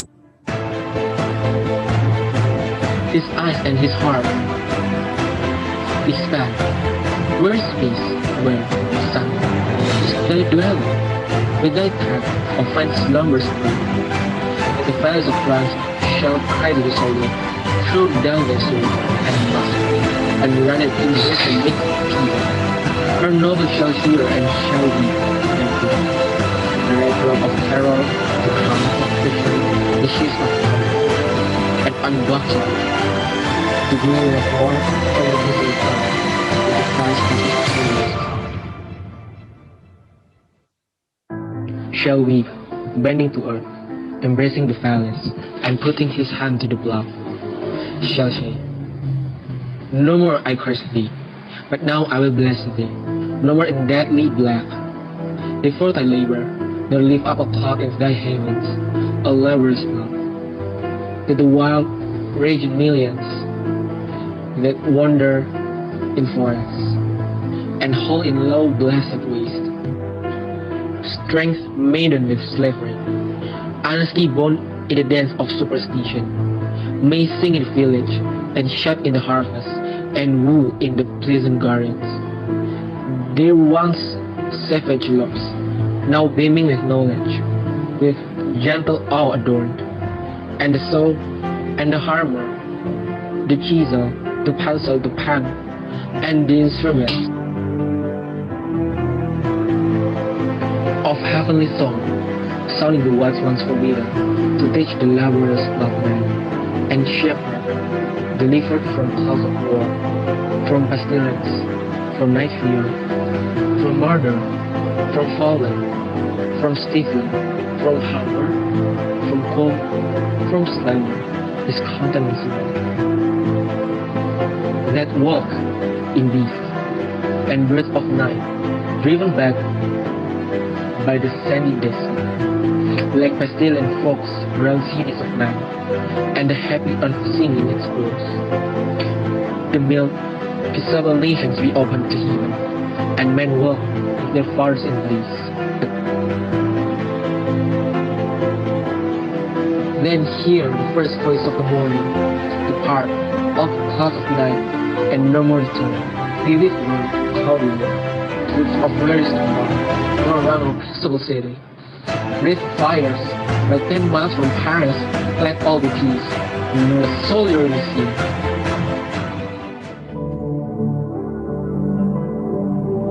Saya bertemu dengan beberapa political exile di Paris ketika saya baru lulus kuliah di Kanada. Saya bertemu dengan mereka, dan untuk generasi muda seperti saya yang tumbuh dengan Orde Baru, dengan pendidikan yang diselenggarakan Orde Baru, di mana sejarahnya begitu, pelajaran sejarahnya begitu minim, saya baru mengetahui bahwa ada orang-orang yang menurut saya termarginalkan ya di Paris dan sebetulnya di banyak bagian negara lain. Mereka adalah orang-orang yang dulunya dianggap terlibat dan bahkan dulunya pernah dipenjara di Pulau Buru. Jadi berbagai hal itu numpuk di alam pikiran saya, yang kemudian setelah peristiwa reformasi dan kami di Tempo berdiri lagi, dan saya merasa di tahun 2006 sudah saatnya buat saya untuk menulis satu novel yang bertutur tentang orang-orang yang dulu menjadi korban. Keempat tamu dari Jawa Tengah itu langsung menyambut kedatanganku. Dan entah bagaimana, keempatnya serentak berdiri mengelilingiku dengan tangan yang terselip di balik jaket. Tepatnya, mereka mengepungku sembari bersiap menembak jika aku menyelinap dan lari. Salah satu dari mereka, mungkin pemimpinnya, menghampiriku. Bapak Hananto, saya Letu Mukijo. Dia tersenyum. Dialah yang bersuara sopan dan penuh tata krama tadi. Kini, aku bisa melihat matanya yang bercahaya. Dia tersenyum puas. Dari senyumnya itu selintas aku menangkap silau gigi emas yang menyeruak melalui bibirnya. Aku tahu, dia puas karena aku adalah butir terakhir rangkaian yang mereka buru. Ratusan teman-temanku sudah mereka tangkap sejak perburuan yang dimulai 3 tahun yang lalu. Karya-karya seperti ini bukan hanya pulang, tapi banyak karya-karya lain itu buat saya orang itu berpikir dan bertanya dan kemudian mencari lebih lanjut. 5 dekade pasca terjadi G30 SPKI 1965, namun kejadian itu tidak berhenti sampai situ. Dampaknya pun berlanjut kepada para mahasiswa yang berprestasi yang belajar di luar negeri. Hal ini mengakibatkan para mahasiswa itu hilang identitas negaranya sendiri. Hari ini kita akan menonton salah satu dari banyak mahasiswa yang identitasnya hilang akibat menolak rezim Soeharto, yang isinya mirip seperti kejadian yang ada di dalam novel Pulang. Selamat menyaksikan. Tanah airku Indonesia. Saya nggak setuju dengan plebnya Soeharto. Dengan itu saya nggak diperpanjang paspor. Cinta. Karena dicabut paspor ya kita waktu itu stateless. Terpaksa mengambil kewarganegaraan Ceko. Yang ku puja sepanjang masa. Saya minta pulang, tapi selalu tidak dapat pulang. Saya mengajukan permohonan pulang, itu selalu di screening. Pulau kelapa yang amat subur. Kalau diizinkan bisa juga saya ambil menjadi warga negara Indonesia. Bangsa. Saya orang Indonesia, warga negara Ceko.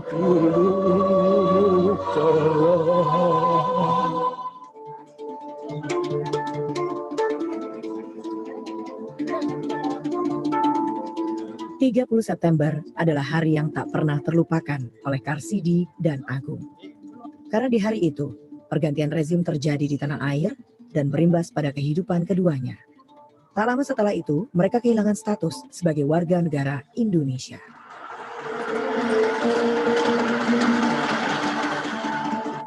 Keduanya adalah mahasiswa ikatan dinas yang dikirim saat pemerintahan Presiden Soekarno dengan cita-cita besar membangun tanah air di saat mereka kembali. Saya ditunjuk untuk dikirim ke luar negeri. Ya, jadi saya ditunjuk waktu itu. Dengan tujuan? Dengan tujuan untuk ini, untuk beasiswa. Yang kemudiannya setelah selesai, kita punya ini kan, seperti perjanjian bahwa setelah selesai kita akan bekerja selama sekian tahun untuk pemerintah. Tapi kemudian ada konsekuensinya, Pak. Artinya sudah tidak bisa lagi pulang ke Indonesia, tidak bisa bertemu dengan keluarga. Ya, memang lama saya tapi setelah 30 tahun belum bisa pulang ya. Udah ingin sekali, udah nggak bisa tertahan lagi ya. Sekali aja saya bisa melihat Indonesia, maaf ya, saya merasa puas, sudah, biarpun harus mati, nggak apa-apa.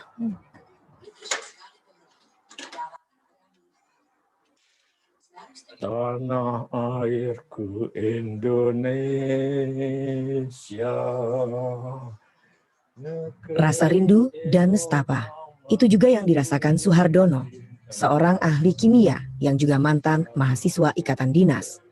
Puluhan tahun merantau ke negeri orang, ia harus kehilangan jejak orang-orang yang dicintainya. Orang tua dan 5 saudaranya telah meninggal dunia di saat ia kembali ke tanah air di tahun 2006.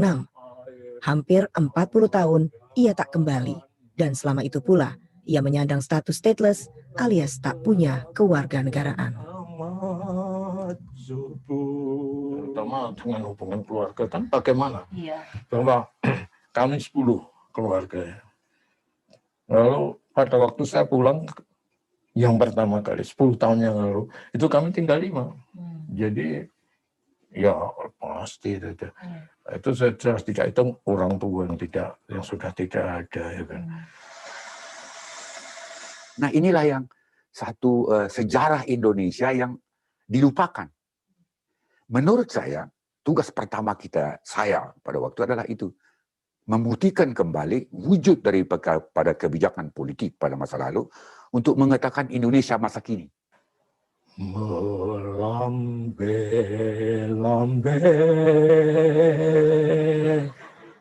Indonesia masa kini yang terbentuk dari sejumlah fakta sejarah bangsa, termasuk para mahasiswa ikatan dinas yang tak punya kepentingan politik, namun jalan hidupnya berubah karena pergantian rezim. Raja Kana.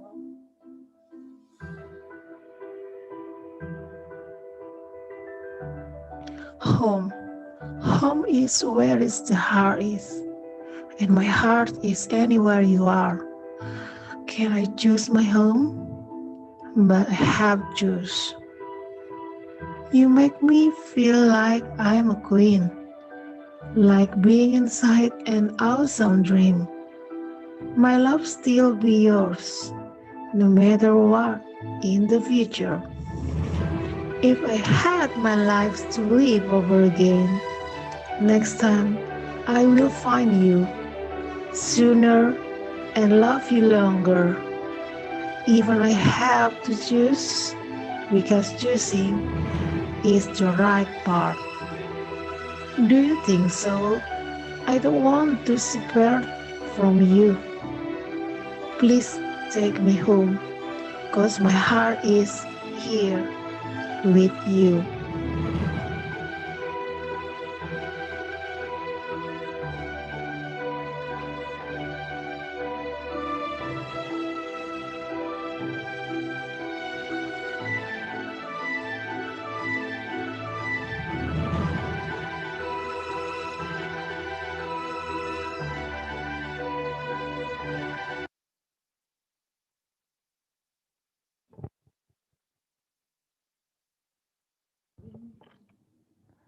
Thank you, Group 4, for the video. Now, we'll let you to explain about the video. Thank you. Okay, thank you for this time. Lintang Utara who missing something part of her life. Maybe like I say it like a puzzle, because he wonders many question, and then he find the answer when he go to Indonesia. And in Indonesia, Lintang has to choose something, because in Indonesia he know many things, he love many things, and he met a boy, and in there he have to choose. He have to choose where is the home, where is she have to live, Indonesia or Paris. This is the reason for me to make the poem. Maybe my friend wants to explain something. Pinakat, please.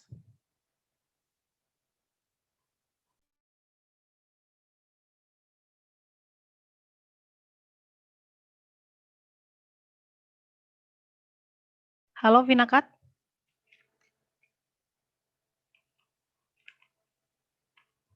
Hello, Pinakat, where are you?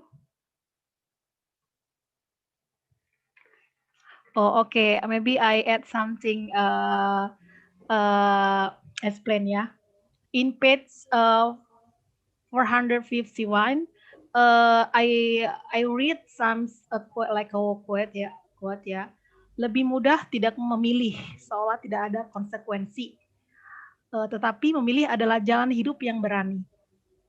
This is for the quote is very full meaning, ya, especially for us.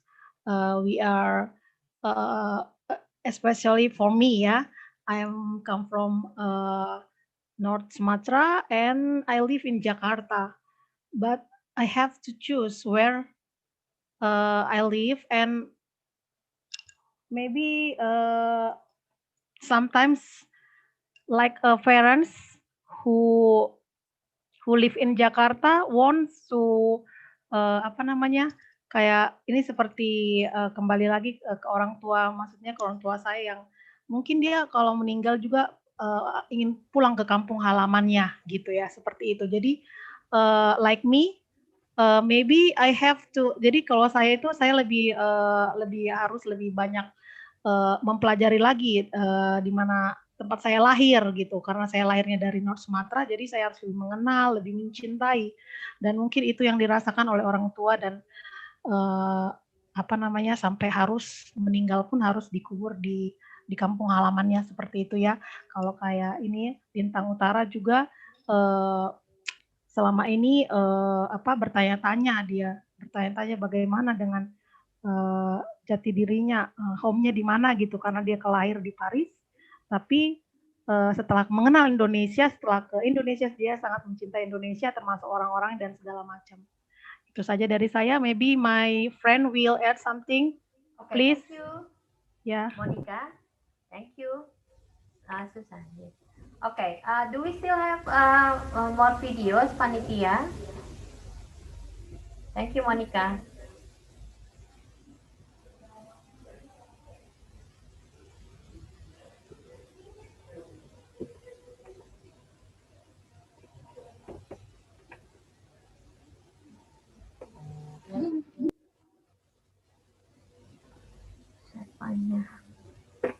Yes, ma'am, there are two videos. Oke.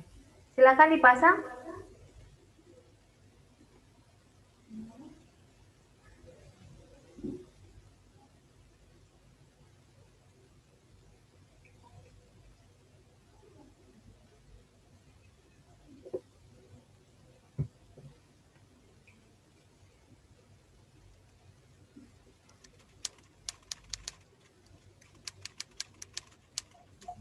What does Indonesia mean to you? Is it a country where you were born, where you live in, a country full of pluralism? For us, Indonesia is more than that word.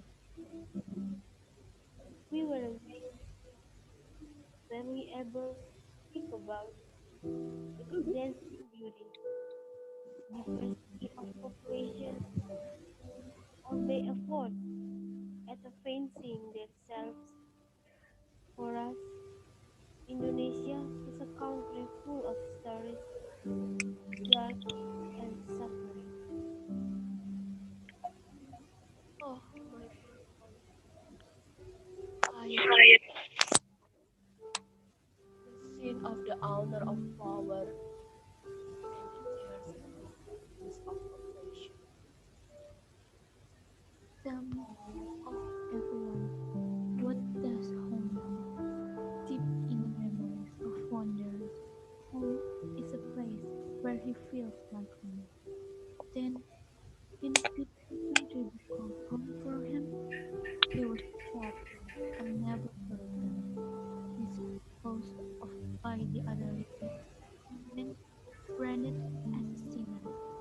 Listen to his voice that has never been heard until the Bumonas. Just look at the cry that never reached Melancholy. The wanderer, one of the many victims, the upside down truth. Tell me, oh everyone, what is the meaning of life? When the laughter is replaced by groaning of torture, when minerals are replaced by thick of blood, when a smile is replaced by a look of fear. Is that what life is like? As a mother, I had this pace of life. My heart is breaking. My blood is boiling. My world collapsed. When those I love suffer for a sin they didn't commit. I'm silent because I know my voice will never be heard by those who are self-righteous. Tell me, oh everyone, what is identity? The event of September 30 stuck to me. All my life, I wear the scenes like myself as the culprit. My identity is openly rejected. In fact, no human is perfect. First, look at yourself. Is your soul clean from the ink of the sin? Is your heart clean of the stain of dissatisfaction? The sentences are sharp, like knife that cuts me down every time. The treatment is heavy, like stone that hit my whole body. Only a piece of paper is my escape, a speck of meaningful illustration to me. Can those who curse stop? Can those who bully stop? We're tired. No, I'm tired. For us, the struggle is still not over. Tightness still fills the chest. Anger still fills the body. Life is still full of sorrow. Can we go home without rejection? Can we live without fear? And can we spread the truth about our identity without arguing? Can we do it? Oh, my poor country. Tired of bearing their burdens. The sin of the owner of power. Tears of the victims of oppression.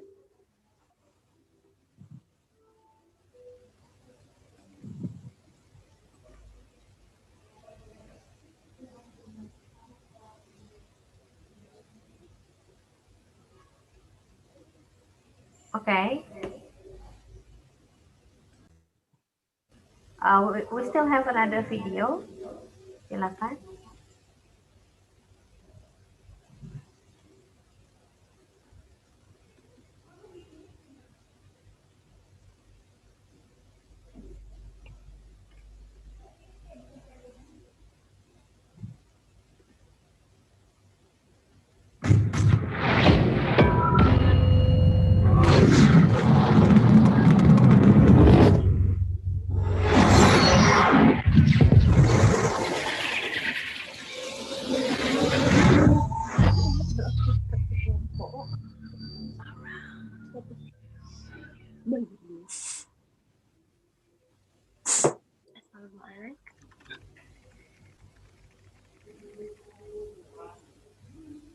Dearest Dimas, I'm sure by now you have heard about the political turmoil in our country. They're hunting me, Dimas. Everywhere I go, I feel like I'm being followed. It always feels like there's a shadow chasing me each time I go out into the public. It has been very difficult. Most of my nights are filled with reading, smoking, and black coffee. For the last several days, I've been staying with a Chinese family just outside of Menteng. I find it very odd indeed how they, the ones who are supposed to be different than us, as Japanese people, welcome me more than those who supposedly share the same blood with us. Marxism would have eliminated such alienation of others. But never mind ideologies. Now is not the time to be. How are you, Dimas? I am sorry to have put you in such a hassle, but maybe it was meant to be. Perhaps it was fate, as the Japanese believe that you are unharmed, living in foreign soils. How is it there? I am sure the incident here has caused much anguish for all Indonesians living abroad, especially in communist countries. That will include you, my friend. Rest assured, though, someday you'll return to the soils that bathe you invisibly, along with each breath you take. Maybe not so soon, but someday. Dimas, if, and this is a very big if we are to never meet again, if we are to be separated forever, if the nature progression of life demands so, then please do forgive me. I know how much I have hurt you because of the way I swooped in and stole Surti from you, and how much it must hurt each time I treat her like some sort of trophy wife. I apologize, Dimas. And should we never meet again, please be my delegation. Take care of them all for me, even from a faraway land. I am sure you will find a way to take care of them. And about the 30th of September movement, I know just as little as you are. All I know is that several generals were killed by a group of soldiers claiming to be moving under PKI's orders. The government are not going to let this by just like that, though. I heard a young general who goes by the name Suharto is taking over as a president. But all this is just a mere hearsay. The military is on a vendetta. So far, thousands have been killed, and I'm sure that many more will follow.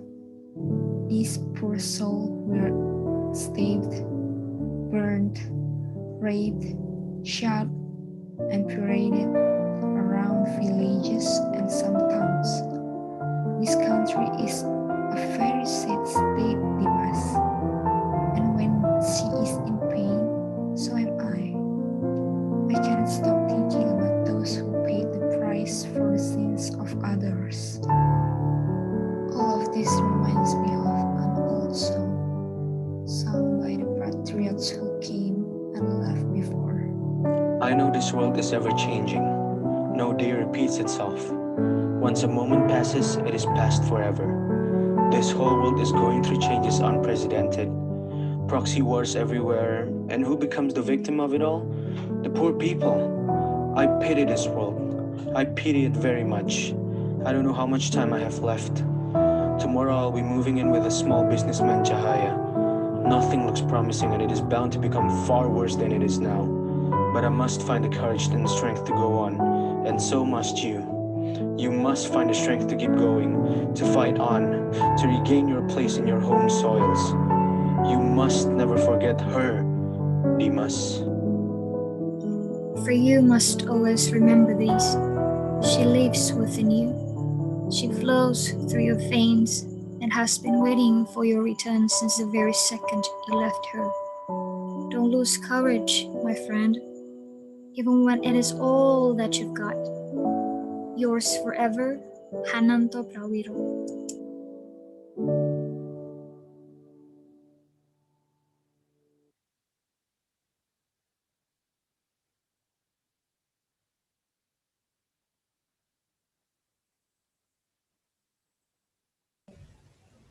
Okay, thank you. Let's give a big round of applause for the work that have been shared with us today. Uh, okay. Do we still have time? Panitia? Ya, MC? Berapa menit lagi?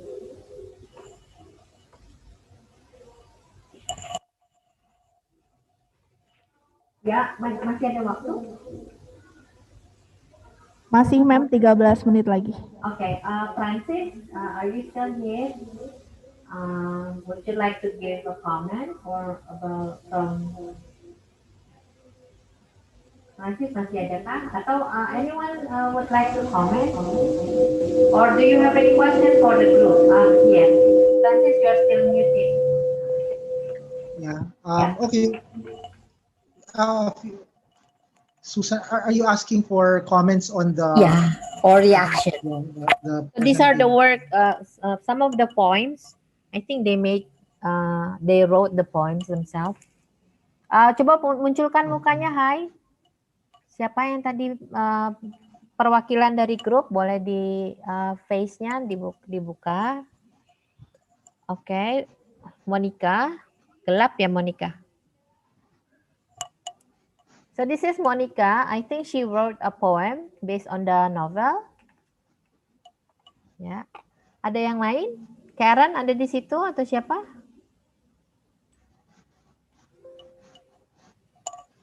Yes, ini. This is Karen. What did your group do or make? Karen? We made a monologue, ma'am. Okay, so who wrote the letter from Hananto to Dimas? So Jason wrote the letter and we read it aloud. Okay, so that was your group, the last one. Yeah. Okay, ini group 1, group 2, group mana lagi? Where are the others? Kirsten ada the group? Okay, anyway. Is there any, would you like to comment, Francis? So these are based on the novel.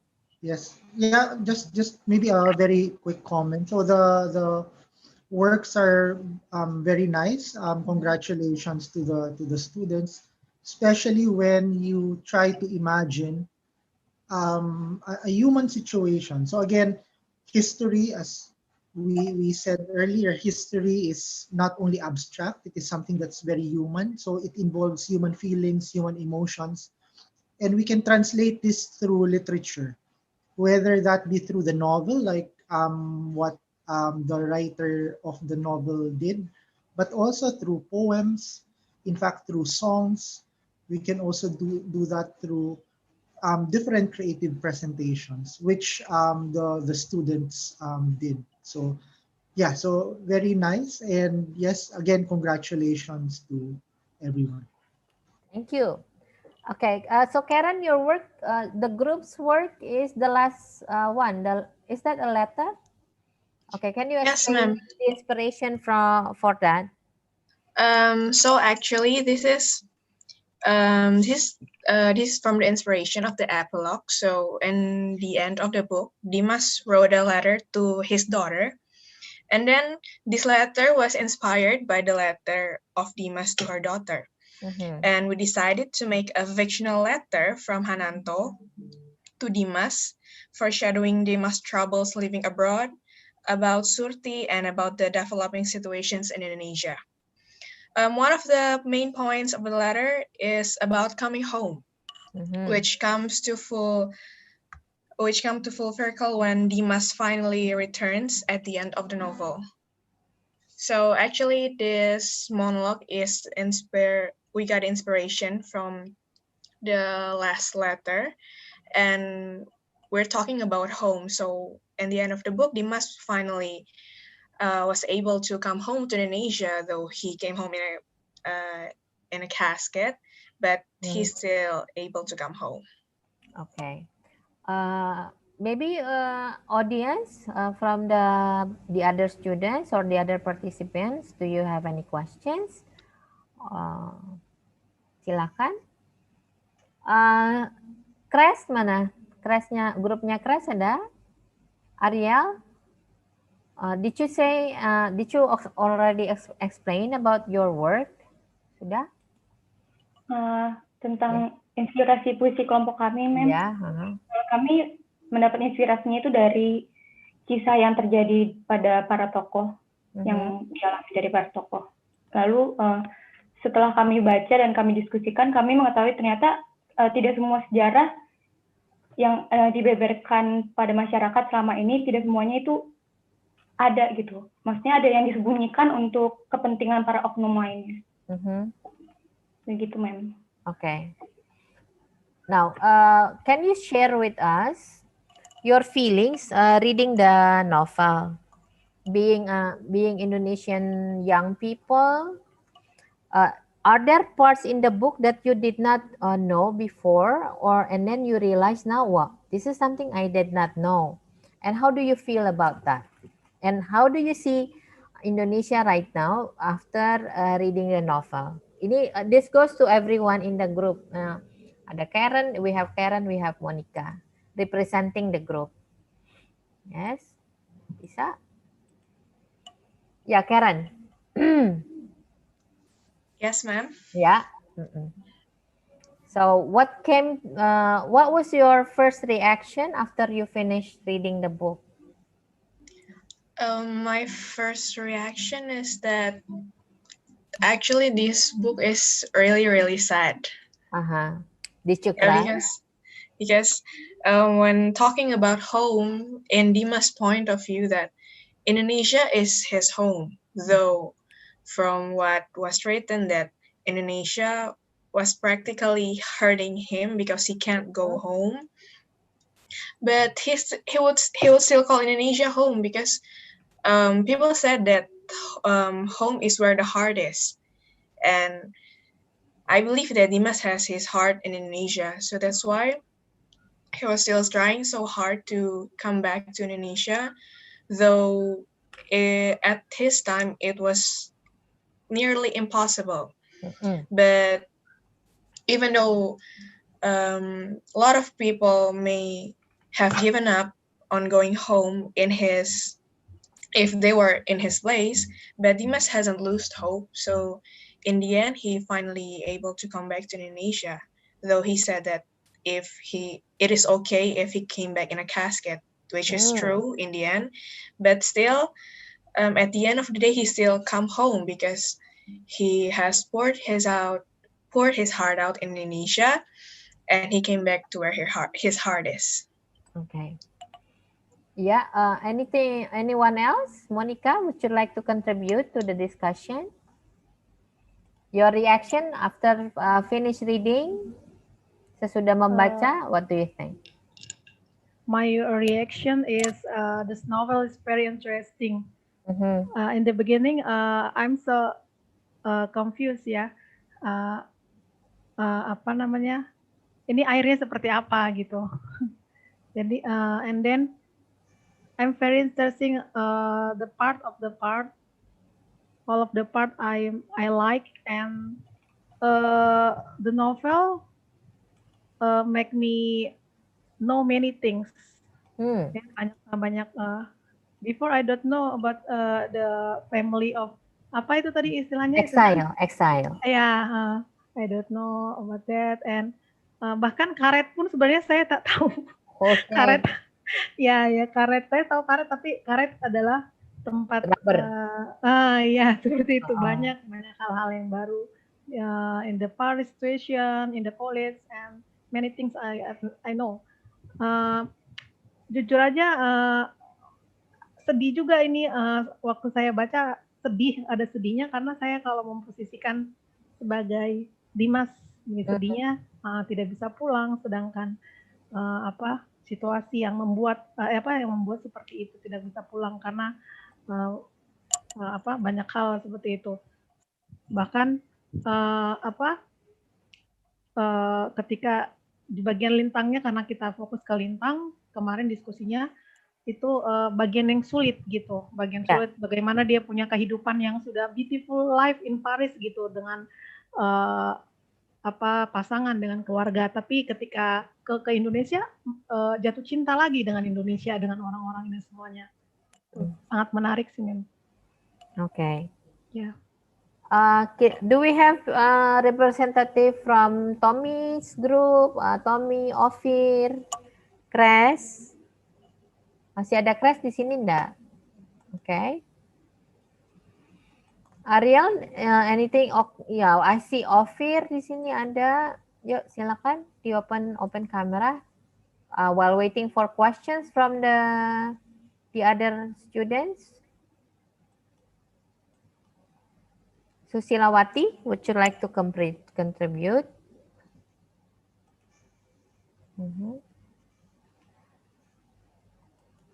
Okay. Yeah. Anything else you want to add, Ariel? Boleh? Awalnya penasaran, Mem, awalnya. Karena kan kita mikir ini benar apa tidak ya ceritanya, apa hanya karangan doang, ternyata ada juga sejarah di balik cerita yang peristiwa September itu. Dan part selanjutnya tentang cinta-cintaan, itulah yang membuat kami tertarik. Okay, you can relate ya, bisa di-relate. So, Karen, if you were Lintang, who would you choose? What's the name? Nara and Alam. Oh, sejarah alam. Okay. Actually, about that, I'm not sure who should I choose, but I think I can understand Lintang because she is living in environment where most peoples are like Nara. But then she came to Indonesia and she met a person like Alam. So I think she loves Nara, but she also fell in love with Alam because she hasn't seen anyone like Alam before. It was something very new to her, like what she said in the book of love First Love. love at the first sight. Mm-mm. So I think I may be able to understand what Lintang felt, but if I have to choose, I think I would like to choose Nara Oh, because because I think Nara is very looks like a very soft and understanding person, while Alam is more of a fire person. Okay. You're afraid of getting burned, right? I think so. Ariel, kalau Ariel, how about you? Monica, I cannot ask you because you already have a husband. Ariel, what about you, Ariel? Who would you choose, Nara or Alam? Tentu saja Nara juga. Oh, why? Karena bisa dilihat ya Nara adalah pria yang setia. Lalu sedangkan Alam bisa dibilang dia playboy, mem. Aha. Okay. Dan mana ada juga yang mau wanita dengan pria yang playboy. Oh, I see. Okay. All right. Thank you very much for the contribution, for your reflection of the novel. I do hope that this session will inspire other students to start reading and reflecting and finding their identity as young people of Indonesia. So with this, I will end this session and I will give it back to the MC. Thank you, Karen, Ariel, and Monica. And Francis, thank you. Goodbye. Ya, silakan. Ya. Okay. Thank you for the literary projects. For the next session, there will be a musicalization of poetry performance by Fakultas Sastra 2020. Enjoy.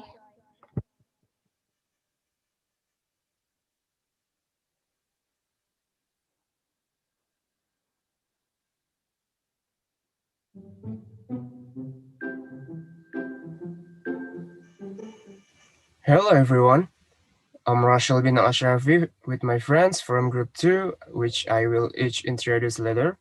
We will present a poem by Hairil Anwar through a musicalization of poetry entitled Sajak Putih. Before that, I will introduce my friends first. There are Brilliant, Thessalonica, Niwayan, Tirza, Zevanya, Leonarda, Santa Luciana, Floristica, Friska, Novalin, Rivel, Eire, and Oscar. And here it is, Sajak Putih by Khairil Anwar. Enjoy. Sandar pada tarik warna pelangi. Kau depanku bertubuh seperti senja. Di hitam matamu, kembang mawar dan melati. Harum rambutmu mengalun bergelut senda. Malam dalam Meraih muka air jiwa. Dan dalam dadaku memerdu lagu. Menarik-menari seluruh aku. Hidup dari hidupku pintu terbuka. Selama matamu bagiku menengadah. Selama kau darah mengalir dari luka. Antara kita mati, datang, dan tidak membelah. Now we have a biography of Khairil Anwar. Khairil Anwar was an Indonesian poet, a member of 1945 generation of writer. He is estimated to have written 96 works, including 70 individual poems. Anwar was born and raised in Medan, North Sumatra, before moving to Batavia with his mother in 1940, where he began to enter the local literary circle after publishing his first poem in 1942. Anwar continued to write. However, his poems were at times censored by the Japanese, then occupying Indonesia. Living rebelliously Anwar wrote extensively, often about death. He died in Jakarta of an unknown illness. His work dealt with various themes, including death, individualism, and existentialism, and were often multi-interpretable, drawing influence from foreign poets. Anwar used everyday language and new syntax to write his poetry, which has been noted as aiding the development of the Indonesian language. His poems were often constructed irregularly but with individual patterns. Thank you. That's all. Thanks for your attention.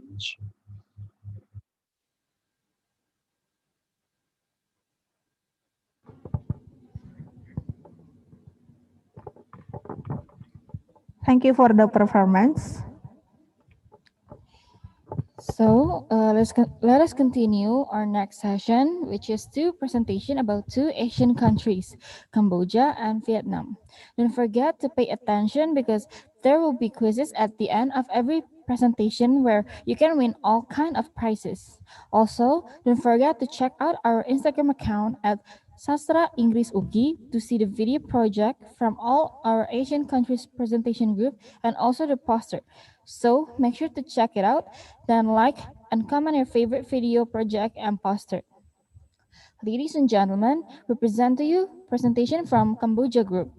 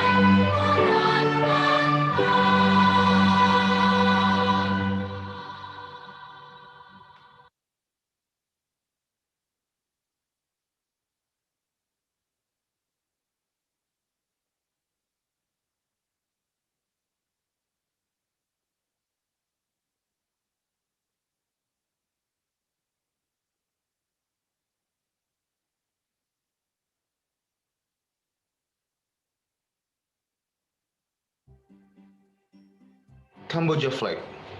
National flag. It consists of three parallel transverse rectangles, the center of which is a slightly broad red rectangle. Above and below it's a blue rectangle. Second, the red color represents luck and joy. The blue symbolizes light and freedom. And the third, Angkor Wat, is a famous Buddhist structure symbolizing Cambodia's long history and ancient culture. And the last one, in the middle of the red line, there is a white Angkor Wat image with a border. Jadi, penjelasannya adalah bendera di Kamboja itu kan terdiri dari dua, yang di atas berwarna biru dan di bawah berwarna biru dan di tengah itu berwarna merah. Jadi warna biru itu melambangkan sebuah terang dan kebebasan bagi warga Kamboja. Dan berwarna merah itu melambangkan keberuntungan dan kegembiraan. Dan kalau kalian bisa lihat, di tengah-tengah itu ada gambar seperti bangunan tua. Itu adalah bangunan Buddha tua, atau yang biasa disebut Angkor Wat di Kamboja. I will presentation about history Cambodia. The development of Cambodian civilization occurred in the 1st century AD during the 3rd, 4th, and 4th centuries AD. The Funan and Chenla country is united to develop Cambodia East territory. These countries have close relation with China and India. The power of these two countries collapsed when the Khmer Empire was built and came to power in the 9th to 13th centuries. Cambodia was made a protectorate by French from 1863 to 1953 as part of the Indochina colony after Japan's occupation in the 1940s. Cambodia finally won its independence from France on November 9, 1953. Perkembangan peradaban Kamboja terjadi pada abad ke-1 Masehi, selama abad ke-3, ke-4, dan ke-5 Masehi. Negara-negara Funan dan Chenla bersatu untuk mengembangkan wilayah Kamboja. Negara-negara itu memiliki hubungan dekat dengan China dan India. Kekuatan kedua negara ini runtuh ketika kerajaan Khmer dibangun dan berkuasa pada abad ke-9 hingga ke-13. Kamboja dijadikan protektorat oleh Prancis dari tahun 1963 hingga 1953 sebagai bagian dari koloni Indochina. Setelah pendudukan Jepang pada 1940-an, Kamboja akhirnya merdeka dari Perancis pada 9 November 1953.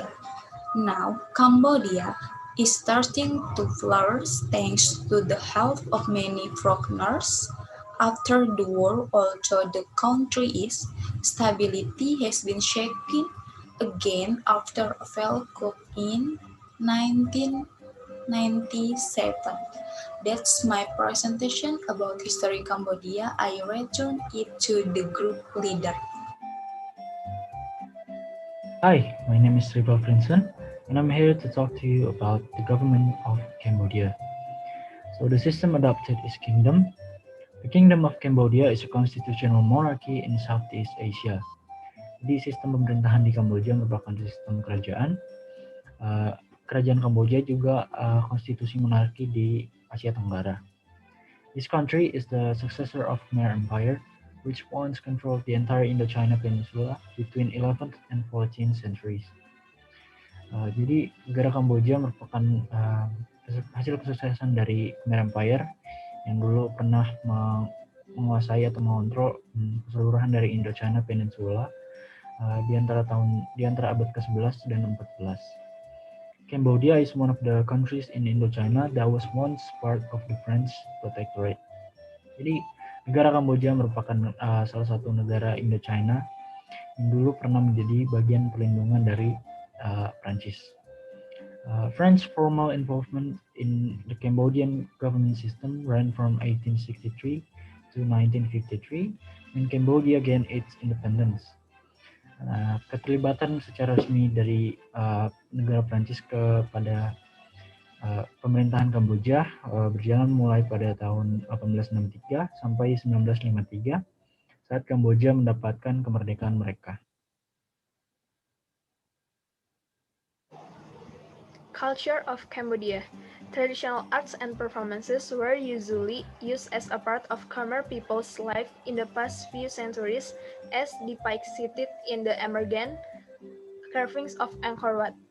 However, when the Khmer ruled Cambodia from 1975 to 1979, much of the Khmer art was banned and destroyed, including temples, many dancers, singers, artists were also killed.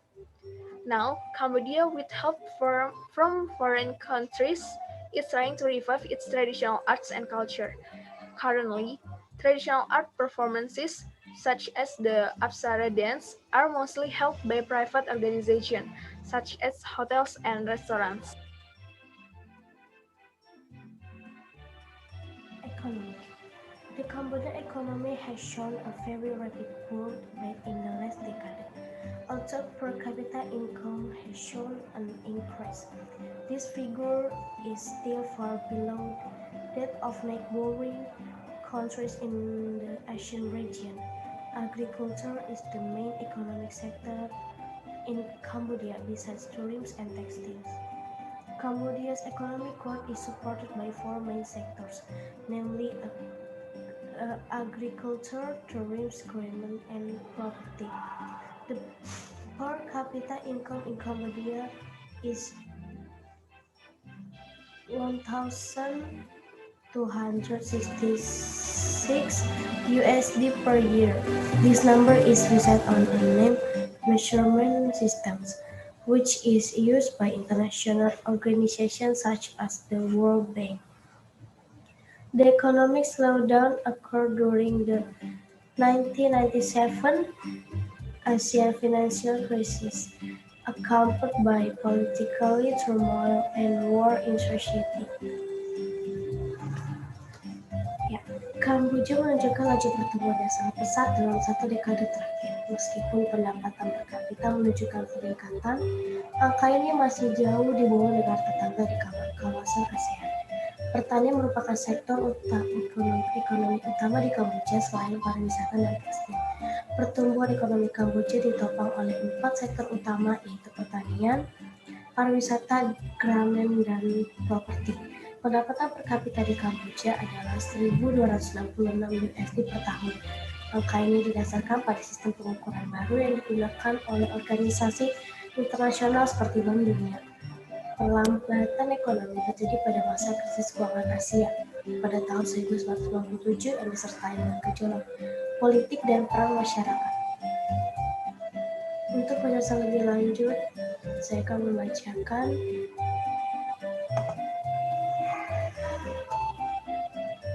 perekonomian Kamboja saat ini mengikuti sistem pasar terbuka, yaitu ekonomi pasar, dan telah melihat kemajuan ekonomi pesat dalam dekade terakhir. Pendapatan per kapita meskipun meningkat pesat, rendah dibandingkan dengan kebanyakan negara tetangga. Dua industri tersebut Kamboja adalah tekstil dan pariwisata. Jadi dari sekian 4 ekonomi yang diambil Kamboja, industri terbesar di Kamboja adalah tekstil dan pariwisata. Sementara kegiatan pertanian tetap menjadi pendapatan utama bagi banyak orang Kamboja yang tinggal di daerah pedesaan. Sektor jasa sangat terkonsentrasi pada kegiatan perdagangan jasa terkait catering. Baru-baru ini Kamboja juga melaporkan bahwa cadangan minyak dan gas alam telah ditemukan di lepas pantai. My name is Evanya and I want to talk about the traditional dance from Cambodia.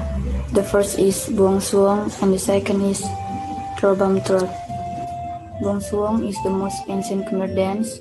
The dance was performed once under the order of the kingdom to ask the gods for rain during the dry season and blessing for the people of the Khmer kingdom. Jadi, tarian Buang Suong merupakan tarian Khmer yang kuno yang diperintahkan raja untuk meminta hujan pada saat musim kemarau dan untuk meminta berkat untuk para rakyat yang ada di Khmer.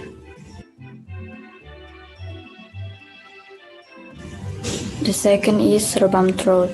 This traditional folk dance is usually performed during Cambodian New Year celebrations. Rebam Trot means throwing away last year's misfortunes and wishing for the better life in New Year. Sometimes this dance is also performed to ask for rain during the dry season. Dancer usually consists of 16 people, both female and male. Jadi, Rebam Trot merupakan tarian tradisional yang ditampilkan saat perayaan Tahun Baru Kamboja yang memiliki arti yaitu mengharapkan kehidupan yang lebih baik di tahun baru. Kadang, tarian Rebam Trot dibawakan untuk meminta hujan saat musim kemarau, dan tarian Rebam Trot terdiri atas 16 orang, sudah termasuk perempuan dan juga laki-laki. My name is Josephine. Now I want to talk about Cambodian traditional music. There is two types of Cambodian traditional music. The first one is pimpit. P refers to a reed musical instrument, and pit refers to a percussion instrument. Pimpit is usually played to accompany traditional camera dancer and also during religious event. When accompanying camera dancer, pimpit is a way of interacting between musician, dancer, and vocalist. Jadi, kata pi ini mengacu kepada alat musik dari bulu, sedangkan pit ini mengacu kepada alat musik perkusi. Nah, biasanya pimpit ini dimainin untuk mengiringi penari tradisional Khmer dan juga untuk acara keagamaan. And the second one, there is a mohori. In ancient times, mohori was played in the royal palace, just like pimpit. Sometimes also played in several villages. Although the musical instruments used are similar to those of pimpit, mohori's main instrument consists of two types of ronit and two types of throw. Nah, kalau mohori ini dulunya dipentasin di kerajaan di istana, sama seperti pimpit. Namun musik utama dari si mohori ini adalah dua jenis ronit atau saxophone dan dua jenis throw atau biola. So I want to talk about tourism in Cambodia, and we choose two. There is Angkor Wat and Phnom Penh. So I want to talk about Angkor Wat. Angkor Wat is the local language means it's city temple. This tourist spot in Cambodia is cluster of temple buildings, which are one of the largest religious monument in the world. The tourist complex in Cambodia was originally built as a Hindu temple in the Khmer Empire dedicated to the good Vishnu, but gradually turned into the Buddhist temple toward the end of the 12th century. And the last one, the enter Angkor Wat, tourists must buy a ticket for 20 US dollars. However, its area of 200 square kilometers makes Angkor Wat insufficient to be visited in just one day. So there is also a pass for 30 US dollars for a 3-day visit. Oke, jadi berbicara tentang tourism in Kamboja atau tempat pariwisata yang terkenal di Kamboja, kami memilih dua, yaitu ada Phnom Penh and Angkor Wat.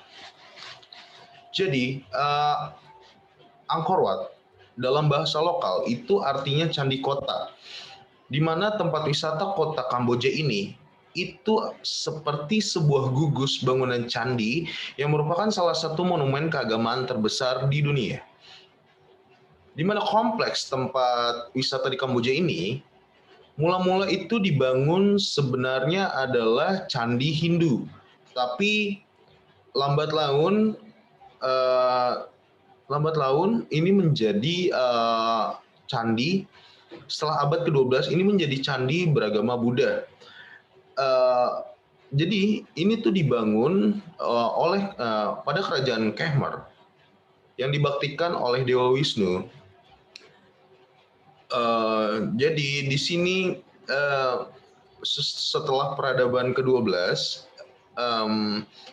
Angkor Wat ini yang tadinya adalah untuk agama Hindu yang sekarang berubah menjadi agama Buddha. Nah, untuk masuk Angkor Wat ini, wisata Angkor Wat ini, itu untuk pariwisata diambil harga nilai tiket seharga 20 US dollar. Nah, karena luasnya hanya mencapai 200 km persegi, jadi Angkor Wat itu seperti kecil, jadi kayak tidak cukup luas untuk para wisatawan. Tapi ada dua opsi.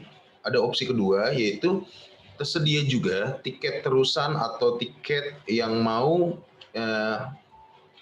paket untuk 3 hari ke depan itu seharga $30 US dollar.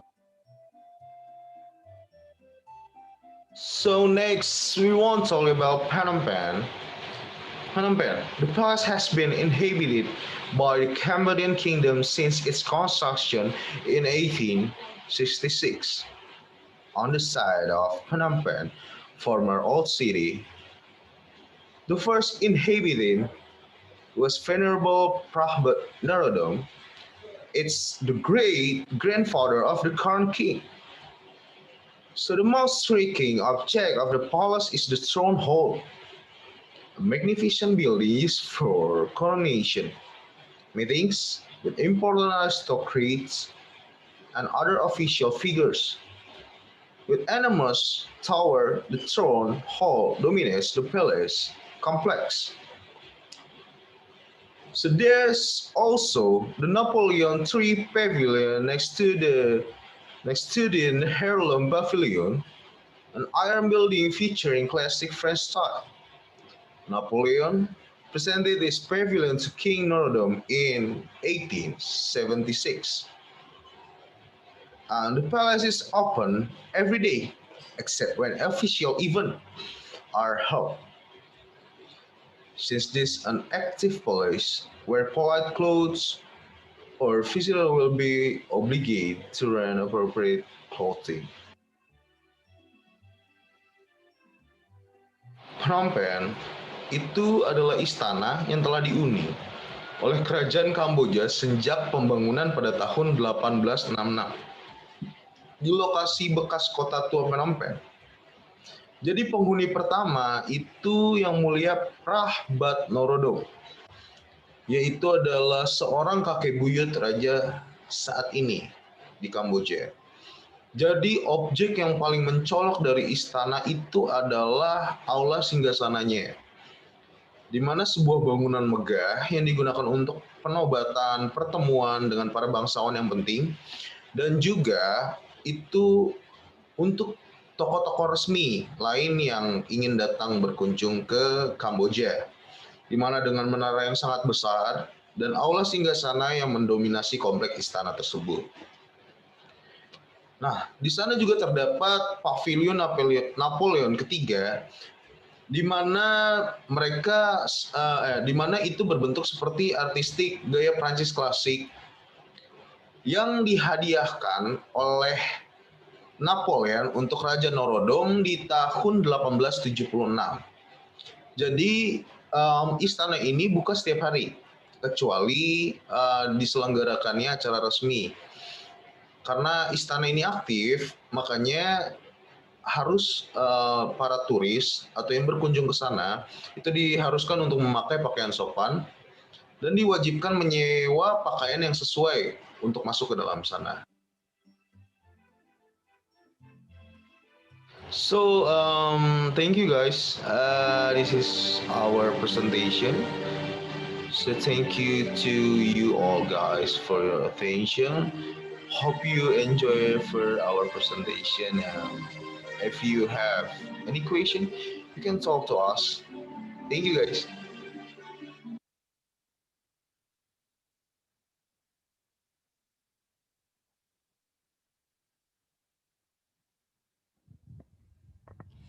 Thank you, Cambodia Group. Now we call the representative from Cambodia, Santo, to deliver the quiz.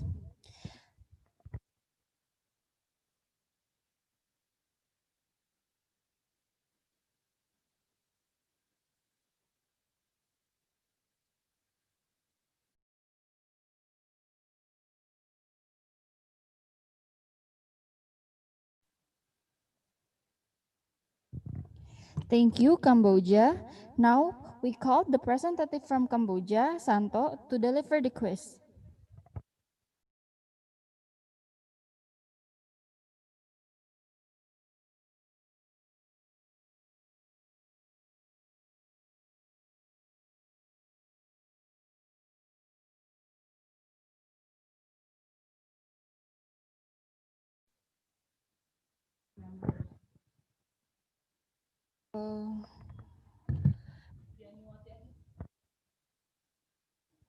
Now we call the representative from Cambodia, Pianiwati, to deliver the quiz.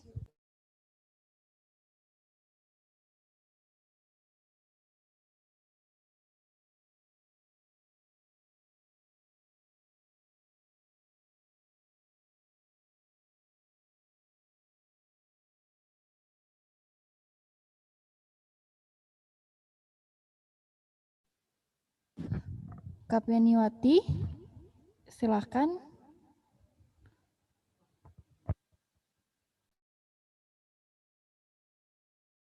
Kapianiwati, halo. Halo Kapianiwati. Halo Kapianiwati, silakan.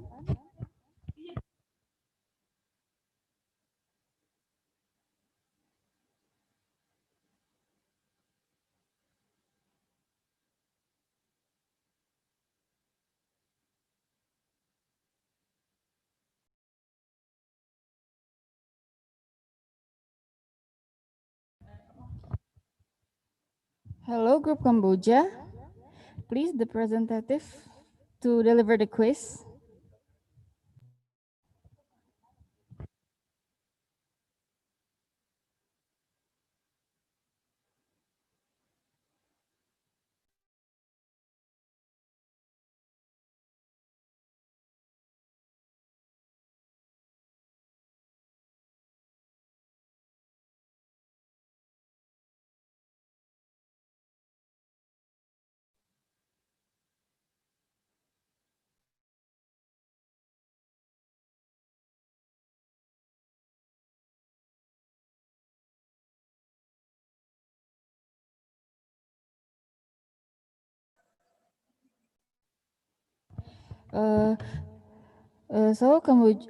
So any member of Cambodia group, please open your mic and camera to deliver the quiz.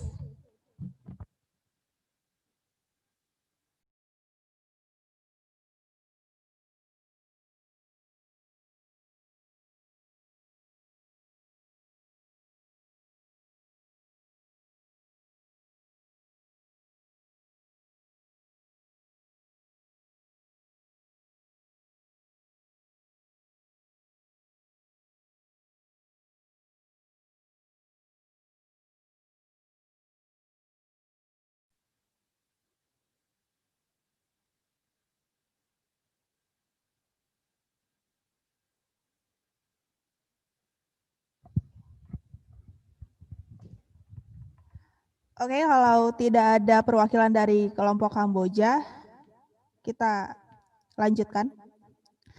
Now we move on to the next presentation, Vietnam Group. For Vietnam Group, the floor is yours.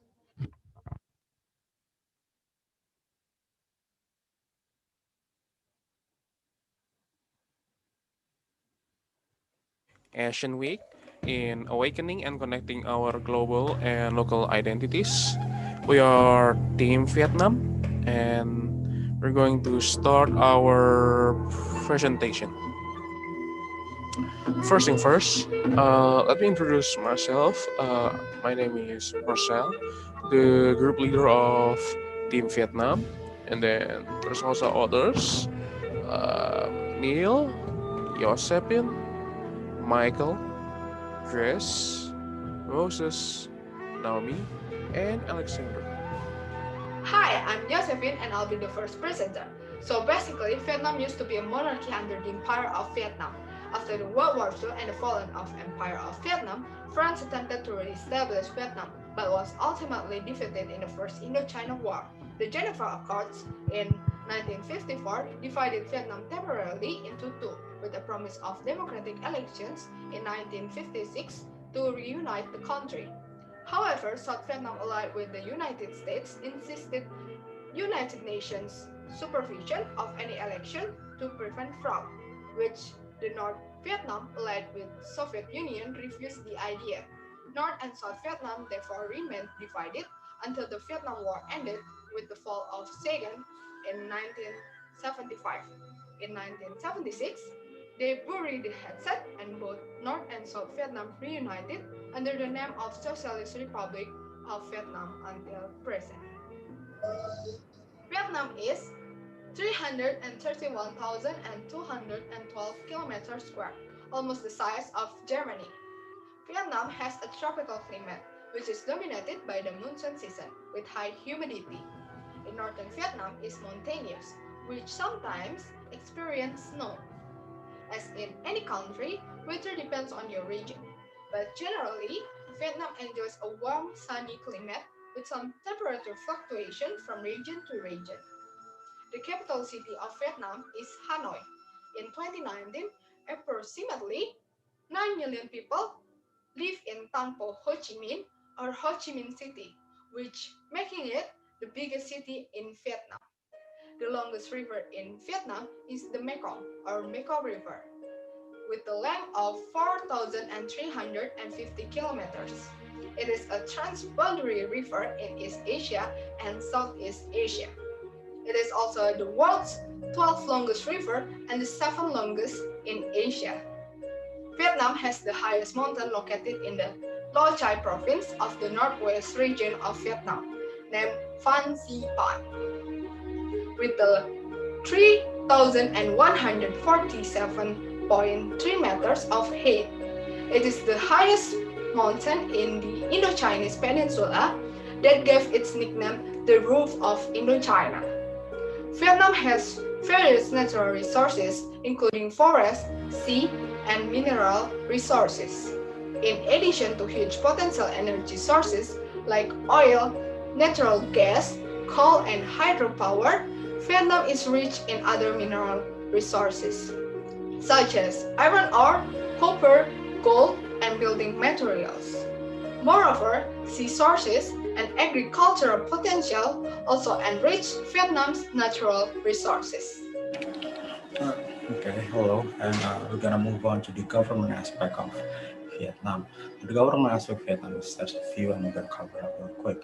So we're gonna start off with the flag. The flag itself has a star shape in the middle, which has the yellow color. The yellow color represents the skin of the people, and the five sides of the star represents the five main classes of Vietnam, which is businessmen, peasants, farmer, military, and intelligence.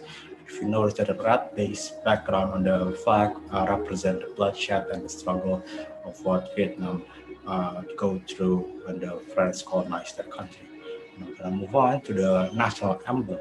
National emblem has a similar design with the Vietnam flag, but has a few add-ups in it. Like, for instance, if you notice the cock, it's more like a gear also, a gear and a crop that's surrounding the star. That represents the agricultural progress of the country and the industrial progress of the country. And if you notice, there's a word on the middle. Like, it says "Trong Hoa Sa Hoi Chung Vietnam." That's translated roughly to Republic Social of Vietnam. I'm gonna move on to the currency. Now, if you notice, the currency of Vietnam is Vietnam Dong.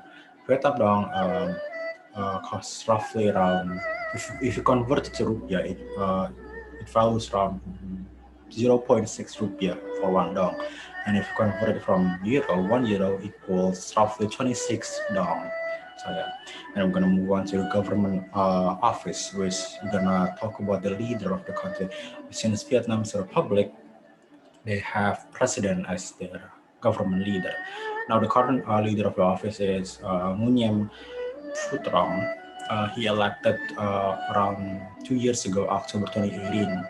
What I heard that the previous president actually died in his office, so the council decided to elect him as the next president. The thing is about Nguyen Phu Trong, he actually lead the same political party as Ho Chi Minh. If you don't know Ho Chi Minh is it's more like not George Bush. It's more like Sukarno of Indonesia.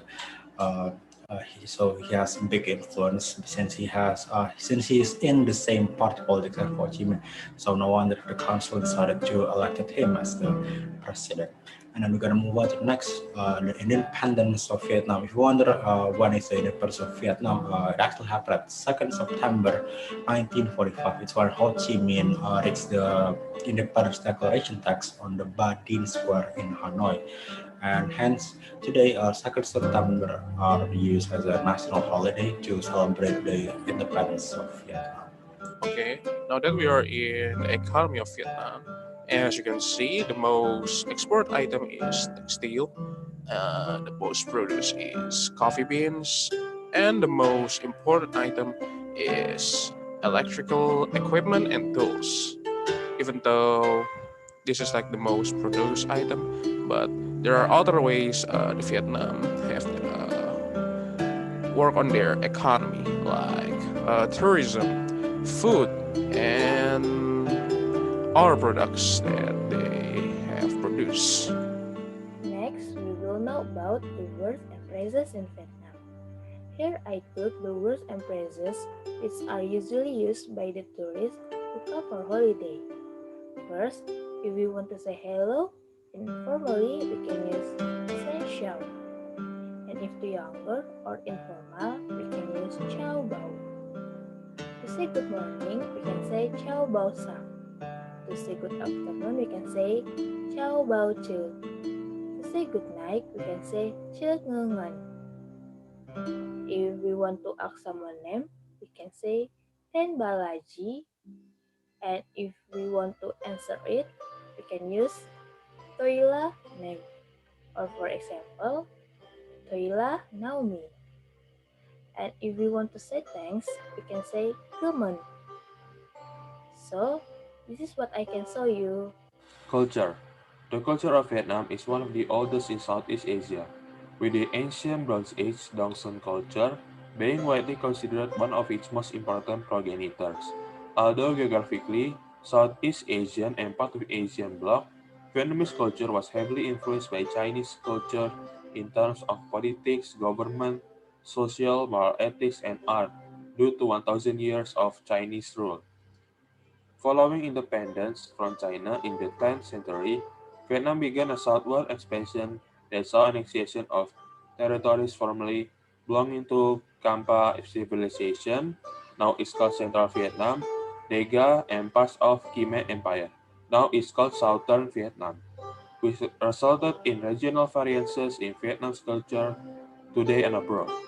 These following pictures are part from Vietnamese culture. What is demonym? Demonym are usually derived from the name of the place such as village, city, region, province, state, and continent. The demonym of Vietnam is Vietnamese, Nguoi Viet, or Kin people, Nguoi Kin. Kin meaning metropolis, evolved to refer to those living in established population centers in the lowlands. Viet is a reference to the Bah Viet, a collection of non-Han peoples who lived in southern China and northern Vietnam since ancient times. In Vietnamese, Kin and Viet are used interchangeably to refer Vietnamese people, with Kin used more in more official context. Vietnam is an Austro-Asiatic language, the origin in Vietnam, where it's a national and official language. Vietnam is spoken natively by estimate 19 million people in several times as many as the rest of the Austro-Asiatic family combined. It is native language of Vietnam's Kin people, as well as the first or the second language for other ethnic groups in Vietnam. As a result, Vietnam speakers are also found in other parts of South Asia, as well as East Asia, North America, Europe, and Australia. Vietnam has also been officially recognized as a minority language ethnic. There are 54 ethnic groups in Vietnam recognized by the Vietnam government. Each ethnic has their own language, tradition, and subculture. The largest ethnic groups are Kin, 85.3%, Thai 1.9%, Tay 1.8%, Muang 1.5%, Hmong 1.4%, Khmer 1.3%, Nung 1.1%, Dao 0.9%, and Hao 0.7%. Religion in Vietnam. As a communist country, Vietnam is officially an atheist state. Even so, most Vietnams are not atheists, but believe in a combine of the three religions, which is Taoism, Buddhism, and Confucianism. Minority religion practiced in Vietnam include Christianity, Hinduism, Chao Dai, and Hao Hao. Vietnam enjoys relatively freedom of religion, but still with the certain limits. Famous people. First is Ho Chi Minh, born on May 19, 1890 and died on September 2, 1969, at the age of 79. He is the first president, the first prime minister. He has big impact in politics, also in Vietnam, Japanese people. The second is Song Tsung MTP, born in 1994 in the province of Taiping, Nguyen Sang Tzu, known by his name Song Tsung MTP. Become famous thanks to YouTube, his popularity among Vietnamese Jewish work is comparable to Justin Bieber in North America. Now, I will tell you about fun fact in Vietnam. First is, according to ancient Vietnamese folklore, Vietnamese people are descendants of dragon. Dragon is therefore a mythical figure in Vietnam's ship. It's also called Dragon's Spring Rain, which is needed large area of agricultural in country.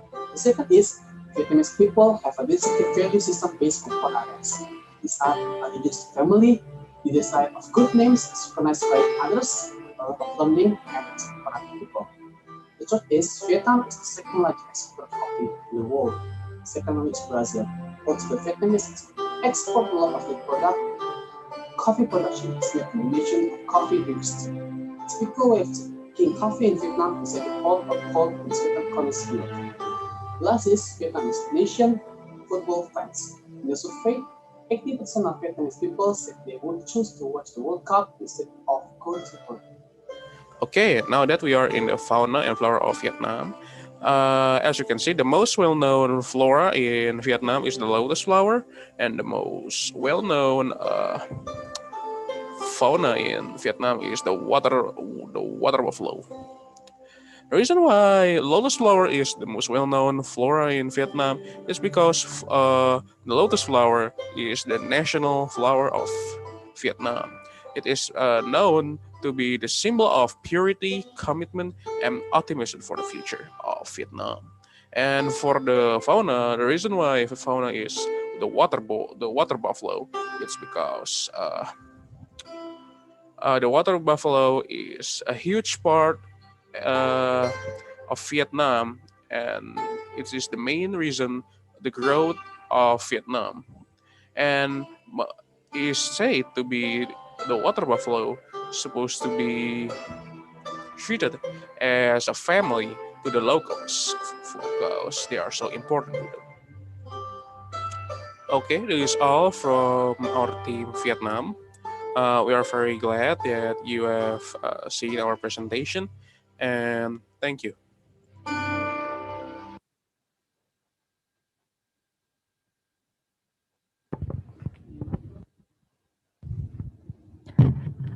Thank you, Vietnam, for the presentation.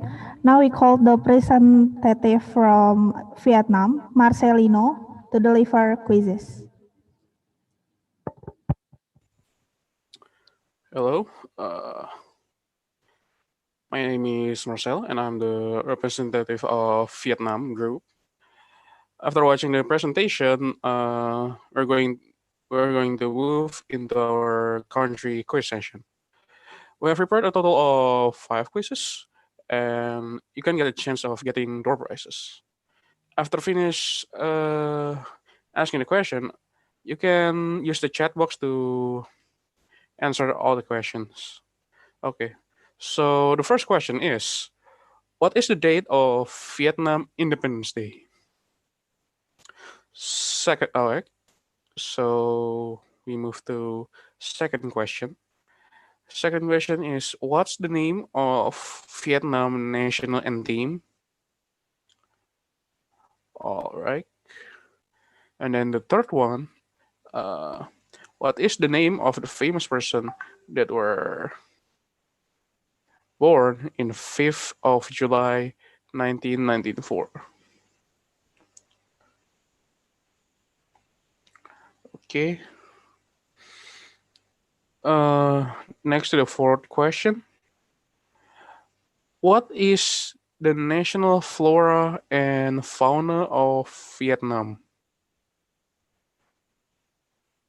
Okay. And then the last question. In the fun facts of our presentation, why is Vietnam known for their coffee? Okay, that is all our question and thank you.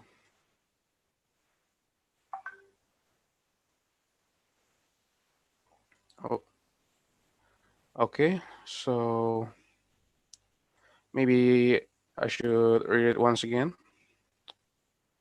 Okay, so the first question is, what is the date of Vietnam Independence Day? Okay. The second one is, the second question is, what's the name of Vietnam national anthem? And the third one, what is the name of the famous person that were born in 5th of July 1994? Okay, we move on to the fourth question.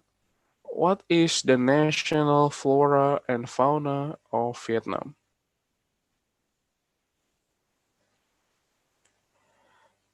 Last but not least, last question in the fun facts of our presentation. Why is Vietnam known for their coffee?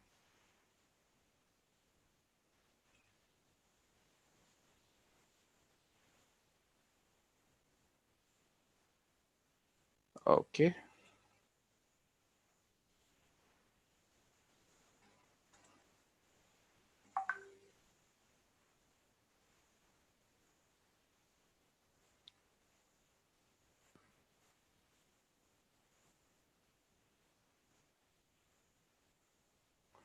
Okay, that is all, and thank you.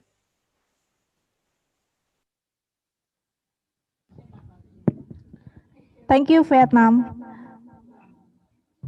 Good afternoon, everyone. We have arrived at the final part of the event, which is the announcement for the door prize winners. Just to remind you.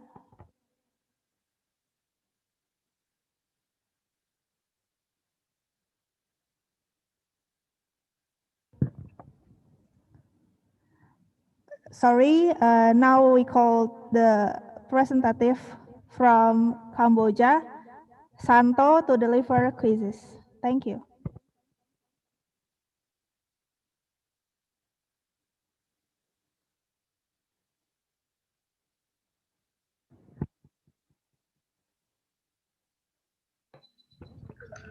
Halo Kak. Santo Bat Kalara. Hello Kalara. Yes. Please. Hello everyone. I'm sorry for the late response. I am the representative from Cambodia group. Yeah. After watching the country presentation, we are moving on to our country's quiz session. We have prepared a total of 5 questions, so there will be 5 chances to win door prize. After I finish asking the question, all of you can use the chat box to answer. The rest of my group members will help in monitoring the answers, so whoever types in the correct answer first will be the winner. Let's listen carefully. The first question is, what the meaning the blue on Cambodia flag?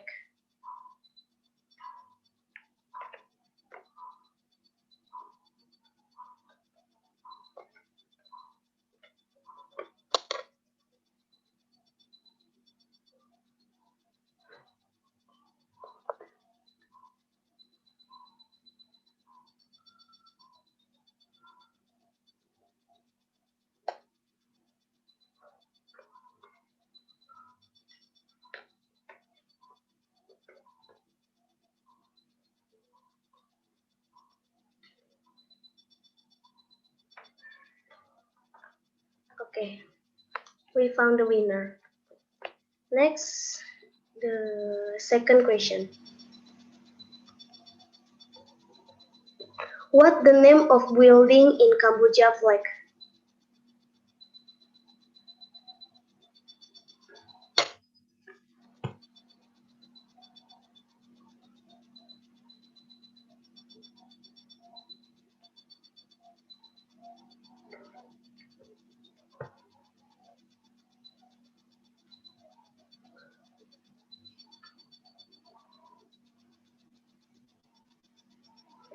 Okay, we found the winner.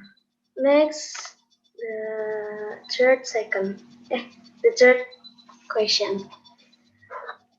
What is Cambodia government system?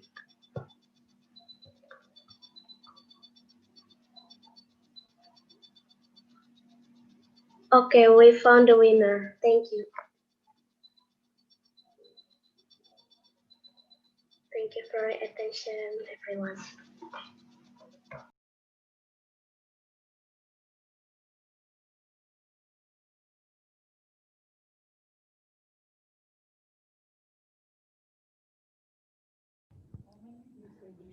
Thank you, Cambodia Group. So we have arrived at the final part of the event, which is the announcement for the door prize winners. Just to remind you, the prize are changed to win OVO, merchandise, etc.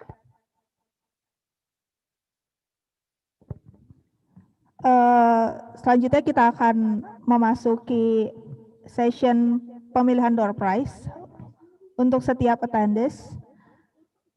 Pemilihan door prize menggunakan aplikasi door prize putar. Silakan operator.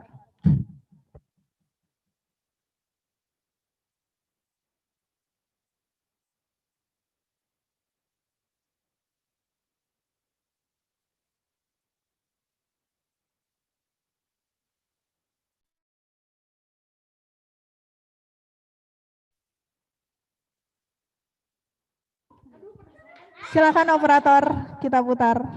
Ya, kita putar. Ayo kita putar untuk door prize hari ini. Ya. Selamat kepada Wiwien.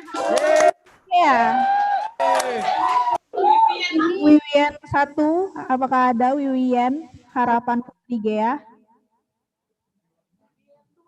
Wiwien 2. Wiwien 3. Ya. Hangus. Sayang sekali. Oke, next operator.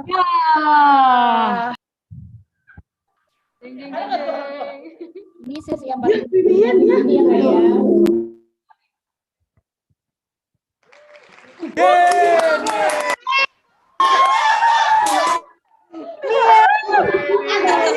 Nggak boleh. Niel 1.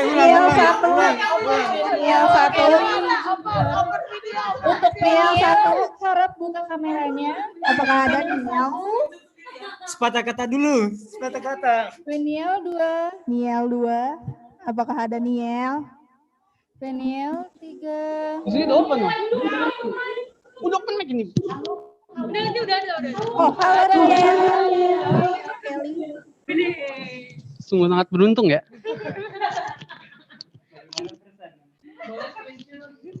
Silakan di sendiri. Wah, curang katanya.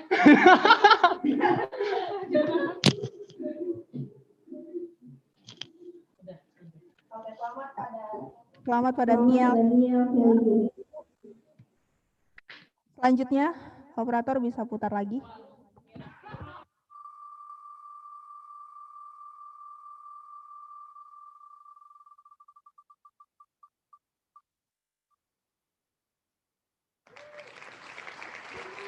Elvira Sarah Natania. Ini angkatan Elvira 1, apakah ada Elvira Sarah Natania? Ada. Oh, ada. Halo Elvira. Halo. Selamat Elvira, kamu boleh screenshot sebagai bukti. Oke.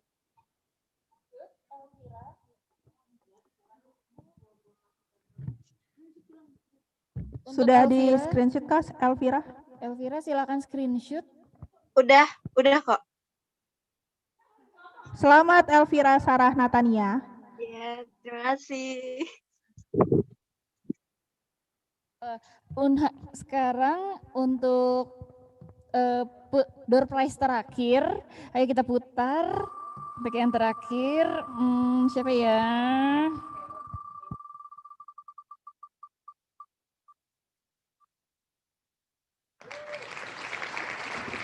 Andriani Grace Naomi. Andriani 1, apakah ada Andriani? Silahkan open cam-nya. Andriani, halo. Iya. Selamat Andriani, boleh open cam? Iya, sebentar. Ya Tuhan Yesus, sumpah gue buluk banget.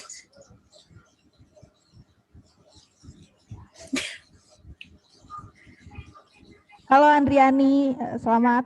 Kamu bisa screenshot ya. Ya Kak.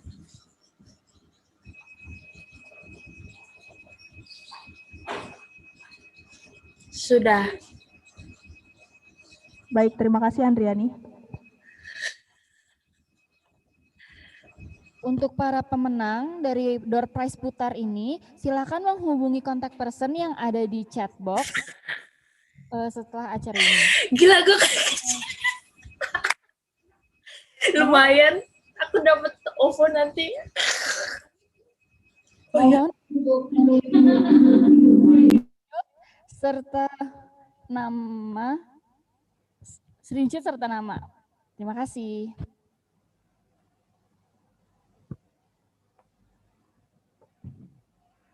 Selanjutnya kita akan mengumumkan para pemenang dari presentasi-presentasi hari ini. Para speaker sudah mengirimkan nama-nama pemenangnya.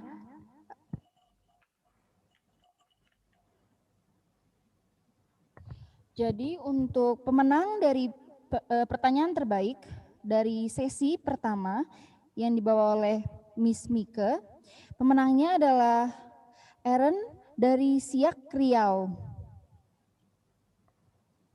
Apakah Aaron ada? Kalau ada silakan EN.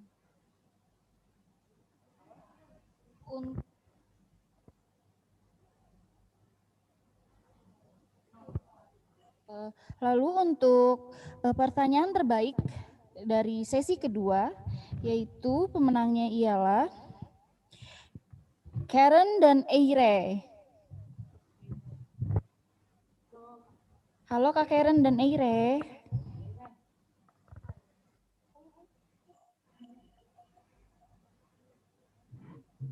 Halo Karen dan Eire, apakah ada?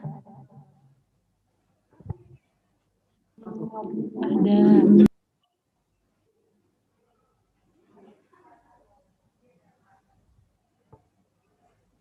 Halo Karen, halo Eire. Baik, untuk pemenang best question atau pertanyaan terbaik, bisa menghubungi kontak person yang ada di chat box ya. Lalu untuk pemenang selanjutnya yaitu pemenang dari penjawab pertanyaan presentasi negara ASEAN.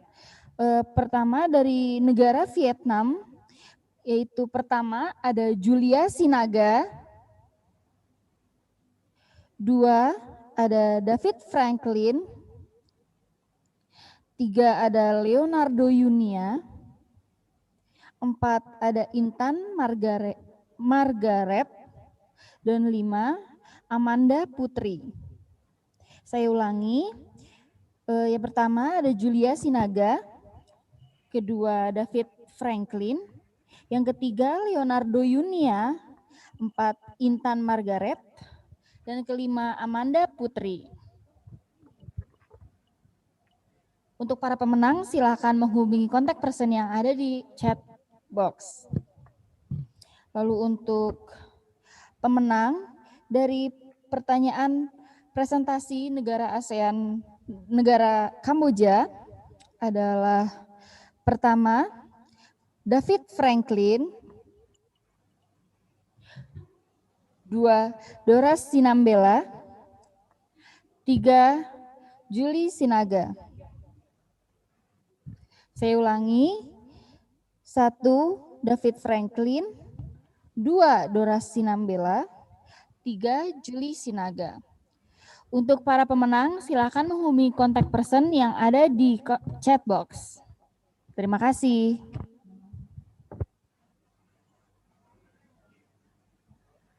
Selamat kepada para pemenang.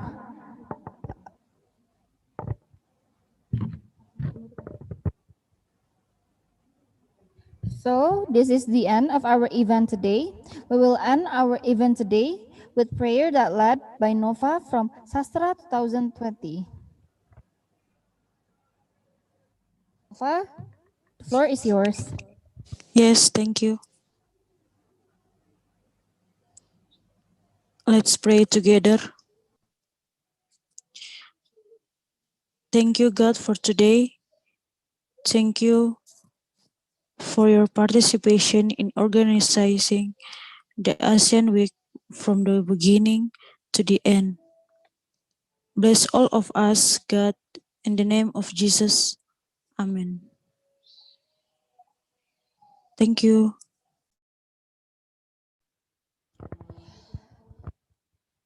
So the rundown for day 4, for the first session, there will be Young and Global Sharing with Asian Youth Organization. And for the second session, there will be Romo Setio Wibowo from Sekolah Tinggi Filsafat Driyarkara. And for the third session, there will be Ramon Guillermo from University of the Philippines. For your information, the Zoom link for day 4 is different with day 3. So our committee will inform the link through email and WhatsApp group.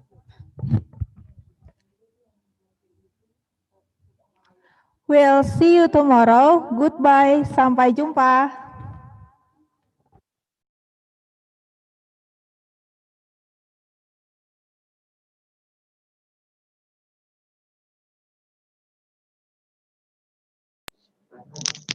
Thank you, Kamati.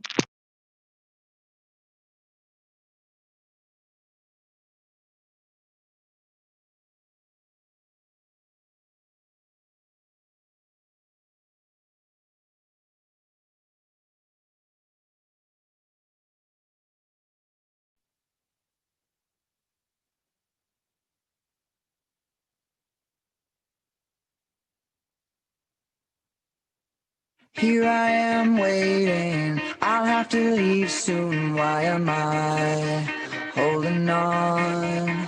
We knew this day would come, we knew it all along, how did it come so fast? This is our last night, but it's late, and I'm trying not to sleep, 'cause I know when I wake, I will have to slip away.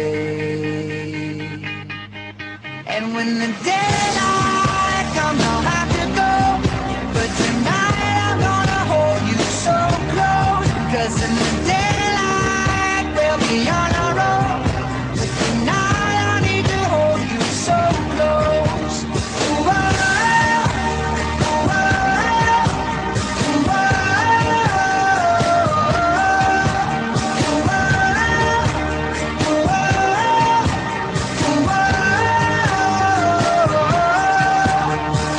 Here I am staring at your perfection in my arms, so beautiful. The sky is getting bright, the stars are burning out. Somebody slow it down, this is way too hard. 'Cause I know when the sun comes up, I will leave. This is my last glance, that will soon be memory. And when the daylight comes, I'll have to go. But tonight I'm gonna hold you so close, 'cause in the daylight we'll be on our own. But tonight I need to hold you so close. Ooh, oh,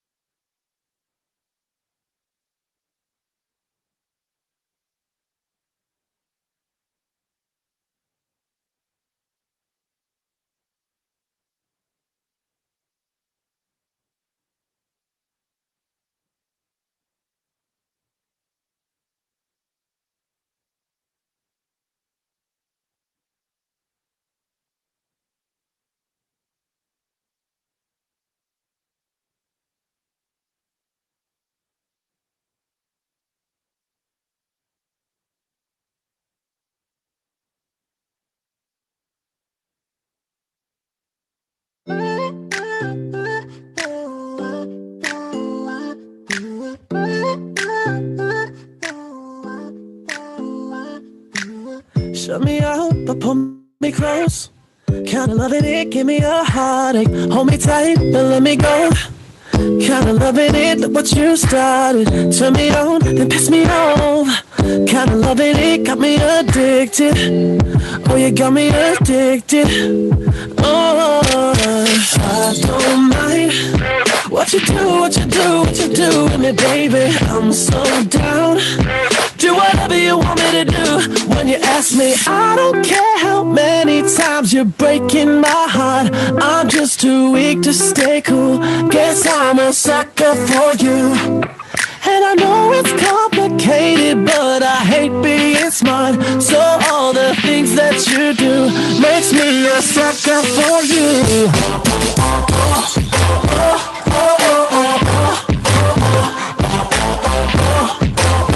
Guess I'm a sucker for you.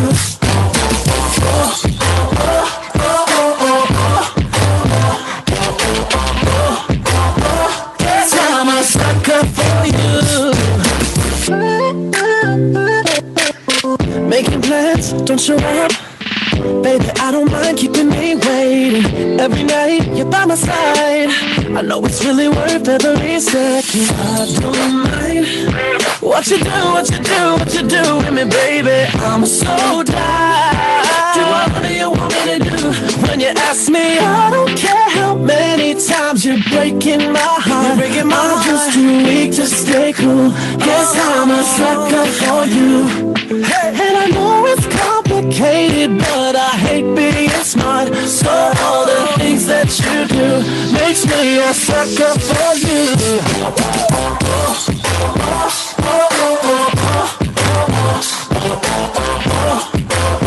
Guess I'm a sucker for you.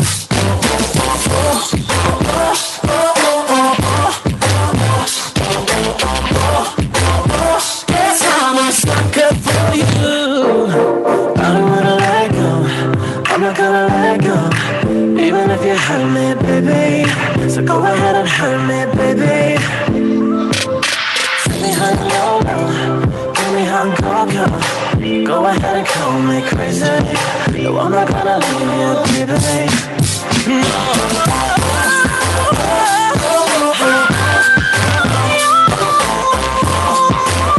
Guess I'm a sucker for you.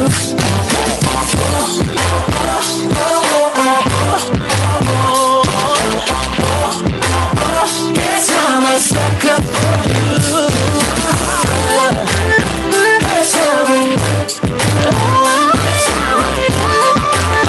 Guess I'm a sucker for you.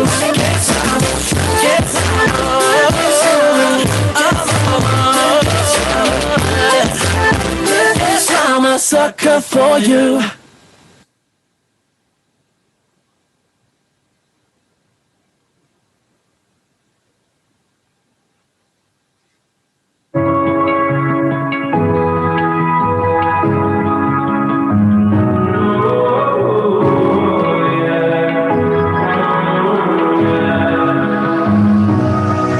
Yeah, I'd rather be a lover than a fighter. Cause all my life I've been fighting. Never felt a feeling of comfort. All this time I've been hiding. And I never had someone to come home with. Nah, I'm so used to shit. Love only left me alone. But I'm at one with the silence. I found peace in your vibes. Can't show me there's no point in trying. I'm at one, and I've been quiet for too long. I found peace in your vibes. Can't show me there's no point in trying. I'm at one, and I've been silent for too long. I've been quiet for too long. I've been quiet for too long. I found peace in your vibes. Can't show me there's no point in trying. I'm at one, and I've been quiet for too long. I'm in need of a savior, but I'm not asking for favors. My whole life I feel like a burden. I think too much and I hate it. I'm so used to being in the wrong. I'm tired of caring. The love you never gave me a home. So I sit here in the silence. I found peace in your vibes. Can't show me there's no point in trying. I'm at one, and I've been quiet for too long. I found peace in your vibes. Can't show me there's no point in trying. I'm at one, and I've been silent for too long. Quiet for too long.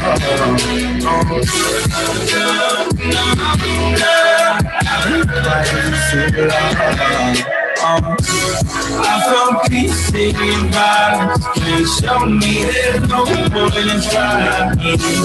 I'm at one, and I've been quiet for too long.